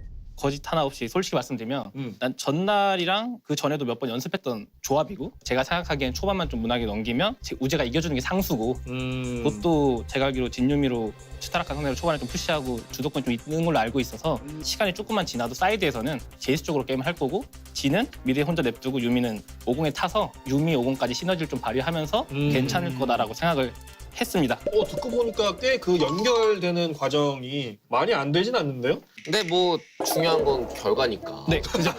아니 근데 이게 그런 거지. 과정을 설명해 주시는 건 너무 좋은데 근데 결과적으로 그래서 그게 생각대로 되셨나요? 그때 당시 웨이 선수의 플레이 스타일을 진작에 알고 있고 강남을 뛴다. 딜교 최대한 많이 하지 말고 우리 무난하게 가면 밸류 높다. 충분히 선수들한테 이해를 좀 시켰다 생각을 했었는데 생각보다 막상 게임 들어가니까 딜교도 많이 돼 있고 리신이 개입할 수 있는 상황도 많이 나왔다고 생각을 했고 근데 그래서 중요한 게 진유미로 포커싱 되긴 했지만 대부분의 많은 사람들의 궁금증에는 진유미에다가 추가되는 내용들이 아리와 그앤이 꼭 들어가 있잖아요. 이 얘기를 풀어주시는 게 4개나 들어가 있어? 시리즈 자체에 풀어주시는 게 5세트 다 올라가기 전에 모여서 하이파이브 할 때 상대가 리산이든 그앤을 하더라도 아리는 그래도 잡기 쉽지 않을 거고 아리가 워낙 나클도 좋으니까 그리고 그앤은 무조건 밴하자 하고 올라갔는데 막상 올라가서 야, 그앤을 밴할까 말까 어떻게 할까 얘기를 하다가 그때 당시에 갱플랭크랑 제이스로 그앤 상대도 되게 라인전 단계도 사실 박살이 난 데이터가 되게 많았고 박살 낸 이날 갱플이 아마 밴됐을 거예요. 그래서 차선치기 제이스고 연습 제일 많이 한 거 하자. 본인이 이제 그웬을 풀면 절대 안 된다라고 생각하고 올라가셨고 막상 올라갔을 때 선수는 풀어라. 나는 상대하겠다였는지 아니면 뭐 풀어도 괜찮아요. 말의 뉘앙스. 그렇죠. 그게 중요합니다. 이게 포인트지. 저는 근데 이거를 좀 확실히 해야 된다고 봅니다. 근데 이거 진짜 포인트예요. 되게 중요한 포인트야. 왜냐면 내가 이런 말에 도망치고 싶던 적이 몇 번 있었어. 그러니까 저렇게 말해주면은 제 말 듣고 저기 한번 기대봐 이런 경우가 있거든. 그치 알지. 알지. 제가 말하고 싶은 건 어느 상황에서건 당연히 이런 중요한 경기도 포함해서도 언제나 코치진은 실수합니다. 그 애는 절대 풀어서는 안 된다라고 확신을 하셨다면 그렇게 하셨어야 되는 게 아닌가. 선수를 설득해서라도. 항상 많이 나온 난제 중에 하나인 것 같긴 해요. 제가 한 가지 첨언을 또 좀 하고 싶은 거는 그웬 벤이냐 마냐의 문제에서 이게 데이터가 있냐 없냐가 중요하거든요. 앞선 데이터가 있었어. 선수도 맞는 말을 하고 감독 코치도 맞는 말을 해요. 그쵸, 틀린 말은 아니죠. 사실 말은 없죠. 그웬을 풀고 했을 때 승률이 잘 나왔다. 맞는 말이잖아. 그쵸? 그웬을 밴하고 싶다. 왜? 앞서서 이겼으니까. 무서워. 맞는 말이잖아. 그러면 이제 둘 다 맞는 말에서 어떤 게 우리에게 베스트냐를 찾을 때 저는 조금 더 집중해서 보는 건 앞선 데이터. 바로 직전 데이터. 그렇죠. 바로 직전의 데이터. 왜냐면은 난 이미 충분히 증명을 했다고 봐. 우리의 연습 경기의 데이터는 틀렸다. 그웬 두 번 졌잖아. 두 번 졌잖아. 그게 그웬 때문에 졌던 뭘 하든 그 상황에 맞는 최선의 선택을 할 수 있는 선택권이 있는 건 감독 코치가 맞죠. 그러니까 뭐 저희가 뭐 이렇게 조언할 수 있는 위치인지는 모르겠지만 아무리 선배니까 얘기 들어봤을 때 그냥 그런 얘기들을 해주고 싶었던 것 같아요. 네네, 그럼요.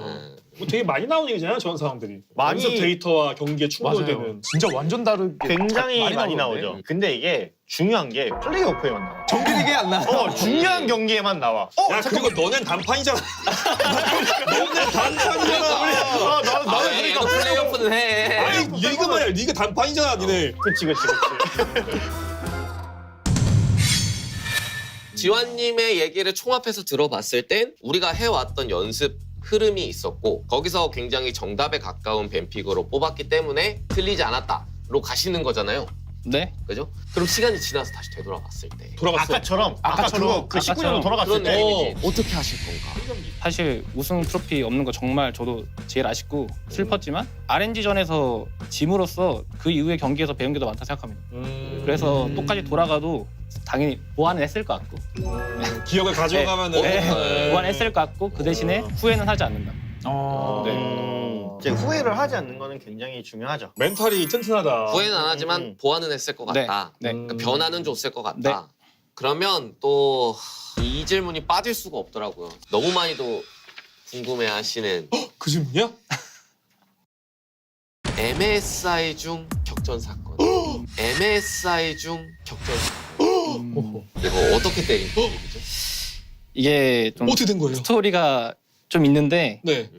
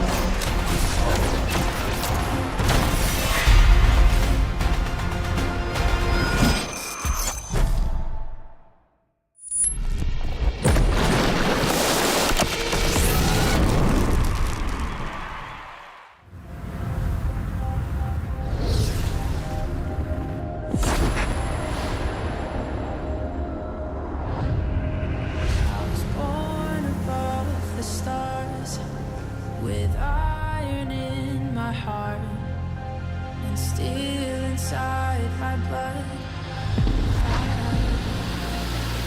Fear is afraid of the dark side of me. I'm not gonna stop. I'm not gonna break. No. I'm a fighter, survivor, awakened in the light. I'm a fighter, rising higher. I'm burning through the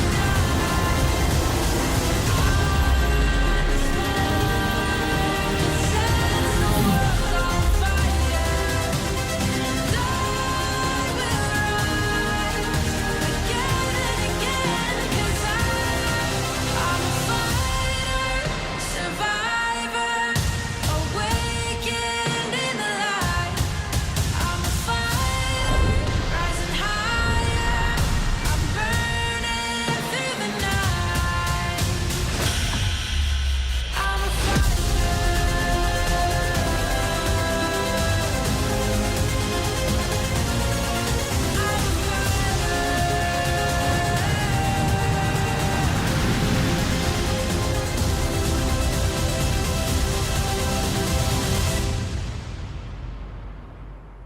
I'm a fighter.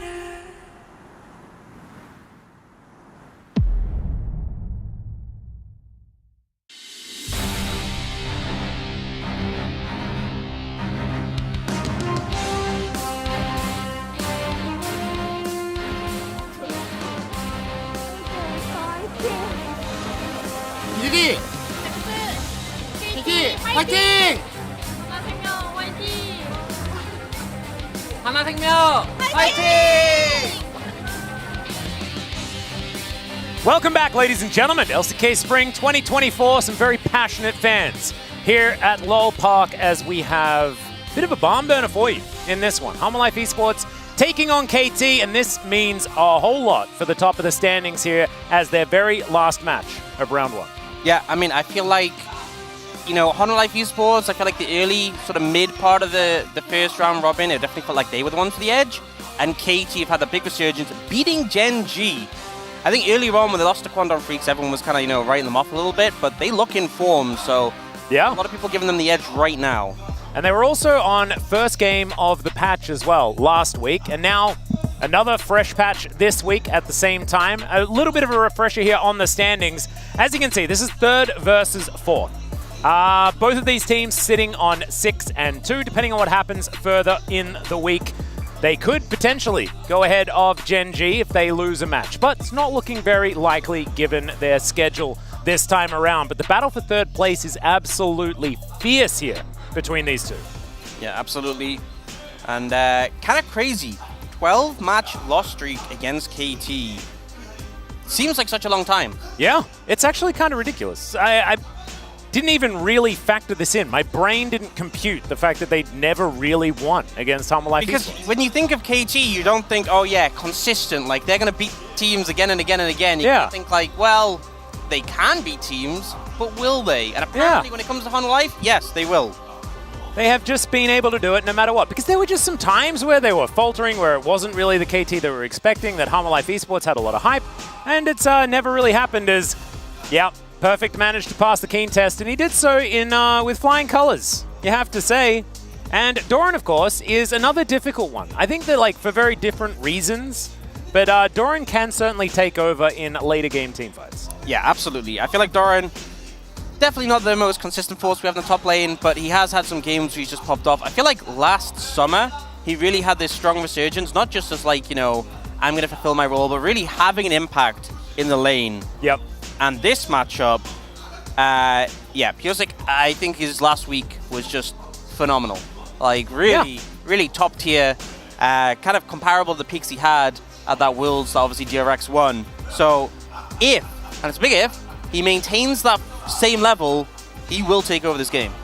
He should, in theory, although Peanut has been very good at, even if it looks like they're down and out entirely, just hanging on. He's just a hanger-ongerer. Yeah? Hanger-onerer? Yeah, there we go. That's a term. Yeah, it is. I think my dad came up with that. Just one of those things. Let's hope that Perfect can pass the Doran test as well, is what this one says. And I don't know whether it's the same kind of test. Yes, so it starts by buying the right Doran's item in the shop. Right, that Doran test. That's the first step.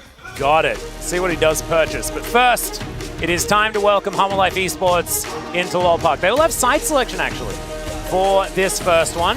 Kind of maybe important, being able to pick up blue side, come into this one with some power, but I think counterpick is also pretty strong. Yeah, I think it's kind of a mixed bag, because on the one hand, counterpick powerful, but also with Smolder and the ADTF kind of showing up in the previous series, it does beg the question, is there just more power picks now?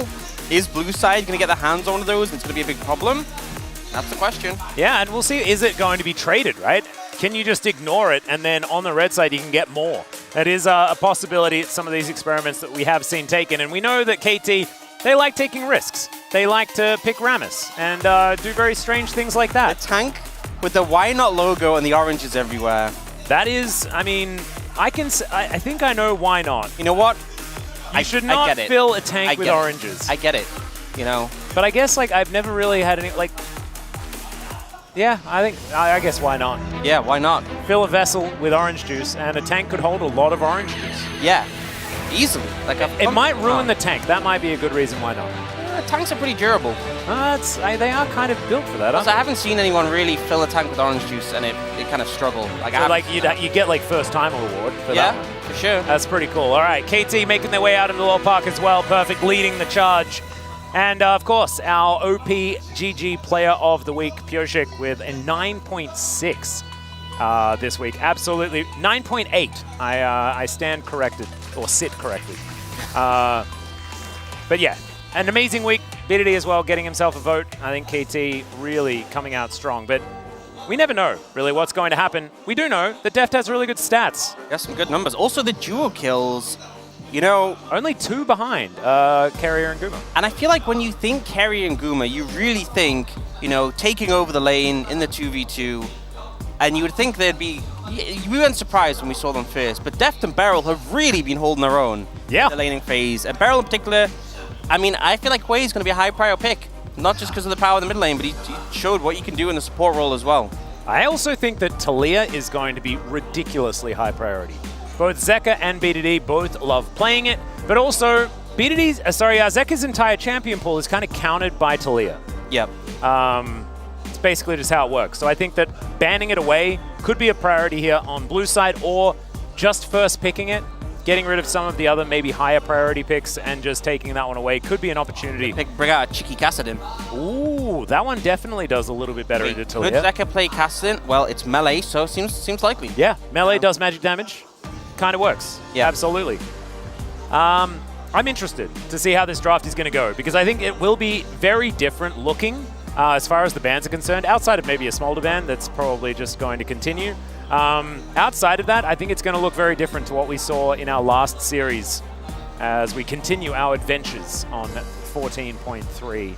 Yep. I feel like it's always interesting when you have the first series of the match, seeing how the draft priorities change, even in the first day. So it'll be interesting to see if, I mean, I think that Smolder is just such a problematic champion because scales so exceptionally, but it doesn't actually take that long to come online, you know? No. Like 25 minutes isn't late. Yeah, and we actually saw Jiu reach that before 25 minutes. Yeah. Like, it's like even earlier than things like the Corki typically come online. And he wasn't even playing aggressively. It wasn't like a crazy situation either. Didn't struggle in lane, you know?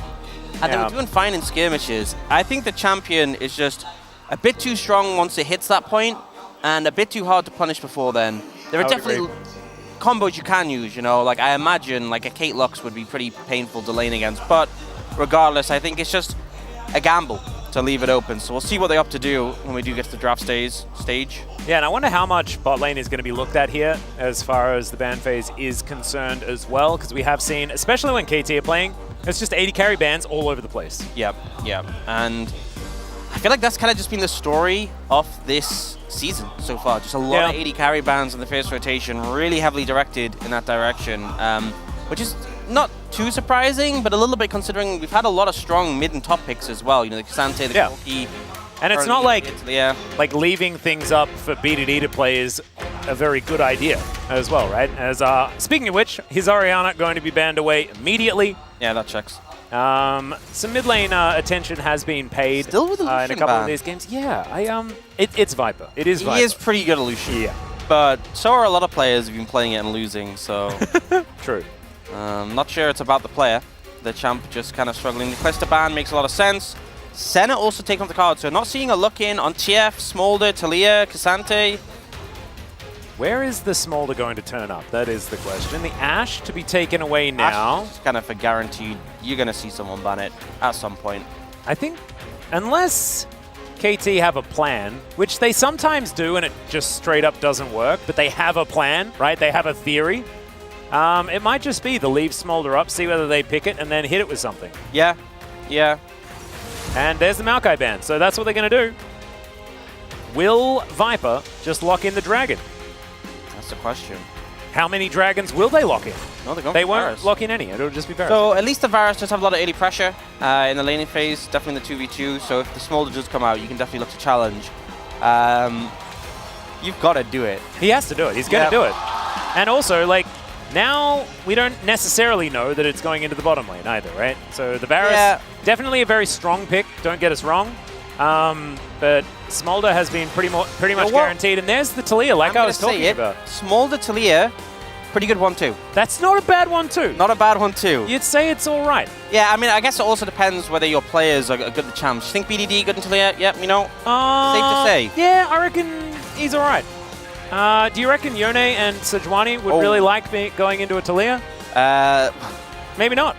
Well, but they're going to do it. There's a lot of skirmishing power, and it definitely feels like a pick that Zeka will have a lot of power on. No real reason to pick up your... I mean, you could take a top laner in this situation, like Asante. I mean, you're not certain whether Yone is going now, but I think jungler is just the safest pickup. And Vi, Talia, we saw that combo be so prevalent. Yeah, that was only that was like an hour or two ago. Yeah, not quite even that. recently. Yeah. A lot of power, you ult on the Vi, and then you shove on the Talia. It's that simple. It's that straightforward. And they stay in place, and it's very nice. Well, they actually get shunted a little bit. Oh, yeah, sorry. After that, yeah. At the beginning, stay in place, and then you can hit the circle on the ground. Yeah. Which is pretty good. Honestly, I feel like I'm not too surprised that Honor Life Esports have gone for like this Yone pick early based on just Zeka, but I think KT have got a lot of power already in their draft, so just see how things pan out. You can see the Rumble ban coming through. They suspect, I mean, I would have thought that this is going to be a Zeka Yone based on the fact that it's, you know, you haven't seen the enemy top laner, based on the fact it's Doran in the top lane, but we'll have to see. The Venata ban, I think, makes decent amount of sense. A lot of power in that pick, especially paired up with the on-hit Varus. Yeah, looking forward to seeing what Beryl's going to opt in for here. I hope it's not something like Emilio, but I think he might try it. I feel like you'd love to have a top laner you can take on 4 so you can support counterpick. And I think that's why Honor Life Esports have gone for Cassante Udyr, because they don't want Perfect to take something on 4 and give Beryl counterpick. And it looks like they might have succeeded. Beryl just wants to cow. Yeah. That's and what honestly, it seems like. Alistair very good at peeling Yone. You know, when he dashes in, you can Q or W him, and then if he closes the gap again, you do the other one. Yeah, fair enough. So pretty good at peeling melee champions in general, but not that much laning power. Especially level 1, you can be a bit punished. But I'm not really too afraid of Rakan if I'm playing Alistair Mulder. So a lot of engaged potential, though. Definitely feels like Honor Life Esports are aware there's going to be a very powerful backline on the side of KT, and they're giving themselves the tools to be able to get on top of it, take it down. And now Doran having the blind pick. Aatrox? Nah? Okay, it'll be the Nah. Can go for that. So what is Perfect's response to the prehistoric Yordle? A few options on the table, of course. The most comfortable picks have been taken away from him. Still yet to make up his mind. Camille? Aatrox? Could it just be the Aatrox? It's not exactly the most fun matchup. I will say, when you think about what Honor Life Esports composition is trying to do as a whole, the Aatrox is very serviceable. You know, their aim is to be diving in. We've seen Aatrox picked up a lot paired with Corki because they know the enemy team is going to try to dive the Corki. You basically be on top and you can just hit big Qs on multiple people. So I would have liked a tank, just because there's a lot of physical damage. on the side of Humble Life Esports, and you could just build a whole bunch of tank items and then just feel K. Yeah, well, sadly, there was 2 tanks in the game, and they both got banned. And apparently, there's no other top lane tanks, you know? Well, I think part of the problem is that Gnar is very effective against a pick like an Ornn. It was so sad when they removed Sion and Ornn from the game. Yeah, you know, was a very bold. It was immediately after our last series, I guess. We did see an Ornn. But that was a while ago now, so maybe memories have been tested. I like the Nami drawing. That was very cute. Unfortunately, not going to get a Nami this game. Yeah, but I think ultimately this is a game where KT with a Smolder definitely have a lot of power in the later stages. It just says mom. But it's a llama. Wait, predicted the I know, like predicted the Smolder? Smolder, because that didn't look like she like very quickly scribbled it down as the Smolder was getting picked. Either she has very impressive penmanship, or it was a prediction. But if you watch the movie How to Train Your Dragon, then you know that the llama's not in for a good time. Anyway, let's hop onto the Rift for game number 1.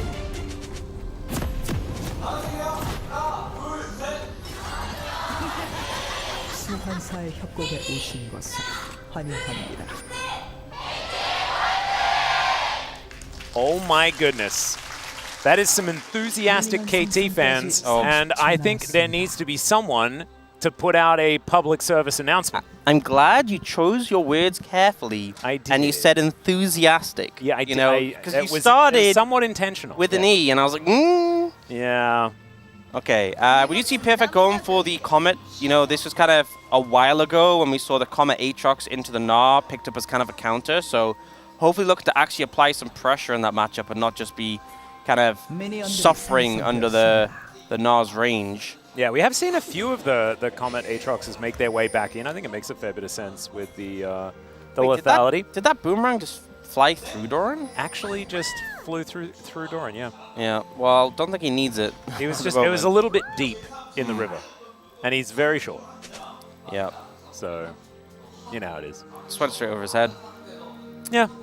Yeah, so I think for a lot of reasons, Hunter Life Esports definitely want to apply the pressure in this game and really set the pace. You know, they would love to get leads on the solo laners. They would love to be burning summoners consistently so that their engages are a lot easier. I think if the game slows down, KT are going to be very comfortable for obvious reasons with the Smolder. But also, you know, Talia are going to hold up very well in the later stages. And if you go into a fight where everyone has sums, I think that favors KT. So any inaction, any opportunity for sums to come back up, they're going to be fine with.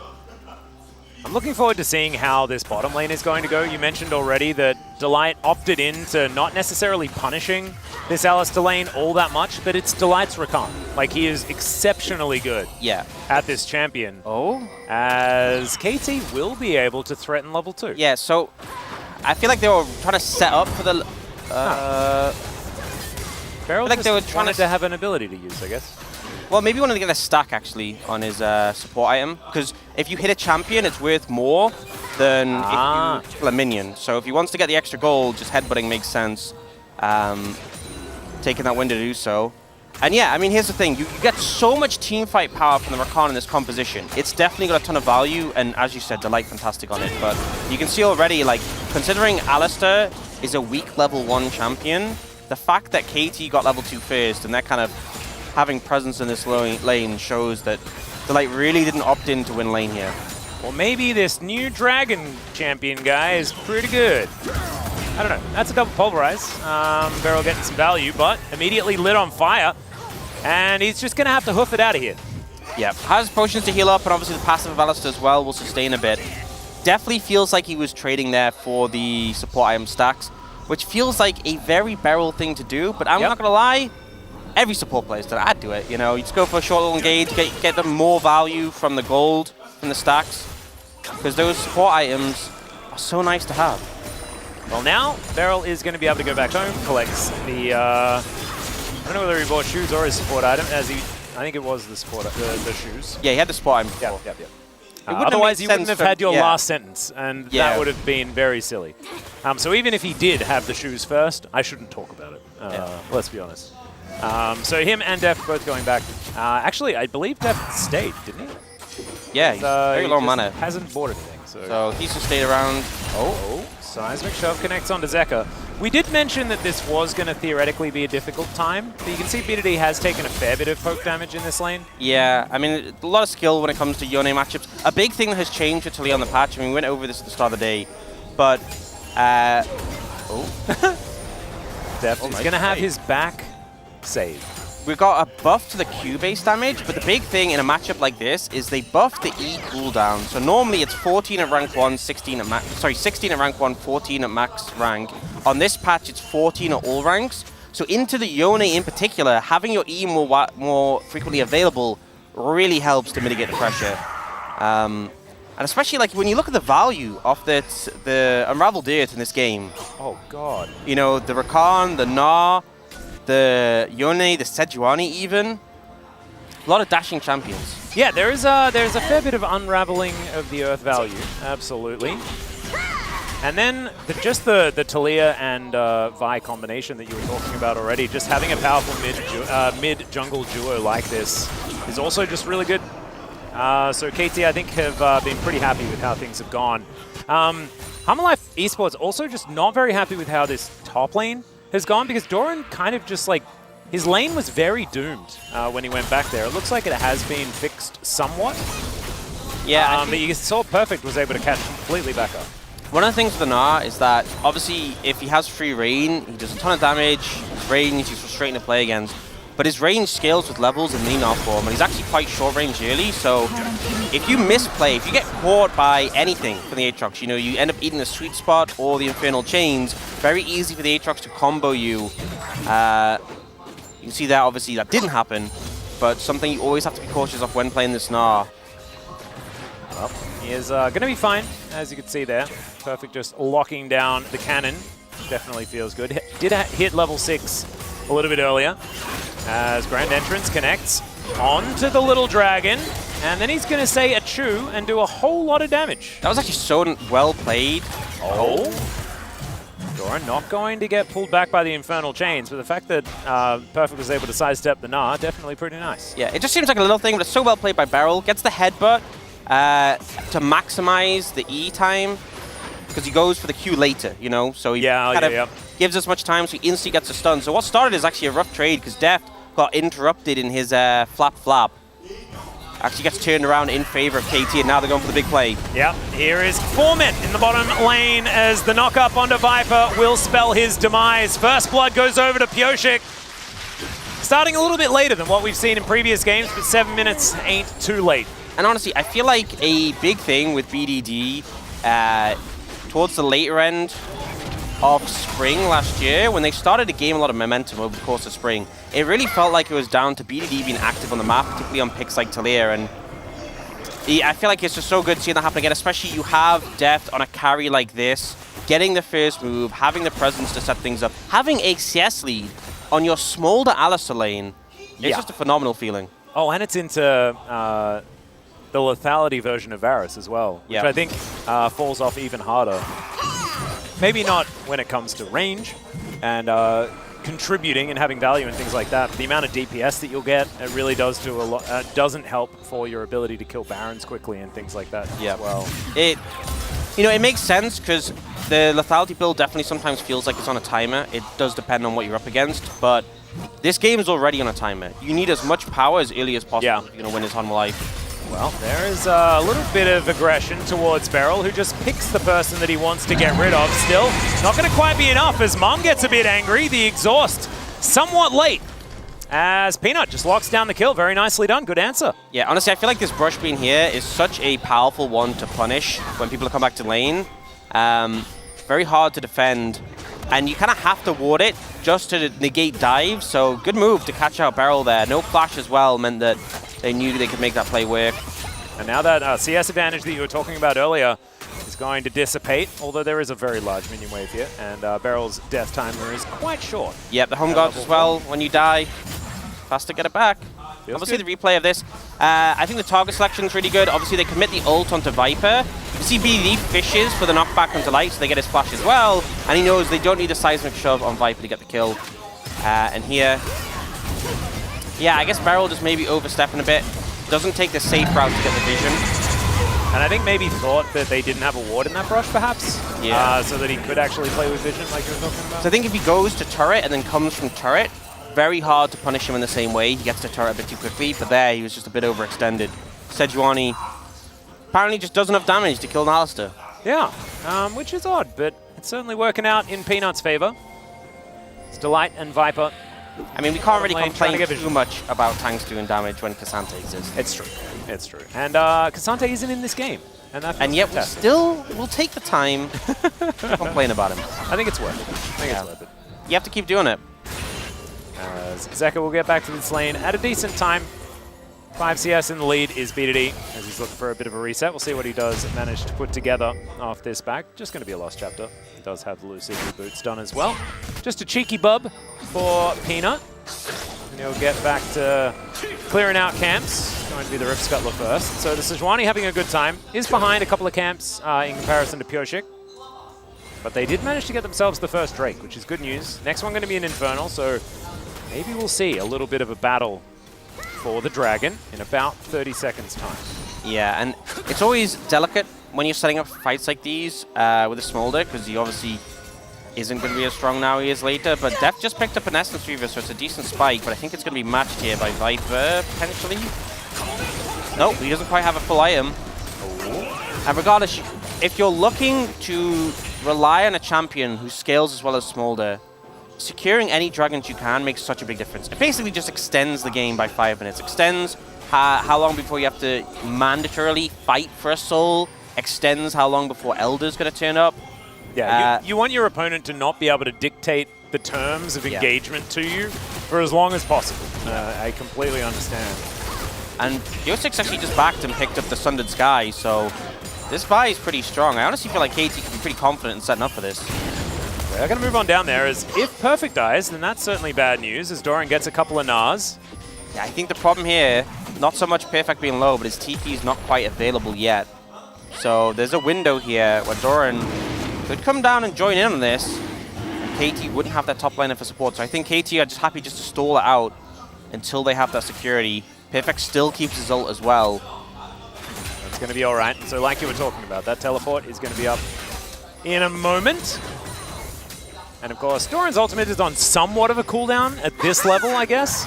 As Perfect is now on a longer cooldown because he's just popped it. Not actually going to find any of the Qs though, and he's just going to have to flap away.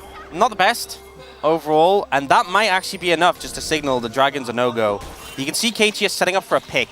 That's kind of the saving grace here. If you can one-shot someone. Never mind.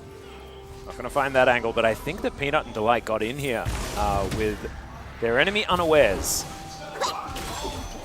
As Boomerang is going to go wide. That might allow Perfect to collect this mini wave, which is certainly good news for him.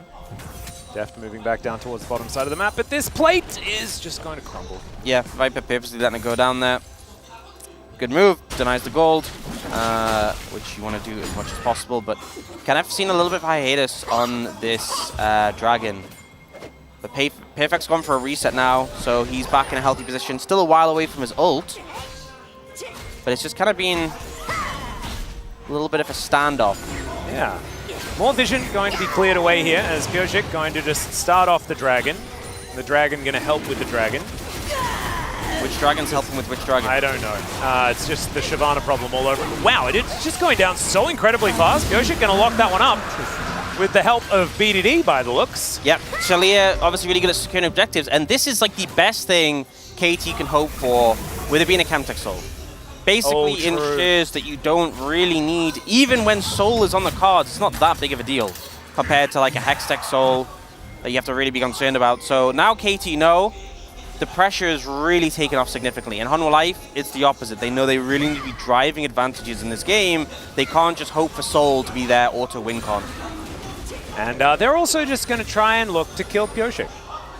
Let's see what they can actually do here, as I think he has some sort of an idea and gets himself out of the way. Such a good read, That's honestly. Kind of crazy. He just waits for the Scryer's Bloom. I think there's a, you can see a ward just above the river mid lane. I think you can kind of just see it there. Yep. That might have been what clocked them. I'm not sure. It's going to cost them a lot. Look at all of this that Deft is able to get. I think that that's a plate just before they fall down. Yeah, that's a big hit. I mean, the Essence Reaver as well. definitely makes it easier. It should just be Deft getting first Tower Blood solo, which for a Smolder, that's kind of all you can ask for. Yeah, it's sort of nutty. Because you can see Viper behind by about 10 CS or something like that, but if you're behind at all, it just doesn't feel great when your opponent turns into an Elder Drake. Like, Elder Dragon is ridiculously overpowered for a reason. Yep. That's why this champion is somewhat difficult to manage. Peanut trying to lock down the Rift Herald. Has had some driving mishaps in the past, but now, thankfully, those driving mishaps are not as they put it on punishing. easy mode. Oh, you should have seen what happened in... I think you were there when the challenges, the drive from mid to bot.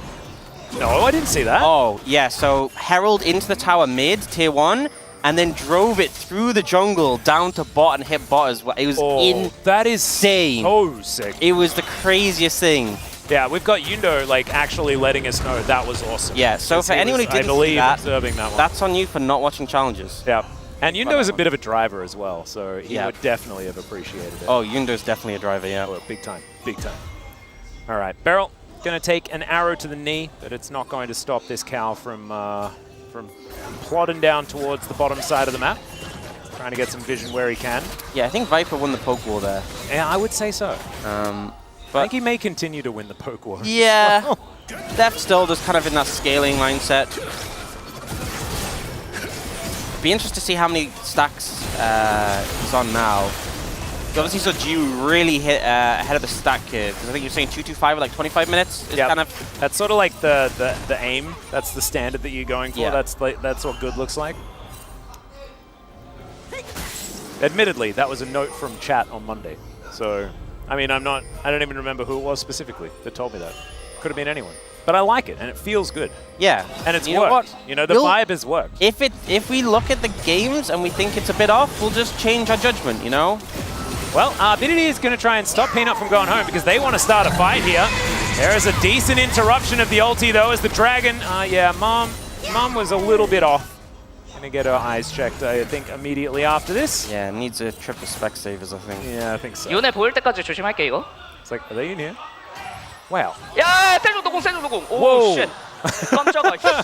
I think I can tell that he learned a bit more English. 깜짝. 야, 씨, 깜짝이야.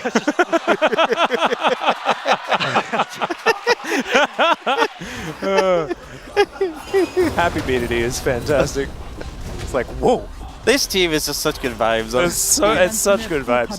And it's like, then you remember that BDD was on that Nongshim roster like a couple of years ago where the vibes were about as bad as the vibes could possibly be. Certainly deserves. He deserves this. Yeah. 100%. Absolutely. Seeing the early Seekers pick up from BDD as well, you know, I think obviously the Andrew is really big for clear, but I think Seekers and Zhonya's is just so powerful against HLE. Oh yeah. Means that he's not going to be able to get caught in the blender because there is just so much lockdown eventually. So now unless they lay it perfectly, he might be able to find an opportunity to stop being just immediately blown up. 133 stacks is the current check. 133 at 17 minutes ain't bad. 135 now. And the thing is, the more stacks you get, it kind of like starts to snowball, you know? Yeah. Once you get like the AoE and your abilities, very easy to just one-shot waves with it. And also, there's not been a lot of skirmishing this game. Like, it has been, like, the tempo is very low. There's been one turret taken. Actually seen two the turrets Shojin come out. So this is a bit interesting. I know the really like the two big builds, you have like the crit build we saw from Jiwoo. Yep. And then we had like the other one talked about like the Bruiser build where you have like Riftmaker, Shojin, and the Andries. Yeah. And this is kind of a bit of a hybrid of them. Yeah, we did see this yesterday. I don't know whether it actually won. I'm going to hold that thought. Yoshik going to find an ulti, and I just, Delight was, he was on a place on the map, and he did not want to be there. Yeah, and I mean, it's hard playing Rakan into the champions that KT have. Chains of Corruption go wide. Now Perfect is going to find himself in this pit. Oh, this could be really bad. Yoshik manages to pick up the Drake as well. And BDD's immediately teleporting to the top lane. They can't catch a break. Man, this is rough for Honor Life Esports. The Smolder getting a kill, the Dragon being stolen. Oh, that is... Nothing went right. Nope. Nothing went right for Honor Life Esports there at all.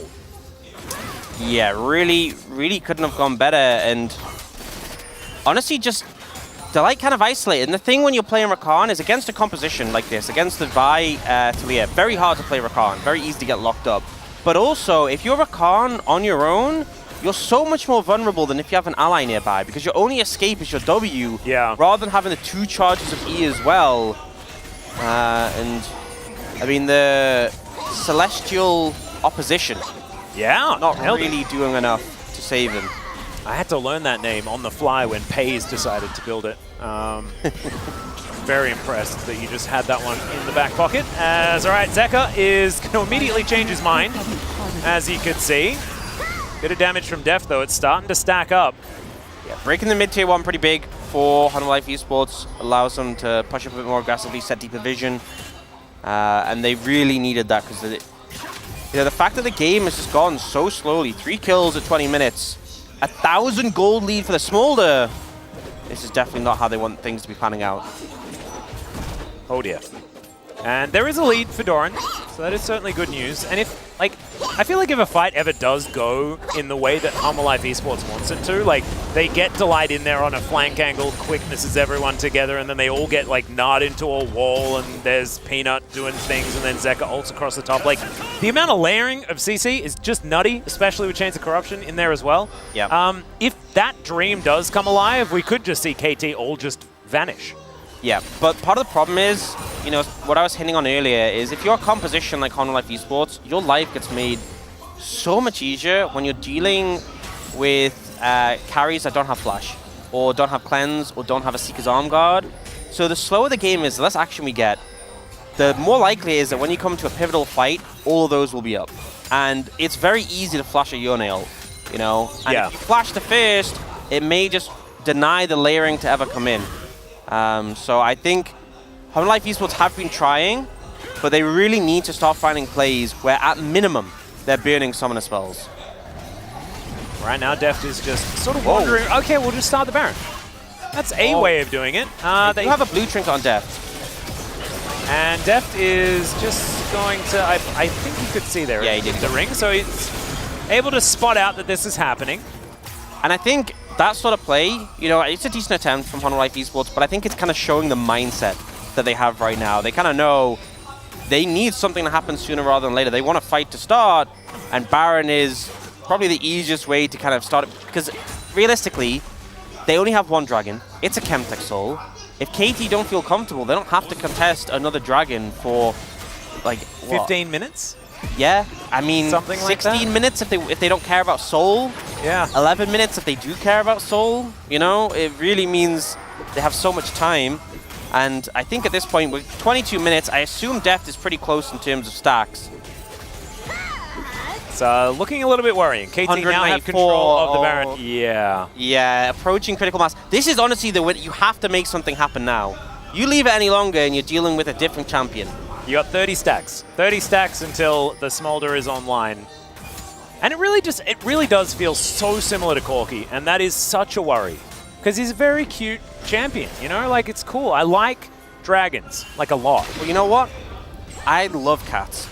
And Yumi exists, so think about that one, right? Oh, that's true. I love corgis, and, you know, Corki rides one. Yep. Why are the cute champions so...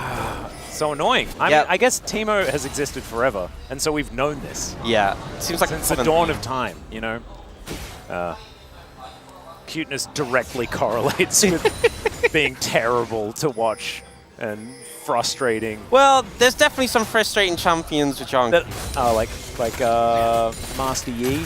Yep. On your team and against you. Katarina. True. Man. Yeah. What's another example of extraordinarily frustrating? Udyr? I don't think Udyr is extraordinary. Oh, and he is very cute with the definitely not Udyr skin, especially the old. Are we allowing skins? I guess you're making an argument for Corki. Yeah, that's true. Based on a skin. Yeah. Base skin Corki is actually like one of the saddest base skins. Yeah, I kind of like the little fighter jet one where it's like the the pixel. Red Baron? The red. No, I mean that the pixel. Yeah. I know that. Yeah, that one's fun. Arcade Corki. Arcade Corki, yeah. Okay, Life Esports going to start this. KT don't need to fight this. You know, they might.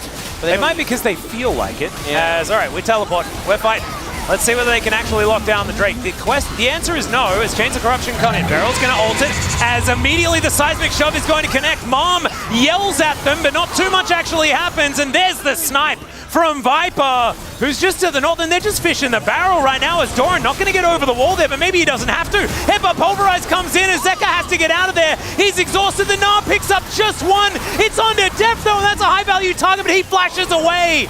But he's now got the stacks, and he's looking to rip them apart, and there's the first one. Can he grab another? Yes, he can, if BDD has anything to say about it, as Flap, Flap, Flap, and maybe Peanut's just dead. There he goes. Deft's able to burn him down, and BDD, he still has it. Although there's a hail of arrows there as well. Beryl, I don't think you can win that 1v1, my friend. You're not an 80 carry anymore. That was many years ago. I respect the attempt, and that was such a chaotic fight where KT didn't need to take it. There was no obligation. They didn't get the dragon, but they felt like they could get an advantage, and man, did it look close.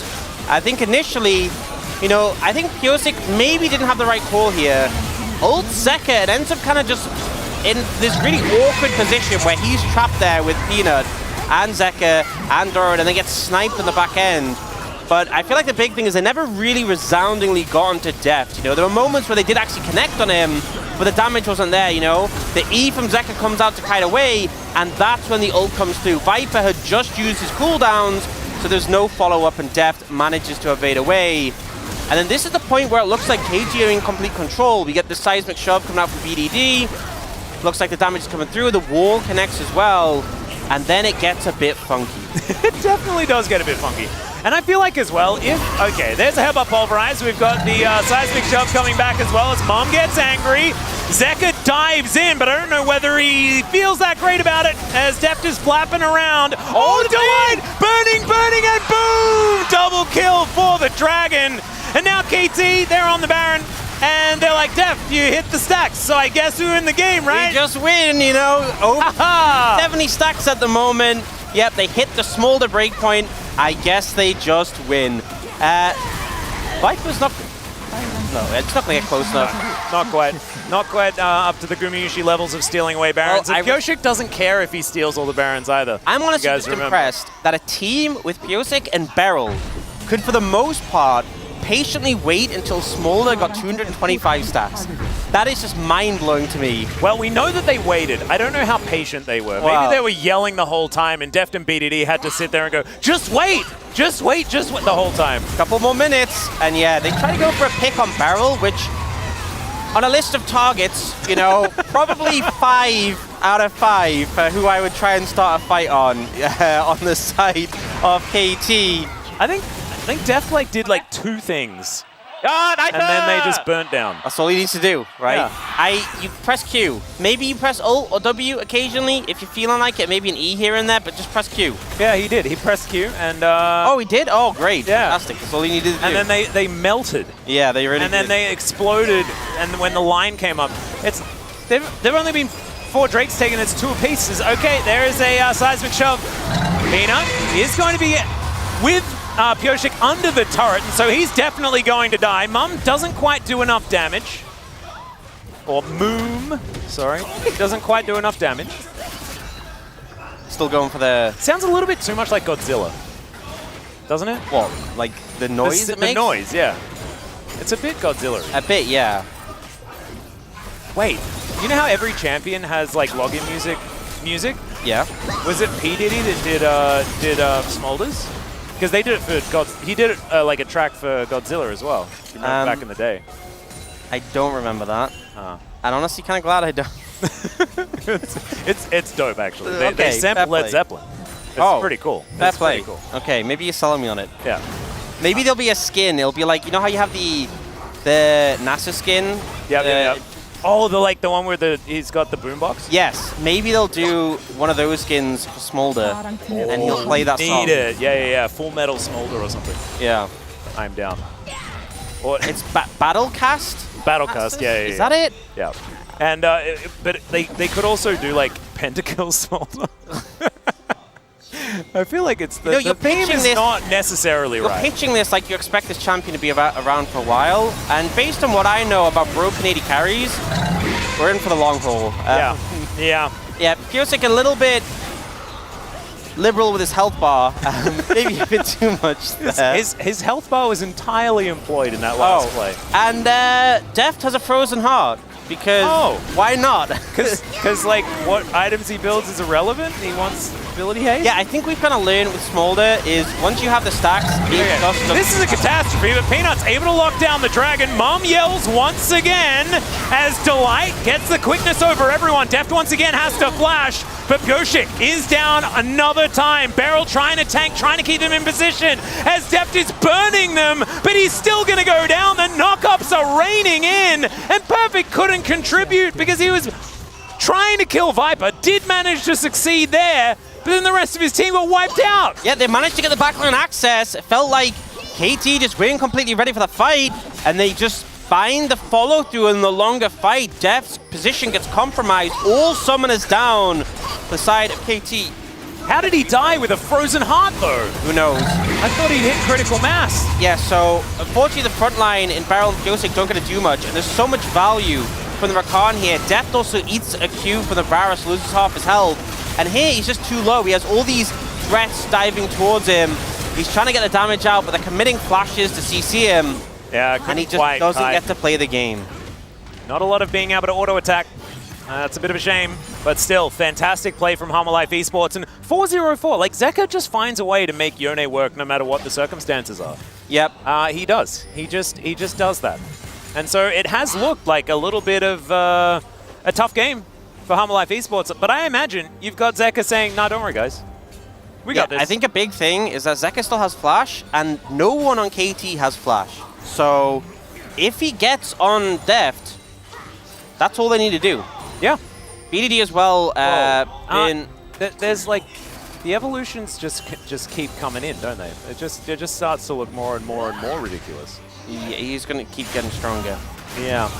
Infinite scaling champions. Yeah. Do that. Why isn't Viger this broken though? Why isn't Nasus this broken though? Because they nerfed him into the ground. Because he dared show his face in pro play. Sad times. Very sad times. It's been a while since Nasus was played in pro play, right? Like the last time I saw it, like clear played it in challenge. Yeah, I think part of the problem with Nasus is that, you know, obviously he does scale infinitely, but he actually tends to spike more in like the mid to late than like this point of the game, because it eventually gets to the point where like you're gonna get shredded by the enemy AD carry, and reaching them is like a whole problem. You know? Yeah, the kite ability factor is a problem. It's like you can have all the stacks in the world, but if you aren't getting to the people you want to hit, it's not going to mean as much. We need to just find a way to give Nasus infinite tenacity and movement speed. No, maybe he should just get bigger with every stack he gets, and he just becomes the size of the rift, and he can just... Like Cho'Gath. Yes, just hit your Nexus from miles away. Whoa, I'd love that. Or maybe just make Cho'Gath do that, and he can be the Nasus. Because we like Cho'Gath as well. Especially if you pick Gentleman Cho'Gath. Yeah, that's a good skill. Off you go. Piotr going to help clear out some vision, but the Baron is back up and available. That is going to be the next protocol for both of these teams. Drake, 2 minutes until Soul is available for Life Esports. And Zeka's got a GA and a Dream. Considering we kind of hyped up KT to really be confident in the late stages, it feels very delicate right now. Yeah. I feel like the lack of summon is definitely a factor, but also just this Yone is so strong. 4 items completed. It's a big threat. And Yone just tends not to care about how tanky you are. He kind of just kills you. Yeah. GA, 4 items. Beryl just going to hold on to the ultimate. I guess he feels like he does not need it. Yeah. Does eventually have to use it. Does get forced. Obviously makes things a lot easier not having to deal with the tanky Alistar. And now they're just starting the Baron. And if we look at the right side of the screen, BDD's nearly got flash, but Deft still has about 40 seconds away. So this is a great window to force on KT. And Doran does have Mega Knight for a little bit longer. That's a massive combo. The Pulverize is gigantic, but now he's dead. But Smolder is auto-attacking, and that is scary. And BDD, he's got the wall. He's going to try and trap them in the Thunderdome. He doesn't find the seismic shove, though, and there goes the Aatrox. Now it's Deft, and he's by himself, and he'll be taken down. There goes BDD as well. That was a catastrophe. And you know, KT felt confident. They kept Deft alive. They thought that'd be enough to win the fight, but they didn't factor in Viper's ult coming back up, and they ended up base checking into an area with no vision. We'll see the replay, so it looks initially like it's going to be a big wombo combo for Zeka. But we see a great stopwatch, a great Zhonya's from BDD, and then the damage in return is massive. So suddenly KT, the ones with momentum, but they kite into the Fog of War, and Viper's ult comes back off cooldown perfectly. Perfect doesn't connect. The root actually transfers to Deft, and that's what kills him. The root hit Perfect and transferred over. Oh man, HLE clutching it after, midpoint of the fight, looked like it was going pretty boom for them, but they bounced back. And just at the time where we thought that the stacks had come through, that the tide had turned, but that's when KT massively dropped the ball. It is also going to be the Soul, as Humble Life Esports will be able to lock down the Chemtech Soul, and now we've got 2 Elden Drakes available on the map in a few minutes' time. It is such a KT move. This is, everything. Everything about this. Defies expectations, And it's such a beautiful tagline because it sounds so great, doesn't it? Yep. But it's not often those expectations that they're defying. It's in fact all of them. No matter what expectation there is, they just don't want anything to do with it. We'll see, with the Baron in check, HLE can just keep pushing. It's going to be hard to break through the inhib towers, so it looks like they're going to transfer some pressure up towards top. And KT fishing to see if they can try and catch anyone. Perfect, who's normally been really solid so far, not having the best game. I feel like it's not really like the lane was obviously a bit rough, but just in team fights, you struggle to find the impact. Oh, Peanut now possibly caught out of position, so close to being pulled back by that Infernal Chain as Beryl. He has to ulti, but Viper is so dangerous and just pops him. And so now they've got a pick off. Viper has done 36,000 damage, and we've spent all game talking about Smolder because he's a new champion, it's cool and stuff like that. But casually, Viper may just win the game. Yeah. As Zeka is burning somewhat, and the Smolder is still dangerous, don't get us wrong. He's got 6 items. But this is now KT well and truly on the ropes. Because 6 items Smolder, this many items. I mean, 5 items Smolder. One of the items is randomly a Frozen Heart. Wow. True. But also, you just expect so much, right? Especially when we saw what Jiwa was doing it, but it feels like it's just not being able to free hit in a lot of these fights. That's caused issues. There's a lot of CC for him to deal with as Perfect trying to move himself out of the way. They may just blow up Zeka. He does go down to his GA, and now Mom yells at them. Beryl is back up and available as Zeka has to flash. So now Flash and GA both off cooldown. Or on cooldown, I should say. Yep, definitely a good move. And with Deft's flash up, BDD's coming up in about 30 seconds. So gold advantage here for Deft, but damage disadvantage as far as what they've got done in this game. Still got winners. I want to see the stack number. I really want to know exactly how much he's at right now. It must be like, I feel like at this point of the game, with how much he's just been farming, it must be like 400. 405. Wow, yeah. Yeah, that's pretty spot on. Yeah, and that's an absurd number. Oh dear. Okay, just sneezes into the brush. That's the best way to deal with it. Yep, easy way to face check it. 2 minutes 45 till Baron, 3.5 till Elder, so a decent amount of time. See Humble Life Esports, like the gold was never that in favor of KT. There's now a substantial lead for Humble Life Esports, and yet it still feels tentative. I feel like it's always going to be when you have Smolder in this game. But he's, as you said, he's finished all of his items. Unless he sells one to buy something else, he's not getting any stronger, apart from the stacks. The stacks is definitely a thing, but in terms of gold... He's not getting any stronger outside of the fact that he's always getting stronger. Okay, I misphrased that. What I mean is he's not able to buy more items, so the gold going to him is wasted. That's true. That's what I wanted to say. Beryl has to start farming, is what you're saying. Yes, well, the problem is you still need a farm on Smolder to get the stacks. There's no winning. Oh, maybe Deft buys a support item. Ooh. Yeah? There we go. Then he gets to funnel. Yep. Well, then Beryl can't funnel walk. Beryl? Oh, yeah, true. Can't win in this situation. No, there's not a lot of good outcomes. Or maybe he just keeps farming. Yeah, I think he keeps farming, keeps getting the stacks, but ideally you want to see BDD finishing up some more items. Still doesn't have the Crypt Bloom finished yet. Maybe if Deft sold the Frozen Heart and instead bought a Zhonya's or something like that, that's like a little bit more valuable? Yeah, I think that would honestly be a better play.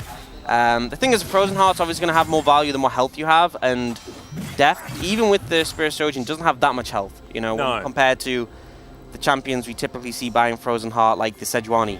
I do think that Frozen Heart is a very strange item to purchase, but I'm not Deft. Yeah, I mean, I think part of it, like, kind of similar to Ezreal, where, like, You know, I know these aren't the same items as Ezreal, but ballpark, it's kind of somewhat similar. You know, the the Shojin, all things he can pick up. So you get the tankiness plus the ability haste. I understand. And a bit of the mana and stuff like that. I mean, when you have Essence Reaver, mana's never... who cares? Infinite mana item. He doesn't have mirror mana, which is why it was good for Ezreal, because then you scale off mana. True. But yeah, the Smolder does not. Yeah. So I just that makes it make sense less though, and that's sad. And it already didn't make very much sense. Still, Deft is going to have so much money. Yeah, 422 stacks now. He's been just kind of trapped. The whole of KT's been kind of trapped in that base, and like it's a minute till Elder, and they have one ward that's kind of sort of near the dragon, and that's about it. So it's so important when you're playing a composition like this. Oh, he sold the Wait, what did he got a GA. He sold Frozen Heart, he bought IE, and then he sold it, and then he refunded, and then he bought GA. So a little bit of decision making on what item to go. You can see Honor Life Esports want to immediately start on the Baron before Elder spawns. And now KT have a choice. They could opt to set a vision on the dragon and ensure they can fight it, and maybe look for a pick on Doran, but it does give up the Baron. Well, Weaver's Wall is going to come on through here. Seismic Shove comes down, 3 into the wall for Doran, but he's still pulled back and he will die. It takes a fair bit of time to take him down. That does not matter because now they have a 4 versus 5 situation around the Elder. But Zeka is now in the top lane, and Humble Life Esports just want to play around that, and they can pull KT around the map on a whim. Yeah, they just need to buy time. It's 48 seconds till Doran's up with TP. I think they can buy enough time and stop KT from doing Elder before that point. You can see Deft isn't even anywhere near, and the clock is ticking. There's also the fact that BDD may not be able to hold Zeka here as he pushes down this top lane. As Perfect looks for a knock-up onto Delight, does get it. Deft is going to sneeze onto him. And now you can see Zeka waiting in the wings. There's the Chains of Corruption connecting onto Perfect as the Elder is down exceptionally low. Teleport comes in as BDD trying to get in position. Beryl is chasing out Peanut and they take down the Elder, but Zeka's trying to win the game. Can they stop the backs is the question. And it looks like the answer's no, and they're not even going to try for it. Zeka just gets out of there. And so the inhibitor goes down and we have the game stop. So now it is the battle of Elder versus Baron, I guess. The thing is, in a fight, Elder wins every day, hands down. But you don't have to fight, because you just clear the waves and you have a lethality Varus. So it's a neutralizer. Yeah. And here's the problem, like I feel like Honor Life Esports have the Baron. It's going to make it really hard to push. You can see KT is setting up for it. Do we feel confident that they could tower dive Honor Life? I feel like that's super risky. And if they can't get the wave up to the tower, it's going to be hard to make much progress. There's still these tier 2 towers up and available. I think they are definitely crackable, but breaking the inhib towers is a different question. But now we get to see Elder and Elder together. Oh, Deft has to cleanse.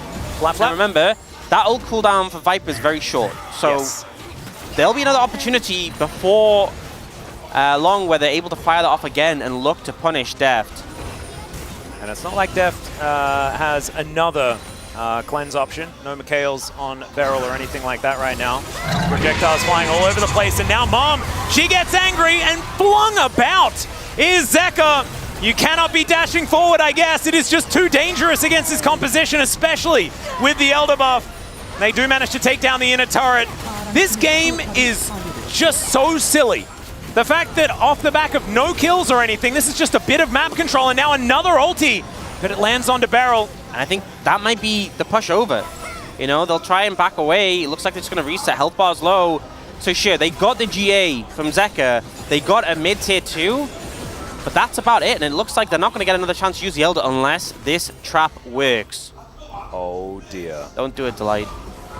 Delight, I don't think is going to do it. They can see that he's on vision right now. As Deft. He knows better. The recall. He's like, wait, why have we not seen anyone show up on these waves top and bot and mid? Perhaps they are doing something sneaky. Well, BDD going to clear out the top wave, so they do get information. As we're going to have a look at this one more time. Yeah, it honestly makes me wonder. I don't think it's a bad target to go for Zeka. It just makes me wonder, they could have probably one-shot to Light, and he would have died, like not. Yeah, like actually died. So, but I don't think it's a bad target. Being in the GA is definitely valuable, regardless. but now we have 2 minutes downtime until the Baron, and it's desynced now. The Baron is a minute sooner than the Elder, so an opportunity for a team to get both.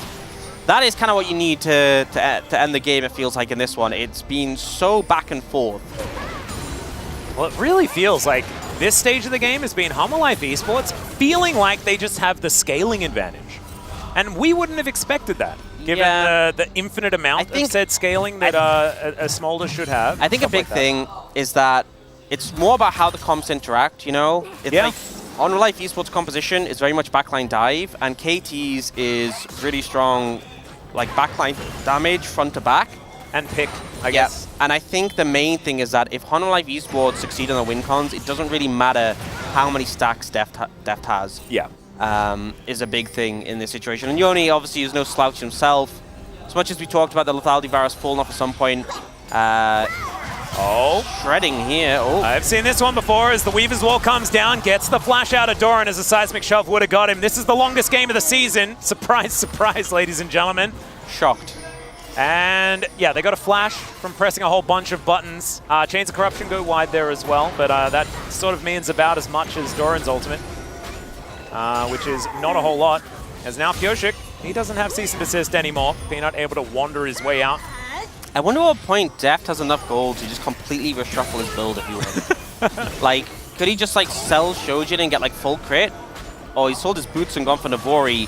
Could he go in the other direction and go like the Leandri's Riftmaker? Like, he could really just do what he wants when it comes to items. I don't know whether he'd really want to. I think it's okay having BDD take care of it. Does scale better. Yeah. And the Riftmaker Leandri's is like very good on those items, and you're very bulky. But I think in terms of damage output, you kind of peak in here. Still waiting for BDD to finish off his items, still lacking that Rabadons. And obviously Zeka and Viper in full build for a while. Zeka did sell, I think he sold Shield Bow and GA and went for more and Jack shows. So a lot of resist there. It's definitely going to be a bit more difficult to get through. However, if they do manage to catch him again, then he dies. Speaking of dying, Peanut going to have to Arctic Assault his way out. Cease and desist comes through, though. They are committing to this. Weaver's Wall will get the flash up, and the Headbutt Pulve is there. They've got the jungler, and now Perfect is looking for more. The quickness comes in, but my god, the damage. Delight has to get out of there, but it's a big ulti from Zeka. Beryl is just going to bail out. And KT, they just set up the phalanx around Deft. This dragon is what's going to have to save them.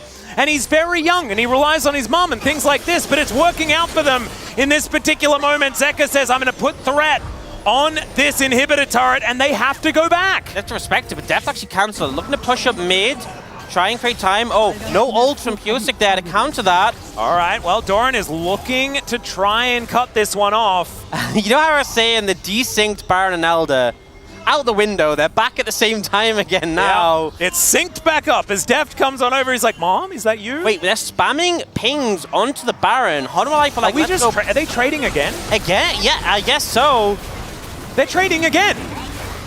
But isn't that why Elder's in the game? So that doing this is a bad idea, that you have to fight for the Elder, and then maybe a winner is actually decided in the game, and that's why Elder was put into the game?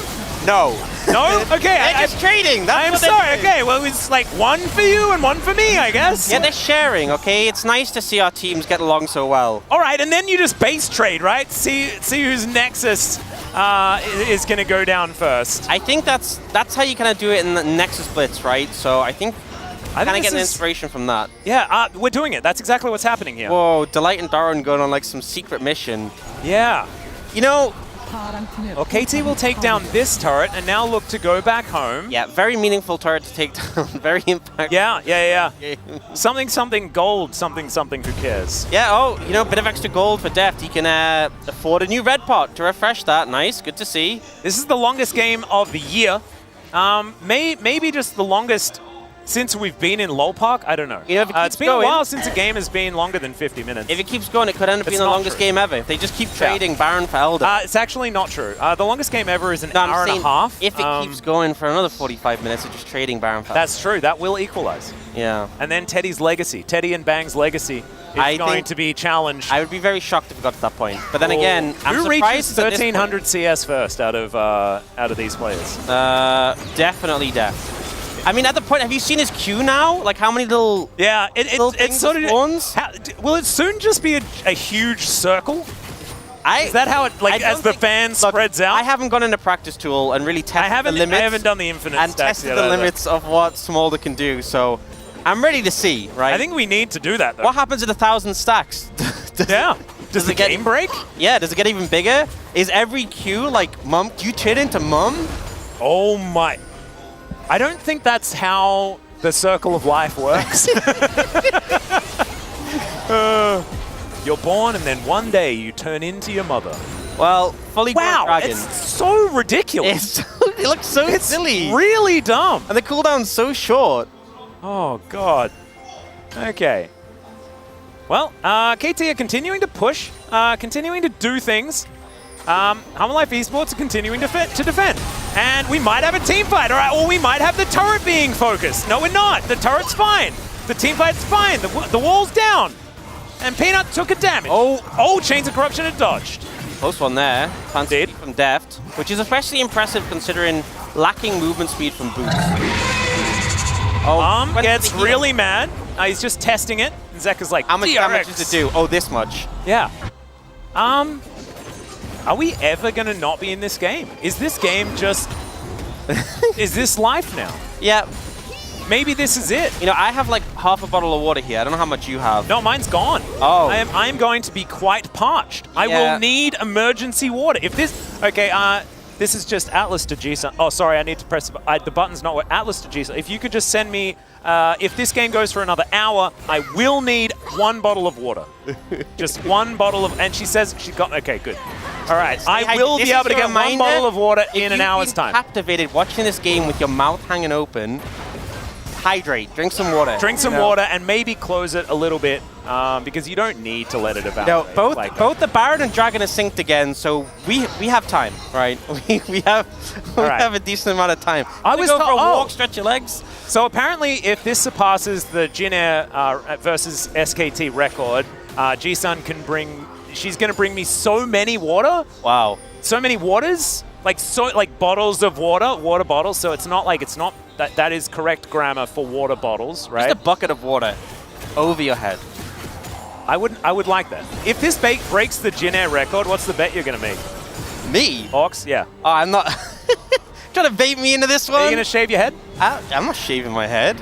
You know, it's a peanut game. It's safe. Yeah, I know. Believe me, you never lose. I know I know another LCK caster. A former LCK caster. Maybe if you don't get your Baldus isn't here anymore. If you don't get your water, you might end up being former. Hey, that is actually very true. And then you'll get the water until you'll survive, and you've already got half a bottle. Yep. Thanks for letting me live. Yeah, you're welcome. You're welcome. Trapped on a desert island, I know that I would not be the one to survive. Yeah, everyone asks those questions, like what would you have with you? Water would be pretty good. Yeah, that's probably a good start. Clean drinking water. Oxygen. Does the island have breathable air? Oh, that's... Yeah. Never thought about that one. That's probably the first thing. Yeah, no one ever asked that. They kind of missed that one. Yeah, does the island, is it above water? In terms of needs of people, I think that kind of is on the upper end. I wonder when... I feel like something's about to happen. I think just... Zeka moved... Oh, 599 stacks. We're nearly at 600. All right, so we've got a minute until both Baron and Elder, guys. Are we going to have... You know how we have, like, records in the LCK? Doran. He's moving towards the inhibitor. Doran. And KT have already backed. Doran, stop being cringe. Not trying to end the game here. We got to stay away from... Back away. Yeah, there's been a gentleman's agreement. 7 minutes before it's an hour. The only way you're allowed to win is if you get both of the big buffs. Yep. It's the only way. All or nothing. Whoa, a teleport? A teleport? Wait, is things happening? No, well, a teleport is being used. Oh, and a control ward. A control ward. Deft flap.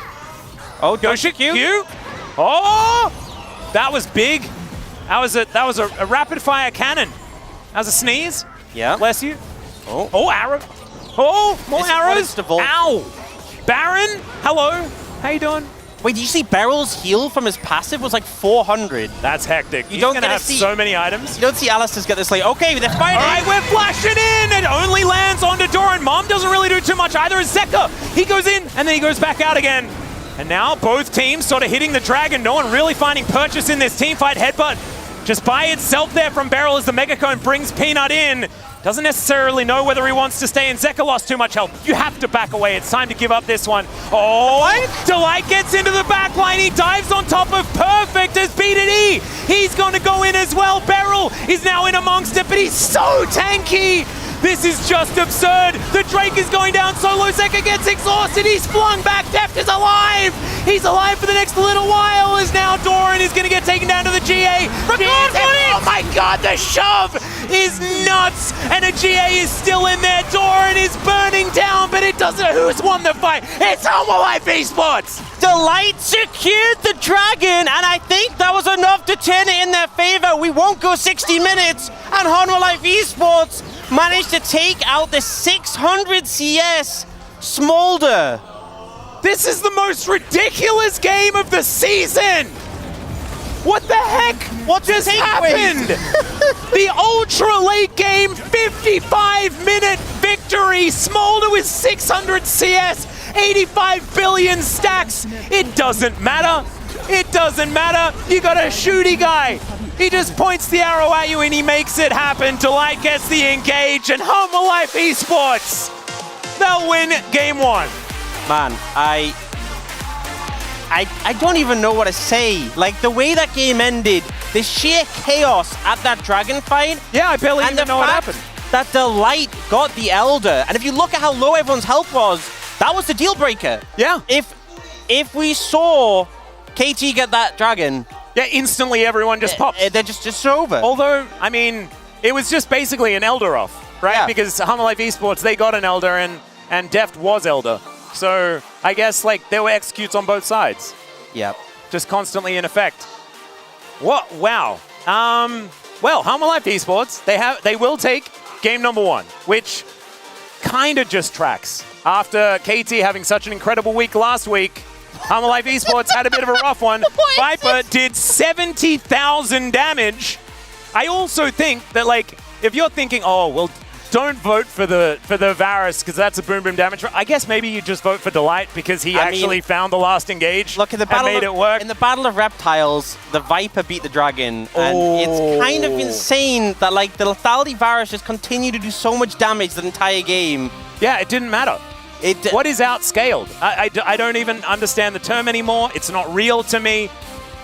And Homolife Esports, they'll take it. Bided their time, 55 minutes, that's the window. We're going to go to a short break. As planned. When we get back, the space will break down whatever that just was, and we've got another one, don't you worry.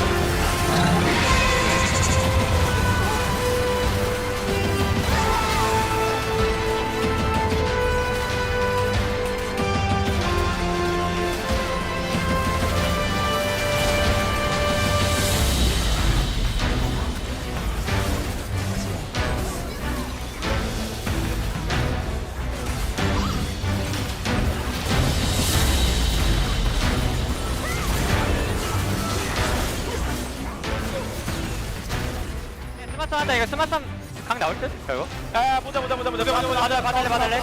천천히. 알리 먼저, 얘들 빨리지 마. 알리 먼저. 알리 잡아줘. 알리 노플이야. 바로 보면 돼. 나 공이 괜찮아. 바로 공 차니까 천천히 해. 야, 진짜 천천히. 빨린다. 야, 괜찮아. 치마도 높을. 앞에 거만 찍어. 나 가임. 장로 먹어. 먹었어. 쌈바도. 야, 스몰도 잡아줘. 아 이겼어. 와 게임 나이스. 맞다. 야 세션이 70초야. 야 내가 먹었네 씨. 아이 먹었잖아 한잔해. 아니. 아 힘들다. 아 이거 아까. 야 집중하자. 우리 실수 좀 많았어 이번 판. 몸 대면서 미리 생각해.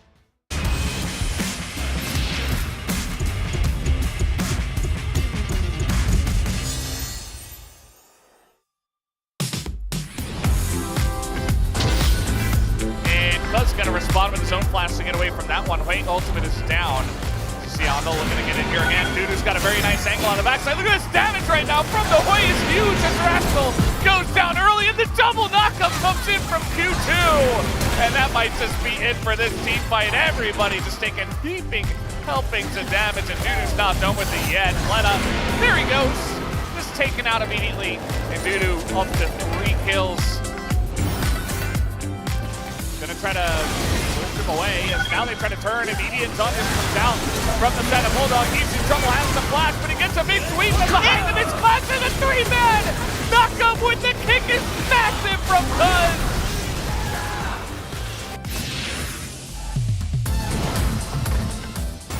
That Satap will continue to feel. In this case, Teddy is doing.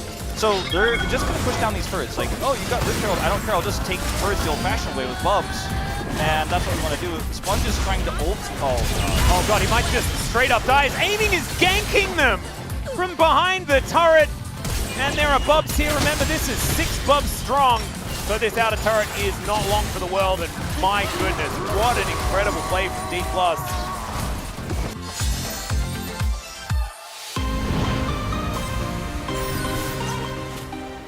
Here's the thing, right? Aatrox was updated a lot earlier than Kante brought out. Yeah, true. The knockup's not going to happen. And now BDD has just got the fish in the barrel as everybody's going to be swept up here once again. And Sylvie, no difference for him. Def just gliding his way to a quadra kill. Because, you know, sometimes you don't even have to do anything. You just roll at them. Barrel. Oh, he's gonna step on a trap. Oh no. As it was on the corner, I guess he just didn't see it. He walks on a trap and dies. And Pilch is just gonna ult as a celebration, I guess. Right there! And he's gonna step on a trap as well. He's just gonna go down.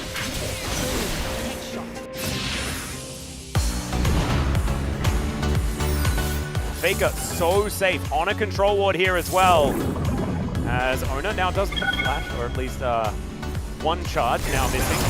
As alright, in goes Carrier, he finds the backline, the shockwave to take down Closer. And they're going to utilize Ona to try and get on top of Henna. He's going to get feared and taken out. And the damage dealers are just dead in the blink of an eye.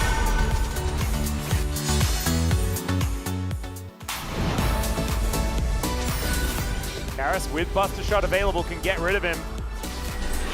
Polu does need to be a little bit careful. He could be the start of a reset as Arrow is going to connect immediately. Great layering of CC.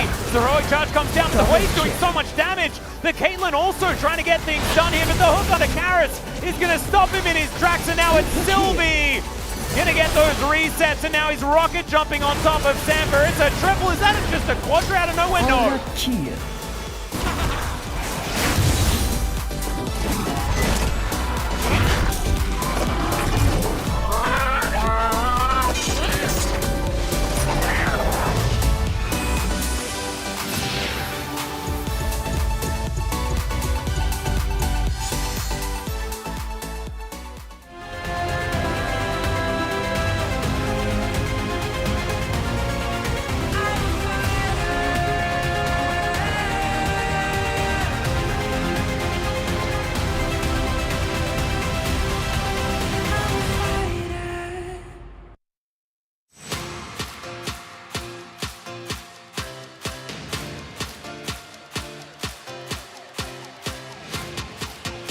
Welcome back to the space. We just had an incredible game that lasted about 55 minutes. Tibbers is knocked out. He couldn't take it. It lasted way too long. Fell asleep halfway through. But that game was incredibly exciting. Very back and forth. Eventually, Humble Life Esports got the job done. What did you guys think about that one?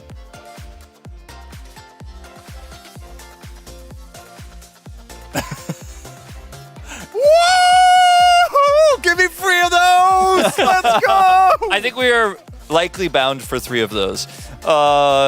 KT with a bit of a choke after having one of the fastest stack builds that you could imagine in pro play for Deft on Smolder. Was able to get it very, very early, very quickly, and very freely. The man is sitting in the bottom lane alone, killing plates, and he stacked up, but then he built LDR, which we didn't really like that very much. Let's talk about the draft, of course, like just, briefly, where Smolder was given over and BDD's Talia on a Talia patch. And in return, it was Varus Rakan in the bottom lane, which was not, we did not really like Hanwha's draft that much. And we were chuckling. We're like, what are these guys doing? What do you mean? How can you give over Smolder? And you know what? We were wrong, because the only thing you can take away from that game is that as long as Rakan and at 55 minutes yoinks that Elder, draft was perfect.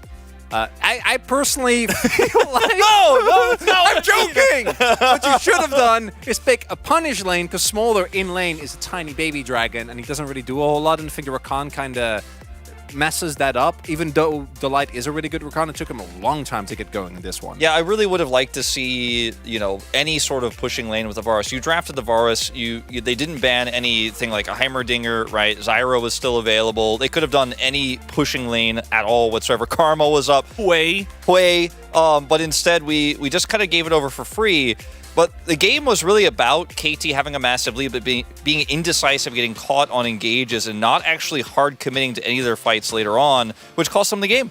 And, we have limited time on this segment, so we're not going to show you the entire game of highlights, but there was a specific one. KT Rolster, okay, Homolife Esports, going for a bit of a desperate Baron. What do? Start off with a good charm, a good engage from Homolife Esports, but then KT were winning the fight eventually. Because Smolder was just free hitting. Deft, crucially, wasn't caught in the initial amount of CC that comes through, and this is where, realistically, KT should have been able to win the game. But instead, and BDD, I think his early play was really, really good, but as we got later into the game, some of these walls, including the final wall, just not hitting, and they just massively overextend. This turns into a Baron, and this sets us on the route of the 55-minute game. Yeah, and this fight also, I feel, as you were saying, they definitely could have won. They could have played slower, but it was also very haphazard, the way they walked into the Rakan, like straight up into a brush where they didn't know where Delight was at all. Overchased, etc. But it felt like you could really see KT were nervous in this game. Like this game is super important to them. They're these high stress situations where they're not playing at their best. Whereas in the early game that they coasted through, they were making all the right calls. The later we went into the game, the more indecision there was, and I feel like out macroed by HLE were KT a lot in the later parts of this game. And then 20 minutes later, the game finally ended. 53 minutes in. The casters had a hard time breaking this one down. I don't blame them at all, because it was absolutely just off the wall. I mean, Rakan got the Elder, and it came down to a bunch of executes at the end. It was just crazy. And normally, again, BDD's Talia, I think, is exceptional, but this wall here ended up, I think, costing them more than ideally they would like, because it kind of split the fight in a way that wasn't necessarily positive. Because it means Barrel was completely isolated. The rest of the team wasn't able to do as much as ideally they would like. So even with as tanky as Barrel is, he ends up going way too low. And the build from Deft we didn't really mention too much. I think that this, exactly in these type of situations, a tankier build, particularly with how much stacks he had, could have been a difference maker. I also think that a lot of what this fight came down to, as you mentioned, the isolated Barrel was a huge problem, but also the fact that Viper just has range advantage here means that even though Deft has massive stacks... 45 health. Even though he has massive stacks, even though he does a ton of damage with his Qs, to get in range to Q, he's putting himself in threat range of Zeka, he's putting himself in threat range of Viper. Delight obviously already had his ult earlier, his positioning is good here. It's just really hard to play these fights out, and yeah, you had a huge advantage, but as items finished for everyone, we got, almost to an hour-long game, you are going to have problems if you don't have prio, if you don't have that setup, and they were getting run around the map nonstop by HLE. Yeah, Deft also feel like it deserves a mention. He went for coup de grace instead of cut down in this game. Kind of confusing. We were not too happy with that choice, but either way, we digress. We do have a POG here on the side of Homolife Esports. It will be Viper and his giant 70,000 damage bar of damage. And this is going to be a really, really good game for Viper for the stats, but what is important to me is how genuinely well he played. Lethality Varus is a pick that is really easy to look kind of lackluster on and not really have an impact. And I think this is the best game of Lethality Varus that we've seen. He uses the low cooldown on his ult, uses his Halo Blades even in late game fights, and the damage output and his positioning was insane. Positioning was good. He was aggressive when he needed to be as well. He was super decisive, and the follow-up on a lot of these plays was really quick from him, right? And he's an 80 carry, but he's still actually, in this case, like turning engages, for example. I think recon votes would be warranted as well, because it was a great game, despite we didn't really like the pick for the laning phase, but Delight did a lot of really high-impact plays in this game, including around the Elder, but even before that, the Baron play that helped them get back in the game. You guys were considering voting for Zeka for a large majority of that game as well, but eventually it just turned out to be the Viper show at the end of it. KT will move on to the red side for game number 2, which is where they were for game number 1, which is pretty interesting. Maybe hoping they get that Smolder again, because I don't think the draft itself was the issue. But either way, guys, we are done here on the space. Let's go back to the casters for game number 2.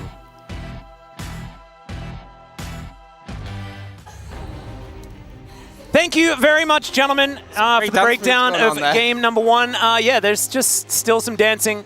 I would like some context. But do you know what? I can't really want for much. I can't want for much. I have 2 bottles of water. Yeah, I saw you come 2 bottles. You're so ready. One of them's already half gone. So that's ready for the long haul. I was somewhat parched after that first game. This man might as well, because he really did almost everything towards the later stages. This guy's Varus, absolutely ridiculous. And KT, this is a tough loss to come back from, right? Like, we talk about games that are just over before they've really started. They're actually the easier ones to perform in game 2. Because you're like, you get to mentally reset very early on. The mental reset had to happen immediately after their Nexus exploded. Yeah. And that can take some time after 55 minutes on the Rift, especially when you're looking at that clock and you're like, if we win, we're not going home for another 2 hours. It's also so hard to have takeaways from this game, because it's like, okay, well, remember that early play we did? And they're like, what early play? You mean like an hour ago? No one remembers that. You know, you just have to look for the next game, reset, like, okay, 1-0 down, that's fine.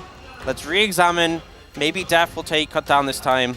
And what is going to change here in the picks and bans? That's the question that I want to know. Because Humble Life Esports, I feel, still made some errors in the drafting phase. I don't know whether you necessarily can take, like, oh, because we won, you know, this was a great draft. There's no way they run it back. Okay, they banned the Smolder. I was about to say, there is no way they run it back. Maokai is still open and available, is what they banned last time, and Ashe has been left open, which is what... I like the Varus ban. I think that Viper earned that respect as much as you can possibly earn respect. Is Maokai going to be locked in here? Could be Delight's pick, could be Peanut's pick, could be Doran's pick, you know? That's probably about as far as it goes. I don't think Zeka's going to play it. I definitely don't think they're going to put Viper on Maokai. I mean, it is melee. Maybe Zeka would love it. Maybe. Imagine 70k damage, Varus into Maokai 80 carry. I mean, I've seen some Earth Maokais in my time do some damage. Well, kind of had to go Ashe's Denial. If he doesn't get Ashe Maokai, it's going to be super hard to approach at any point. Just so much kite Ashe potential. Sejuani? Do you want to play Sejuani into Maokai? I think it's okay. Yeah, I think it's fine. I don't think it's a big deal. I think you can just take jungle here and be secure. You obviously could take the Vi, but I think it's a bit rough into the Maokai, and you also don't know what else you're facing. So this is Wolf's favorite combo, by the way, the Freljordians. Freljordian combo, you know. Chuck a Braum in there. Oh, baby. Anivia mid lane? Oh, my. Oh. Olaf top? Right, we got it all. We got it unlocked. That's 5 Freljord. That's so much stunning. Yeah, we know what KT are picking already, right? We've established that. Yeah. I don't know. Are they just going to go... I mean, Yone's a decent matchup into Anivia. This feels like that period of the season where Zeka just goes, you know what? Let's just pick Yone. You know, they try and fight it to start the season. And this is Pyoshik, Deft, and Beryl. They know. Yeah. Eventually, like this happened last year. It got to a point where he went, look, I've tried playing your mages, and I have returned to Yone. That's a Jhin. Yeah, that's a Jhin. If Viper has a POG-worthy performance on Jhin, you'll be sold. I will be sad. Well, as long as it's not Jin Yumi, I think I'm okay. Yeah, that's true. Or Jin Kama. Jin Kama's like, that's my man. kryptonite. I'm not a huge fan. They've just done this sick move. So enemy team picks Jin, and you lock in a second tank. Crazy. Whoa. A Cassante as well? Well, I mean, a second tank, but also backline threat and damage. But also, they already have Yone, so they don't have much magic damage. The only way you get magic damage is if you put Gwen. Put Doran on an AP pick. So you should target AP top laners here. So Rumble, Gwen are the bans. Yeah, I mean... And then he has to play Lilia. And that'd be really cool. It did actually get nerfed this patch. Yeah, but that was because it was strong. And so now it's nerfed back to being the perfect pick for this game. Yeah, exactly. Or it's AP Maokai top lane. And it's Nidalee. You know, maybe actually if they send the Maokai support, they have the opportunity to take an AP jungle in this situation. Yeah, what about... Oh. So Jin Maokai, that's the bottom lane. Yep. And we just pick Renekton Nidalee. At least the game will be over quick, I'll tell you that It would much. definitely be over quick. Well, Gwen is up and available. Gwen is up and available. They can just play that. We haven't seen it as much recently, but it is a matchup we often saw into the Cassante. Not sure it's a Premier Doran pick, but... he is willing to play it. He has been heading towards it a little bit more recently. You know, Azir and kind of Alistair. crazy that Talia got left open again. So I think you could just take Talia here for BDD. Despite the wall at the end, which was a little bit upsetting. Or Twisted Fate. Direction. Nope, Talia. Well, it was almost really fun. There could also be Twisted Fate. Twisted Fate still could be picked because Beryl could just play Ashe, right? Yeah. We're still kind of assuming that he's going to be playing He has played Ashe, it right? before. I believe he even has a skin for it. Really? Wow, that's really impressive. Yeah, so be interested to see. I think the Gwen makes the most sense. Decent matchup. Gives you that AP profile. Otherwise, it's going to be the typical just build 19 armor items, Cassante, and never die. They're toying with the idea. They go with the Rakan again, which I think it's a tricky game to play Rakan into once more, but Dalight's just so damn good at it. Yeah. That's Urgot, but it's not. It's Udyr, which is... Wow. Not enough AP damage. It could have been Gwen, and they hovered the Gwen. We'll see, you know, there've been talks of going like an Udyr build, like a Leandry's thrown in there. No, only in the jungle. It's the only place you're apparently allowed to... Riftmaker? Riftmaker, only if you're Dundun. Oh. That's Neela. No, I'm not... Nah, no way. Why is... He's got a smirk on his face, so that might not be the real pick. Sivir is fun. Do very much like Sivir. And this is deft Sivir. He's pretty good at this champion, and he is going to pick it up. So playing into relatively short range outside of the fact that Jin is going to be doing a lot of poking, but has a spell shield, and that is going to help you out. Very effective against the Maokai, decent against the Rakan, good against the Yone, but also just the amount of melee champions on the side of Honor Life Esports. So much value. On a Sivir Talia, you're just doing so much damage when they're clumped up together, so... KT, obviously planning to go late stages. Deft, you better have cut down this game. Yeah. Some choices were made, itemization-wise. I prefer to look at the gameplay, you know, rather than that. Well, the only reason I mention it is because Valdez told me at 48 minutes, it dealt 480 damage, coup de grace. 480. Like, imagine you deal over 60,000 damage, and that rune deals less than 500. That's the only reason I bring it up. Yeah, no, that's very, very little. It's mainly because Cutdown would have done, like, I don't even want to assume the amount of damage that would have done. Yeah. It would have been absolutely ridiculous. Plus, the amount that Leandry scales with having an execute is completely nuts, because with the fact that it does current health damage, if there's a threshold of the amount of health you can get to, the value of that goes through the roof. Yeah. So that would have been a decent late game choice you know, as well. It happened. We'll move on. In this game... I like how I said that I don't want to talk about itemization. And spent the next 5 sentences. It is what it is. It do be what it be. As KT, the double AD on the bottom side of the map. We'll see how it is going to work here against Delight's Rakan once again. Let's jump into the rift for game 2.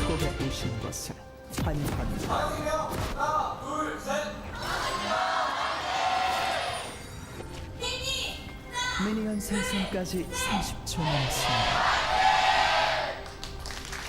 KT fans need to be a little bit quieter Yeah. I'm a bit nervous. Well, you know, because I won 3 games. You all know why they lost game 1. They were too... Because Rakan had Smite. Yeah. And Guardian. He didn't. He just did 45 damage with a Grand Entrance. That's all you need to do. I actually thought that I'd missed that Delight had Unsealed Spellbook like he has in the past. Yeah. But he didn't. Because what happened is that I'm pretty sure they put Pyosik into his GA, and then they all just hit the back. Everyone's like, everyone just hit Dragon, and we'll just... see what happens. Hopefully kill it. Yeah. And it worked. So, you know, good stuff. And this game... Yeah, I feel like the Jhin is going to struggle. It's going to get to the point where I think they focus the Yone, and the Jhin trying to cut through Sejuani K'Sante is going to have a bad time. But I also, we said that about Lethality Varus in the last game. There was less tanks in the last game, to be fair. There was an Aatrox, there was Vi, you know. The Alistar was tanky, but I feel like these are like super tanks, you know, not just bruisers. Yeah, very true. And they barely even really had much of a tank last time around. As Doran just says goodbye to perfect. Alistar was like the tankiest one they had last time. He was. I guess Vi, somewhat. But Beryl getting aggressive. Pretty cool skin. Imagine just what like a whiplash it is going from playing like Alistar in a like hour-long game and then playing Ashe. Just.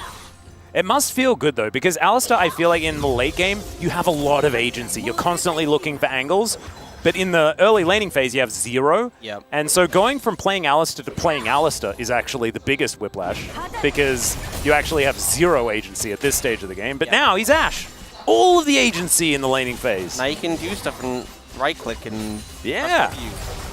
And he is going to do that. And they're just going to have complete wave control for ever. I don't think there's a point where they won't, unless they misplay or they get ganked. Yeah. So... And they had lane control with an Alistar lane. Which says a lot. Yeah. Zeka is still having an okay time up against Speedity in this lane. Yeah, I feel like they practiced this matchup recently. Yeah. In the last hour. Bit of deja vu. As Pyosik is getting hit by Doran.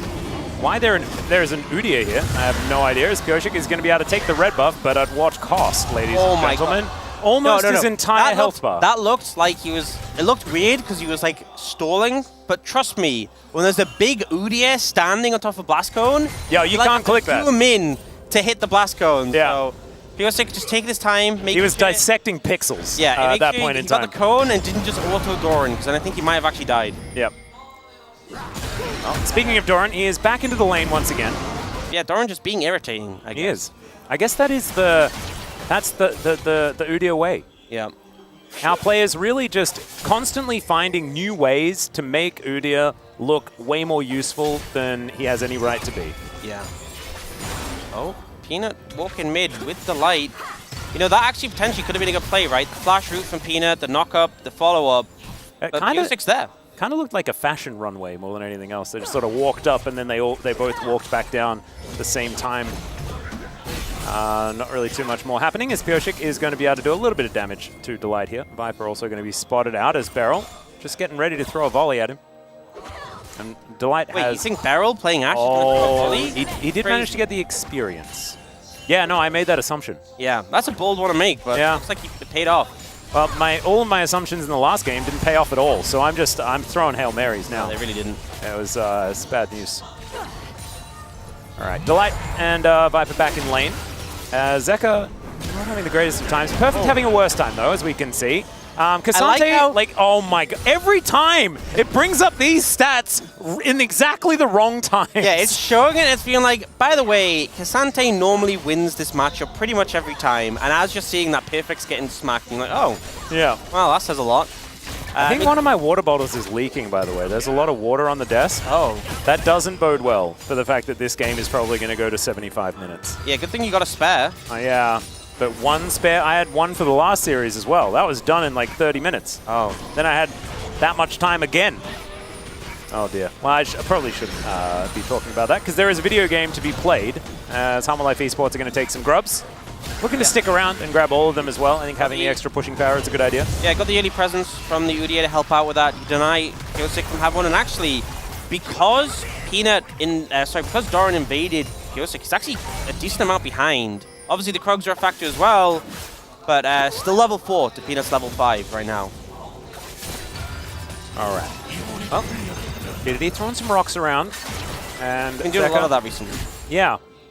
He's pretty good at it. Zekka also good at unbinding his soul. Oh, and this is a terrible spot for the wave to be in. But I think we can see Peanut on the bot side of the map, so PFX is going to go try shove it in. Yeah, he's going to do his best. Doran, of course, not great at like holding a wave because he makes a big circle and it kills it. Yeah. So he's going to keep doing that.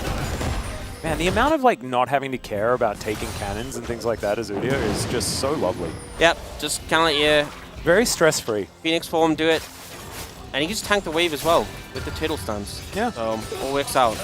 Did you know that it's not called turtle stance, bear stance, phoenix stance, and tiger stance anymore, but it also still is? Yeah, I mean, it definitely still is. It's pretty cool that it is, but I think it's crazy that they think they can just change the names of abilities and we're gonna... Yeah, like Pillar of Filth. Am I right? Yeah. Pillar of Ice. Yeah, whatever. Yeah. No way I'm ever saying that. Pillar of Filth was such a cool name. You know, once the name's set in stone, that's it, done. It's like, yeah. You can't just like, you know, if you have a child, you can't just halfway through the life demand that their name changes. You can't. Once it's stuck, it's stuck. Yeah, unless they want to change it. If they want to change it, that's fine. fine. Has anyone asked Udyr? Yeah. If he wanted to change the name of his abilities? Definitely not. Definitely not Udyr? Udyr, yeah. Perfect is still just not having the greatest of times. I feel like he's fighting a circle more than fighting Udyr. Yeah. At this point, as the Drake is going to be secured by Harmon Life Esports. And KT, I'm a little bit worried for them because I do feel like they're not playing with the same amount of gusto that they were in game 1. The plan does not look as succinct. To be fair, KT kind of did a lot of chilling in the last game until they hit stacks. And if we're speaking, you know, everyone likes to talk about, oh, Smolder wants this many stacks. We all know the... Yeah, Sivir pretty good at... Yeah. 400 CS win con. Yeah. You know, so they could just lean towards that. I mean, if Teddy had anything to say about it, it's 1,500 CS. Yeah, and then, so they do that, and then they get to the late game, and we're like, oh, well, they're looking pretty good. And then they lose. That's kind of how the last game went. So if that's the game plan, they could run it back. Tell you what, though, Deft and Beryl still having a great time in this laning phase. Going to be able to grab themselves some plate gold as well. As Deft, I believe, just got the money from the ward. I think Beryl actually took all of it. That's understandable. You mean Beryl is the carry. He can be. As there is use of the spell shield, like we were talking about, and Beryl hailing his blades onto Viper, who takes a large amount of damage. Zekka finds the Q. Very nicely done as BDD misses the big rock. Not optimal. But Deft and Beryl still having a good time. So they're going to call Kyoshik down, potentially some sort of dive opportunity, but the wave is dealt with very easily. It's this, I mean, I feel like it's easier going from red side attacking blue as Maokai with the ult, but you can still pretty easily attack bot lane. The problem is just because you have Deft with the spell shield, like normally the play for Maokai is you walk bot, you ult down, you catch them both, you kill them. But Deft can just body block for Beryl and use the spell shield. Oh no! Pretty hard to do. Doran got outplayed by Cassante, saying, minions, you would not go there. But then he just waited and he did it again. So there you go. This is called the smallest proxy that you can possibly do. Not even behind the tower. Yeah, still within turret range. Actually underneath the turret. And he is once again going to move those minions away. So Peanut pay a visit to BDD. Still has his flash, so he should be absolutely fine. And no first blood. So we had our longest game. Maybe we can have our latest first blood. Where's that? That's I think I've got that stat in front of me. Oh, yeah? Latest first blood. 21 minutes? Is it 21 minutes? Maybe? Yeah, I think so. Well, let's just go with that. 21 minutes. So let's we need just see if it's longer. Got another 10 minutes. I don't get the vibe that they want. Stop. This is looking too aggressive. Looking a bit too aggressive. Guys, clear out of control ward. Oh, Zekka's on the roam. Towers are dangerous. Stay away from them. Remember when you get... Deft once again. Showing the value of a spell shield here. Yep. You know when you play the tutorial and like if you walk under tower and take a hit, it's like... It like tells you like towers are dangerous, get away. Yeah. Just need that. And then is that while it's telling you to build a Thornmail on Ashe? Yeah. Does it still do that? No. All right, there's Glacial Prison. The arrow is going to connect there from Beryl as well, and it's not going to... Oh, never mind. Delight's fine. Delight's fine, and now Beryl has to flash. He immediately gets out of there. The curtain call comes in, and Zeka doesn't quite find an angle. Yeah, just unfortunately, he's on a ward. Deft wasn't able to connect onto Delight. They just lacked their damage to finish off there. Pretty close, though. So now we're still on track. 10 minutes. Let's go. 10 minutes to go. Latest. Here's the problem, though. It's a Chemtech Dragon second, so that means the soul will be valuable, and they might choose to fight over the dragon. Oh, and it might do something, you know, for the team that gets the soul. Yep. Kind of crazy. Not gonna lie, during that previous game, there was definitely points I forgot that they had Chemtech Soul. I didn't even realize they had it the whole game, I think. Yeah. Didn't really notice too much. I really hope that we get an Earth Wind. Oh, no, we can't get Earth, Wind, and Fire unless it's like Toxic Wind. Earth, Toxic Wind, and Fire. Because then we get the little feathers and stuff all over the place, the cinders. Oh, I mean... That'd be really dope. Always want to have the Infernal Rift. It is so the most fun. And the thing is, you know what feels nice? Is that Maokai used to get absolutely frustrated by the Infernal Rift because it destroyed all the brushes, so... Yeah. Empower your saplings, and now that's not a thing, so he's having so much more fun. It's great. And it also sort of works out because he also likes... I like the Burning Tree, Maokai as well. Yeah. But the fact that he hated the Infernal Rift so much felt like I should never actually pick that skin because it feels like I'm asking for trouble. Yeah, you know? It's not so good. So Perfect now with a couple of Magic Resist components, feeling a little bit better. Okay, Peanut and Viper doing a fair bit of work here. Seismic Shove is trying to help Pyoshik out, but he's going down so low. And there is First Blood. It's not going to be the latest one, and it's for Viper. Yeah, manages to flash in with the fourth shot, just too much CC layered, and Pyoshik wasn't able to get out because of the blocking from Peanut. Second Dragon going to be secured by Hanwha Life Esports, and... All right. Zeka. Not able to find Beryl there as a teleport is coming in. In comes BDD as well. They don't have a smite, so it's not for the dragon as Doran gets over to try and meet them here as the curtain call, getting a lot of value. Viper doesn't really throw it the last bullet at Perfect very much, who doesn't find a Q either. And so it looks like Hanwha Life able to just get out of there scot-free. They'll take themselves the Drake, and they will move on. And it is an Ocean Soul, so less fun. I mean, there's a lot of tanks, so they're going to be very hard to kill with an Ocean Soul, but yeah, definitely not. That feels like less... less fun. Yeah, less decisiveness. But also, we're going to have a situation where more brush for Peanut to throw sapling. Oh, true. So much better for Peanut. Yeah, Peanut's liking it. Yeah. But yeah, 2 dragons already down. I feel like Hanwha Life Esports a little bit of a low roll, getting the Ocean Soul instead of some of the other strong ones, but still would be looking to secure that one. And I feel like there, the setup kind of ended up being okay for KT with them all trapped in the pit, but Def just doesn't have enough damage yet. No. I think he needs like 3 or 4 items before he's really just cutting through Hanwha Life Esports. Yeah, it's going to go, I assume, Quick Blades next, and then hopefully into something like a Lord Dominic's. I think he's going probably LDR second. Oh, is it LDR second? Okay. Maybe. We'll see. Whatever he's going to do, I think 3 items is probably where he maybe wants it is to land. Blades. Maybe that makes more sense. It just, I don't know, it's just the build path, because normally if you go like Crit Cloak to Longsword, it's because you're going LDR, because the build path is so bad. Ah, right. But we'll see. Maybe he just...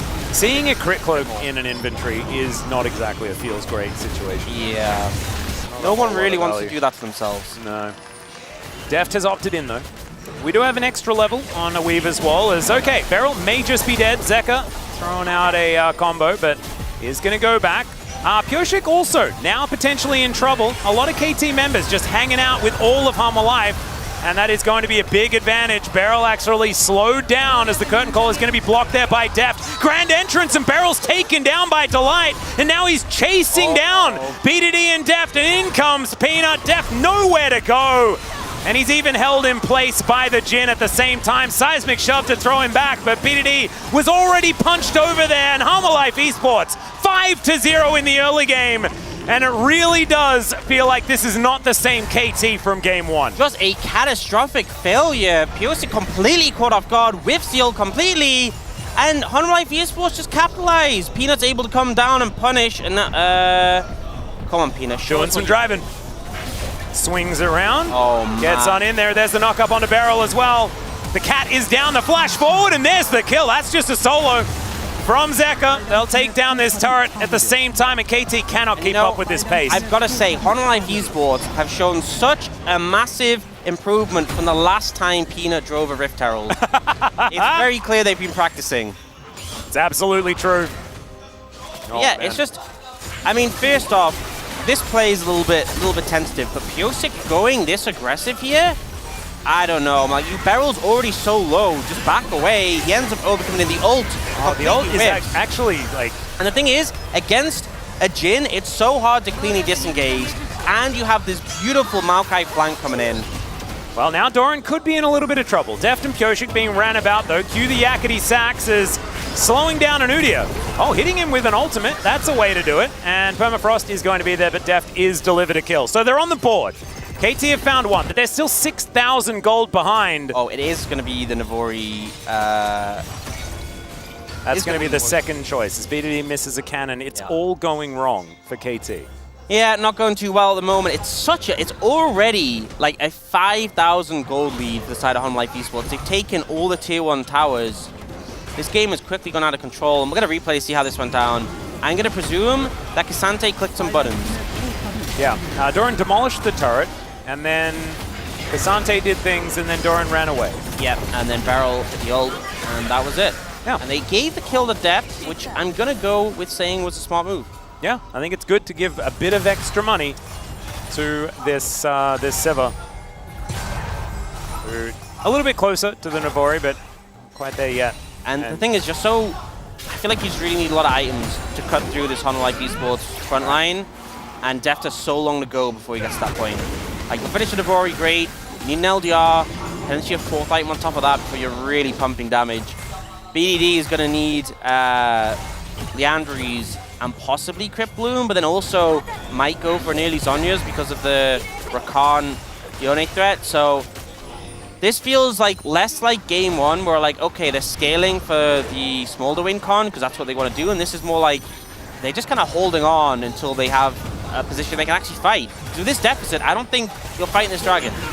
Well, they're at least in the area. BDD does have teleport available. He's going back for a bit of a reset. We'll see whether he can actually put anything together that's important. Haunting Guys does come in. It's hard to pull off. Look, Delight on the flank. Yeah, Delight unseen right now. As Pyosik going to get knocked up. He's the jungler. That's a lot of danger, but Perfect is going to be able to throw Zeka around. Phenomenal snipe there with the seismic shove. As now Peanut is completely out of this pit. He gets back in though. Twisted advance to close the distance on the dragon as now Peanut gets into the back line. Peanut once again is out of the pit as Doran is tanking for forever. These fights are going so long, but finally KT are able to come out ahead. And that is all to do with BDD being the maestro of the team fight. A 5,000 gold deficit. Oh my god! Nearly actually. That is not that. Look, that line, Deft was in front. All right. If Beryl's complaining, that looked to me like it was right. I think Beryl is taller than Deft, maybe, or maybe Deft like kneel down, broader shoulders. Yeah, I don't know. But a 5,000 gold deficit, and KT fight their way out of it, and the executions are so perfect. You see Zeka go in, and immediately the focus is on him. Beautiful job peeling here from Perfect, and the follow-up from BDD is so good, even flipping Peanut out the pit. I think he got more than he bargained for with the Peanut coming out of the pit part. And Viper just isn't really able to hit targets consistently. There's too much threat, and you see the positioning of Beryl and Death is pretty perfect. They're never touched throughout this entire fight. Like, Pyosik ends up on a sliver of HP, but you're focusing the Sejuani. It's not the play. Yeah. And then Peanut needs to do everything to try and get himself out of the way as well. 오. 오. 괜찮아. 여기 핑크 있었다. 아, 핑크 없었어 이거. Oh, I thought he was going to make a comment about it, but he didn't. Yeah, I probably would have said, like, ow, that hit. Yeah. In all. Because he was that little bit just to the side. Yeah. But it was very nicely played there by Viper to make sure that he nailed it, even if it didn't actually mean anything at all. Nearly did. Like, especially when, I'm not sure if you had the LDR there, but especially going LDR second. Like, if you had a second lethality item, he would have done, like, no damage to the tanks, but man, would he killed Beryl there. He would have killed some Beryl. I do actually quite like the LDR second, though. No, I think it's trying to be able to kill a Sejuani and a Cassante would otherwise be an impossible task. Yeah, absolutely. Oh, dear. Okay, so KT pseudo back towards the driver's seat. You know, they're in the parking lot at least. They're no longer in the shopping center. They're heading towards the car, which has the driver's seat in it. But they're still 3,000 gold behind.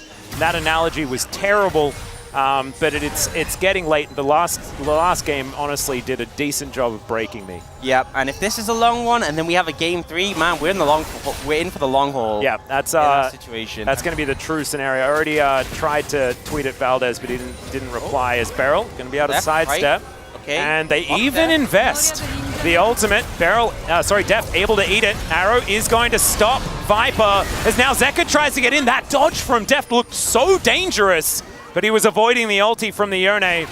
Nicely played for the disengage, but it is just that. Yep, a lot of things thrown at Deft and Beryl, but they managed to avoid it. They also used the Hawk Shot just to verify Baron hasn't been started. We saw Zeka stacking up his Tornado on it, but nothing else. And now the big thing is KT once again deny away the stacking dragons, so they have more time. Yeah. They have more time before Soul is on the cards. As much as Ocean Soul isn't the strongest Soul, I do think cutting through the bulky, like a Cassante with Ocean Soul sounds pretty nasty. I was going to say, like, could you imagine if Life Esports get one more Drake and then KT gets a 4 Ocean Soul, and then we just watch Doran and Perfect fighting each other? Yeah. What happens there? Like nothing. Nothing. I would assume. Nothing at all. Just forever. Forever nothing. Yeah, and we've seen BDD go for the Leandri second, so not opting to cut into his build, cut down the damage, and pick up a Seekers. I mean, obviously the threat is there on the side of Life Esports, but I think with the front line that they have, you need the damage. And I think, honestly, I can see you just going Leandri's into Crypt Bloom. Yes, well, Leandri's has now been completed. Crypt Bloom, I think, was his 3rd item last time around as well. 2,000 gold is the lead. I think he picked up the Seekers before. Oh, yes, no, you're right. Yeah, I think he went like Seekers. There was an extra item there. Yeah, I think maybe he went like Seekers, Leandri, Zhonya's or something. I don't know. He definitely had those 3, but yeah. He did do some items. You were talking about Crit Cloak being picked up if you're going to be building Lord Doms, and I imagine that's where Deft is heading next for item number 3. Item parity for both of these 80 carries, but the parity is not there in the mid lane, as Zeka, 2 items complete and is probably sitting on a fair bit more gold as well, considering the advantage that he does have. Yoshik could potentially be in trouble as Doran and Delight are chasing after him, but neither of them really do too much as far as damage to this Sejuani. Yeah, there we go, nailed it. Shellfish. Yeah, 20 seconds on the Dragon though. It feels like they kind of just got that just to ensure that no sneaky Baron shenanigans go on. I mean, between the Sivir and the Talia, a lot of Baron damage available. Oh yeah. But now it's Life Esports have control over the Dragon area. And with the saplings, it's harder to approach. That's where KT probably pretty happy that they're a whole lot tankier this game, though. I feel like they weren't able to quite face check, and it did sort of paralyze them. This time around, Koshik is throwing his face all over the place. Rhyme unintended as the Drake going down very low. Koshik, can you actually get in there to try and deny the soul point? The answer is no, as now they're looking for a potential disengage as Koshik tries to get out of there. He is still above half health, but now the curtains are being called. Another arrow in trade as Peanut could be the target. Doran just trying to be annoying, and it's working. Deadly Flourish connects onto the Sejuani, and KT will back away. Man, action-packed, but not a lot of result. Yeah, it felt like Piosik didn't want to sacrifice himself to get the Dragon. You know, he could have queued into the pit earlier, but he knew there's a good chance he goes down if he doesn't want to be dead for Baron. The Maokai was enough to keep him at bay. And now they're kind of just fishing at the moment. And I gotta say, Piosik doesn't feel that tanky yet. I think part of the reason he's also investing into MR when there's a lot more AD Is it investing into MR or is it investing into Rookern? Well, it is a mixed damage from Yone, mixed magic damage from Udyr. Yeah, I guess, I mean, theoretically. I think a Rookern in your build isn't a bad thing. But maybe build a Sunfire Cape, like finish it first or something? Yeah, or just build like another armor item and then... But the problem with junglers in pro play... Yoshik is just going to get smashed back here, comboed forever, and Beryl is the target here for the Yone. Zeka just finishes him off.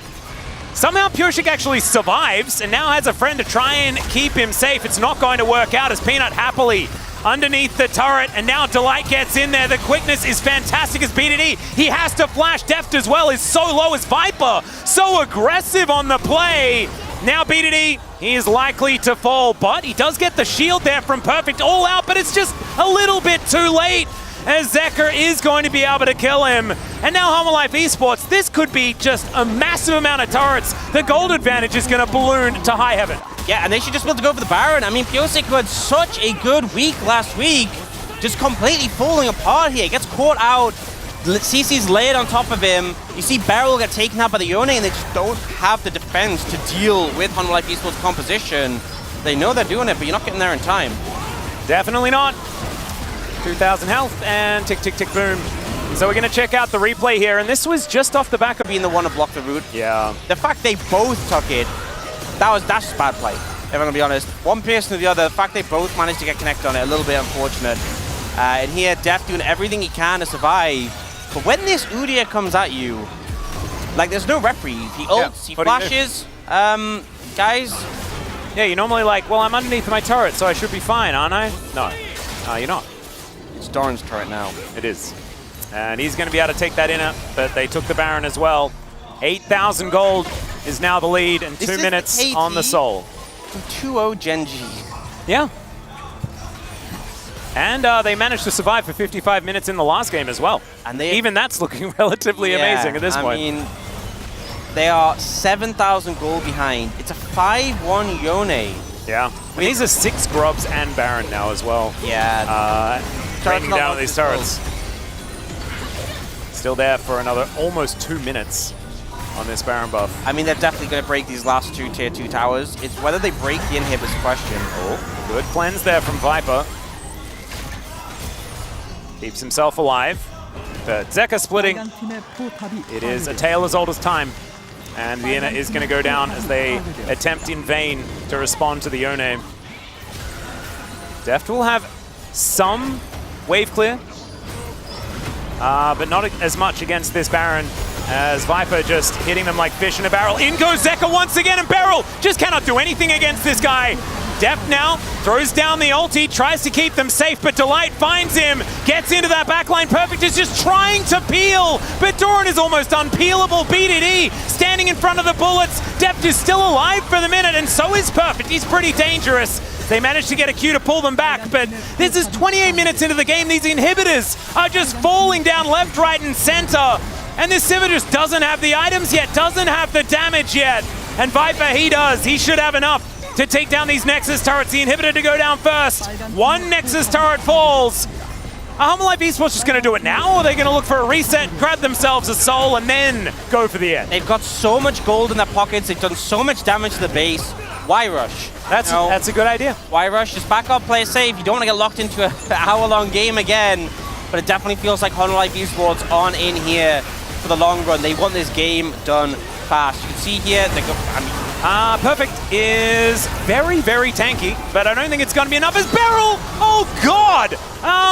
Zeker sees a hint of an Ashe on the map, and Beryl's dead. That was Beryl? I blinked. I must have missed him. Yeah, no, he's... That's the character with the numbers. Oh, yeah.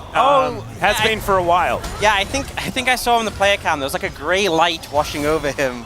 Yeah? Pretty consistently. Not pretty good one for the Ashe, and now they're looking to end the game. All right, Zeker looking for some knockups here, but Deft in the wrong spot. Delight just toying with them with this quickness. Viper able to walk wherever he would like, picks up a double, and is now looking for BDD. I don't know whether that might be biting off more than he can chew, but the Nexus, that is not going to be much.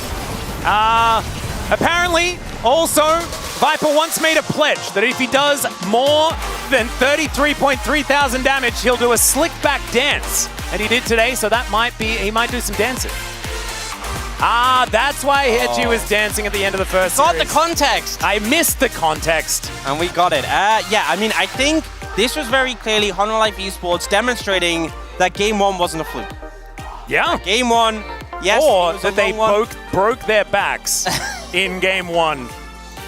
I do stand by the fact that coming back from a slugfest like that Game 1 is extraordinarily difficult. The only team that I would trust to be mentally capable of just doing a full bounce back was in our first series today. Yeah, and that's Nongshim. They're the only team that can do it. Yeah, they're the only ones with the unbreakable mental. Absolutely. And KT just struggle. It's hard to bounce back from a game like that, and they put in a fantastic performance in Game 1, but it wasn't enough. In Game 2, Honor Life Esports made it very clear that when people were making the conversation like, oh, KT beat Gen G, I guess they're better than Hanwha, still something to be seen. And I think as soon as we saw that we all predicted that KT were going to win, that's when we kind of knew that the nails were pretty much already in the coffin. At that point in time, we played ourselves. But I also think that it was the understandable prediction for that moment. And look, I'm going to say it. We heard the crowd in here. Yeah. They were excited. They were. They were excited, so they only have themselves to blame. Yeah, and now, you know what? In a couple of days' time, we got the Telecom War. That's our Saturday showdown, and I hope... The expectations are going to drop. Yeah, and we're going to need those expectations to continue to plummet so that we get 3 games, and it's a banger series, and it's only at the very end that the KT fans are all extraordinarily depressed, like usual, okay? Just like usual. Let's have a look at some of the highlights here. Zeka, his Yone is exceptional. Yeah. And we honestly, I feel like we're pretty hard on Zeka just because his champion pool has been such a question mark. If he does get these champions, be it Akali, and the Yone, even the Azir a lot of times, his Talia has been decent, like, he is so incredibly good. It feels like a curse. It feels like, you know, he's been blessed with the ability to play these champs so well, but at the same time, it's like, well, why, like, trying to play other stuff feels like a frustration because it's just not on the same level. Like, he has put time into picks like Azir, you know, but at the end of the day, his journey is just on another level. I also think that, like, he'll batch it. There are players that are just, they're just coded to play these champions well, right? Like, and I think champion mastery is something that has fallen off a little bit in League of Legends. We just expect that if a mid laner is in the game, they can play XYZ champions. Yeah, Faker honestly did mid laners dirty with that. Yeah, no, he really did.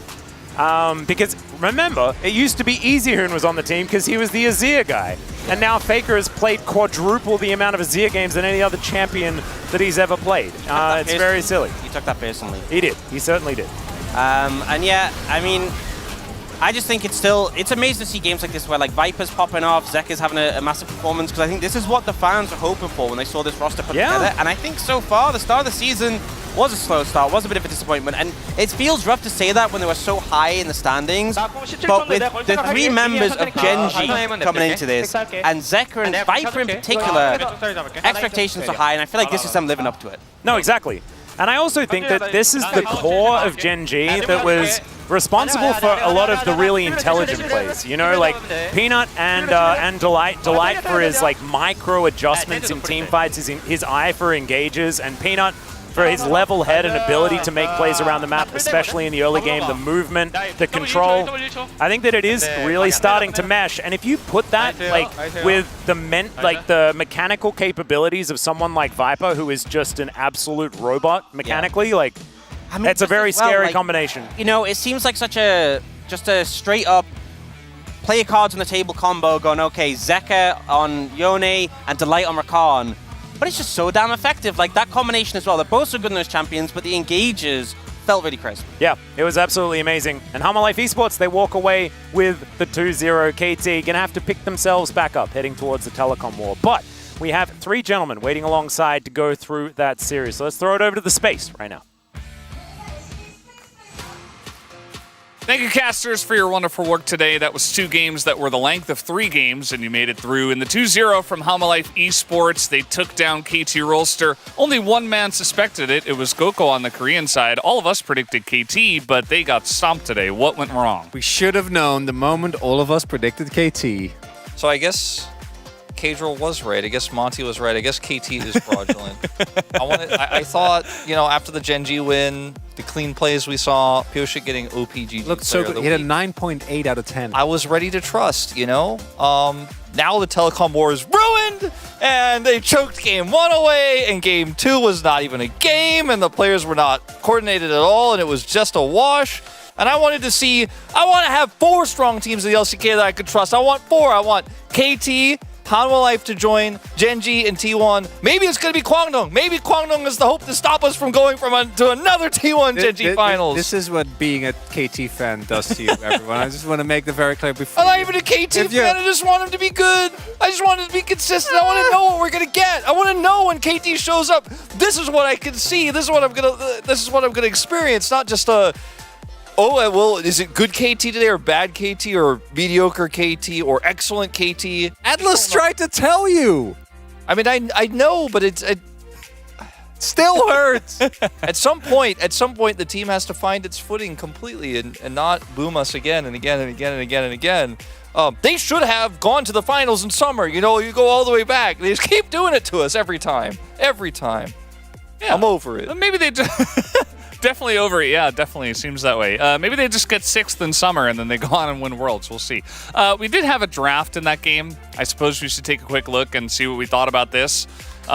We thought the Jhin and the Yone were not enough to bust through the tanks, but if you get far enough ahead, I guess it doesn't matter. Just blind your good champions. So blind Maokai, blind Yone, and pick up that Rakan. And obviously Rakan wasn't really blind, but like if you know you're playing into Ashe and you're saying like I'll pick Rakan, that's BM. That's use, because let's not forget the reason why Ashe came up in the first place was because it bullied so hard level 1 that Rakan could never get control of the lane back.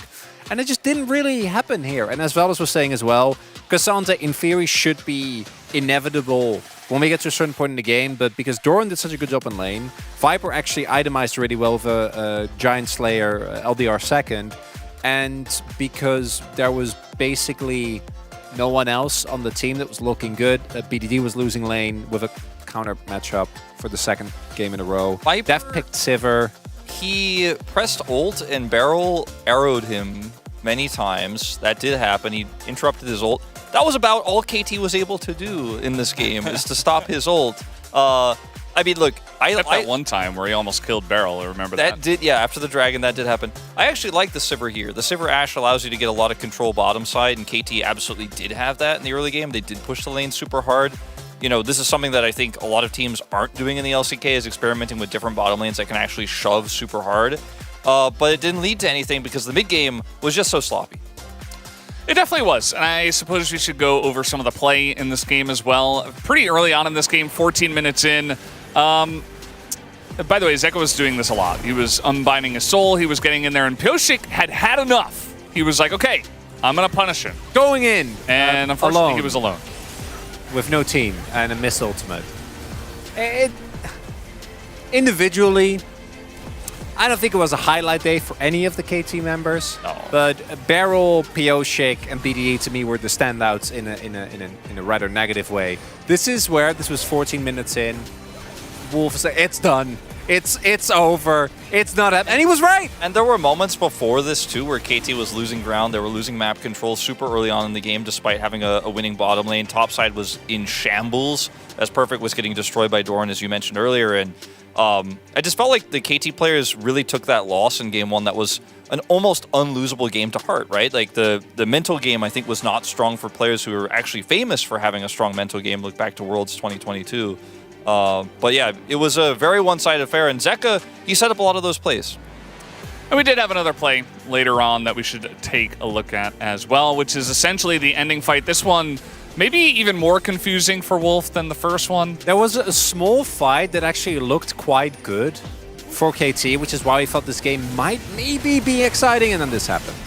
Yeah, I mean, Pyosik didn't go Aftershock. I don't think we talked about that yet, which was very problematic when he was engaged on. He didn't live up to the damage. And then, unfortunately, Perfect had a few awkward calls. Like this call where he teleported into flank, his team was getting absolutely obliterated front to back. Didn't really lead to anything. And then the backline is just left out to dry here, unfortunately. There's nothing Deft can do. And Doran, who's at full health because he didn't interact with anyone until this moment in terms of damage, is just going to run past the inhibitor to kill Deft. Silly Deft. It's like, I have an ultimate. Meanwhile, surely I can flash away from this guy. Udir's like, what do you mean? I'm not what is? You're not moving. You're just right there, and obviously at this point in the game was already pretty looking. Yeah, and again, like you guys said, like Hanwha Life Esports, they played really well. They won the top lane, they won the mid lane. KT was a bit off, and Hanwha Life Esports was right there. Even after a 55-minute game, they were able to pull together, look really clean. and get the job done in that second game with the clean 2-0. So let's see who does pick up the POG for game number 2. Will be Zeka on the Yone. Not a big surprise. Yeah, I mean, we considered voting for him in game 1 because he had such a solid game. It eventually wasn't about him, but this game was just constantly Zeka punishing people who were overextending, trying to make plays around this bottom side prio, and then just Beryl getting caught by him so many times. I think Beryl at the end of the game had 5 or 6 deaths, and he just kept getting ulted by Zeka over and over and over again. Let it be known, this man is not a 1-trick. This man is not a 2-trick. He's a free trick, and we haven't even seen a lot of his Silas yet. As his Yone, he's just really, really good at specifically these melee carries. The backline was at no point safe. He won the matchup that he was counterpicked in 2 games in a row, and as long as it's Yone or Akali, you can trust this guy. As long as those are available and open and playable. He's getting up there, he's tied with closer cousin Pioshik now, and Zeka was also on top. That was kind of interesting. Media, they fell asleep at the end here. I mean, Doran had a good game. My boy. I'm actually a little bit behind this one. No. Not so much about the Jin vote. The Jin vote's a little bit suspect to me, but it's third media guy. Yeah, third media guy struggling a little bit. But the Doran stumped lane. Yeah, he had a lot in the fights. He did threaten a lot the back line. The lane was really good. He put Perfect out of the game basically early on. So yeah, so we're gonna put those POG standings up once again because Zeka was not on top and in the middle as well. It's actually Faker who is in first, and that was the little mistake. So sorry about that, guys. Zeka tied there for 4th place. And feeling pretty good about that. I don't know what they are from the top of my head, but I imagine it's an Akali and like 3 Yones. Maybe an Akali is... No. It's probably Akali, an Azir, and then like 2 Yones. You and I were just talking about this last summer, how Zeka was like 2nd in POG points by just playing Yone all he the was time. tied first. Zeka had 1,200 POG points on last year's Hanwha. Man knows where his bread is buttered. On that note, guys, we do have the interview ready to go. Let's hand it over to Deer for the translation. Thank you very much, guys. This is Deer for the POG interview translation, joined by Viper and Zeka on the side of Hanwha Life Esports. Congratulations! 네, POG를 받은 바이퍼 선수, 제카 선수와 인터뷰 나눠보겠습니다. 바이퍼 선수, KT를 꺾고 7승 Viper, you have defeated KT and secured 7 wins, securing the 3rd place. How do you feel? 저번 경기랑 이제 해서 오늘 되게 중요한 경기라고 생각했는데 With the last match and today's match, I feel like we played pretty important matches back to back, but I'm really relieved that we were able to secure a 2-0 victory, and I feel like this definitely gave us some confidence. And Zeka, you broke the 12-match losing streak against KT, so it must be so meaningful for the entire team. How do you feel? I feel like this was definitely the most important match of round 1. I'm very happy that we were able to grab this victory, and I believe that we were able to break the losing streak with the help of our entire teammates. And game 1 was 55 minutes and 9 seconds long, which was the longest game of 2024 spring by far. It's impressive how you guys kept your focus until the end, and given the length of the game, your physical and mental fortitude was so crucial. So how did you maintain those? Of course, it's not easy to maintain our focus, but I think everybody in the team was just trying to encourage each other and keep each other in good spirits, telling each other, hey, just be focused, let's just finish this with one good team fight. But it also pays off that we all work out, all of our teammates, all of our players in the team work out, so it actually definitely does help. So, Viper, what do you think extended the game for so long? I feel like the draft and the comps that we played in the game with was probably a part of it, but because of some small mistakes that we made, it kind of snowballed and it made the game so long. And so at the end of the game, we said, hey, make sure that we don't make any small mistakes or anything like that so that it doesn't extend the game for so long. And in game 1, Smolder scales the more stacks he gains. So that means that he must have been so tough to deal with in the late game. And with especially you playing late game poke Varus, it must have been even more difficult. So how did you manage to overcome him? 약점이라고 생각을 하고 상대가 Yeah, so in the mid game, I feel like Smolder's range is not exactly that big, and I believe that the enemy comp didn't really have a good engage, so we tried to strategize around that. And your Varus ult accuracy was quite insane, so how are you so good with him? 쉬워서 그냥 스킬만 Poke Varus is actually really easy, so as long as you're able to hit your skill shots, that's really all you have to do. And since the enemy didn't really have a good engage, I knew that as long as I am able to sort of deny their Alistar, I knew that we would actually win the game. Viper, during your fan meeting, I don't know if you remember, but you made a promise before the season started, and you said upon dealing 3 damage, you promised that the entire team would do the slick back. And you dealt over 70,000 damage today with Varus, so will you complete the challenge? I feel like, yeah, I knew that 3 damage is not that high. I knew that we would have to do that. So yeah, we will definitely perform it all together. It looks like the fan sign says Hana Life Esports is the best. 이제 SNS나 저희가 공약을 이제 다 같이 하는 걸로 했기 때문에 저희만 하면은 So I guess you could 싶어서 다 같이 좋은 모습으로 maybe see it in our socials, because we promised that we would do it team wide. Yeah, so I knew that if it's Viper, he would do over 30,000 damage, so we will prepare it accordingly. Do you want to give us a little bit of a preview? Yeah, it's not just going to be Viper, so we'll all perform it together. We will prepare for it, and so I guess we will just have to stay tuned. Zeka, in both games 1 and 2, you locked in Yone, and we noticed that you blinded Yone in game 2, where the enemy mid did not pick their champion yet. So would you say your Yone is unaffected by any matchup and has no counter? I feel like, yeah, there was some counter before, but given this patch, I knew that Peanut and Delight would take care of me, so I was not very concerned about playing Yone blind. And in game 2, you had to step in to be the main damage dealer, so it was up to you to scale well. Were you under any pressure?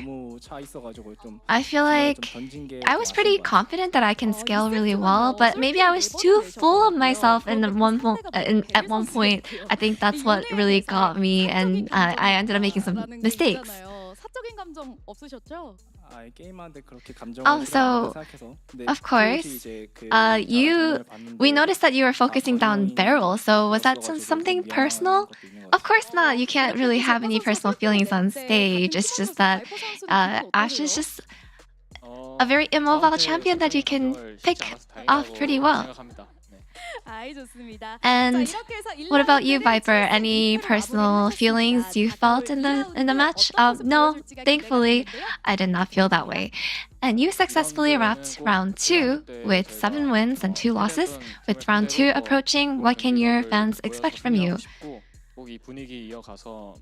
In round 2, we hope to continue our momentum and show our fans how good we can be. We'll make sure that we are prepared for the upcoming round. And Zeka, for all the fans that support us and who made their way out here to support us, I'm very grateful. And we'll make sure that we are able to defeat any strong opponents in the future. Thank you. And this will be the end of the interview with Viper and Zeka of Hana Life Esports, and back to the space. Thank you, dear, as always, for that awesome translation. Let's take a look at the standings now. After the victory from Hana Life Esports, they solidify themselves in 3rd for now. KT dropping down to 4th. The dream of making top 2 at the end of the week is dead. It just does not bode well for them pushing up through. And I just wanted both these teams to prove they were elite teams, but only one was able to do it today. And you know, it was one of those games, finally, by the way, everyone's always asking for, where Viper does pop off and he is the one who carries. Glad to see that. I don't even know how I feel about Hanwha after the first game. There was a lot of shenanigans there that they happened. held fast, Chronicler. They did hold on. Genji and T1, I think, still looking a little bit further ahead of the curve. We'll see how it ends up going. Tomorrow, another really, really important match. That DK versus Fair X match is probably going to be one of the deciding matches as to who actually ends up making the playoffs, which is crazy. And then there's the second series. Yeah, we do have a second series as well, which is Genji versus DRX. Expecting Genji to be very, very favored for that one. But let's see what DRX has in store for us. But we're done for today, guys. Thank you so much for watching, and we'll see you tomorrow for more of the LCK.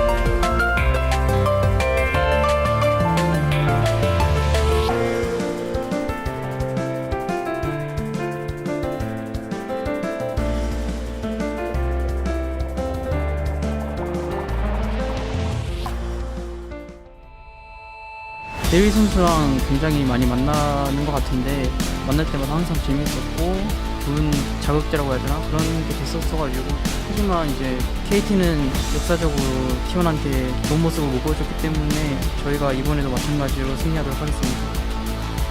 8년도 때는 그래도 KT가 되게 좋은 성적을 냈어가지고 8년도의 기억을 받아 이겨보도록 해보겠습니다.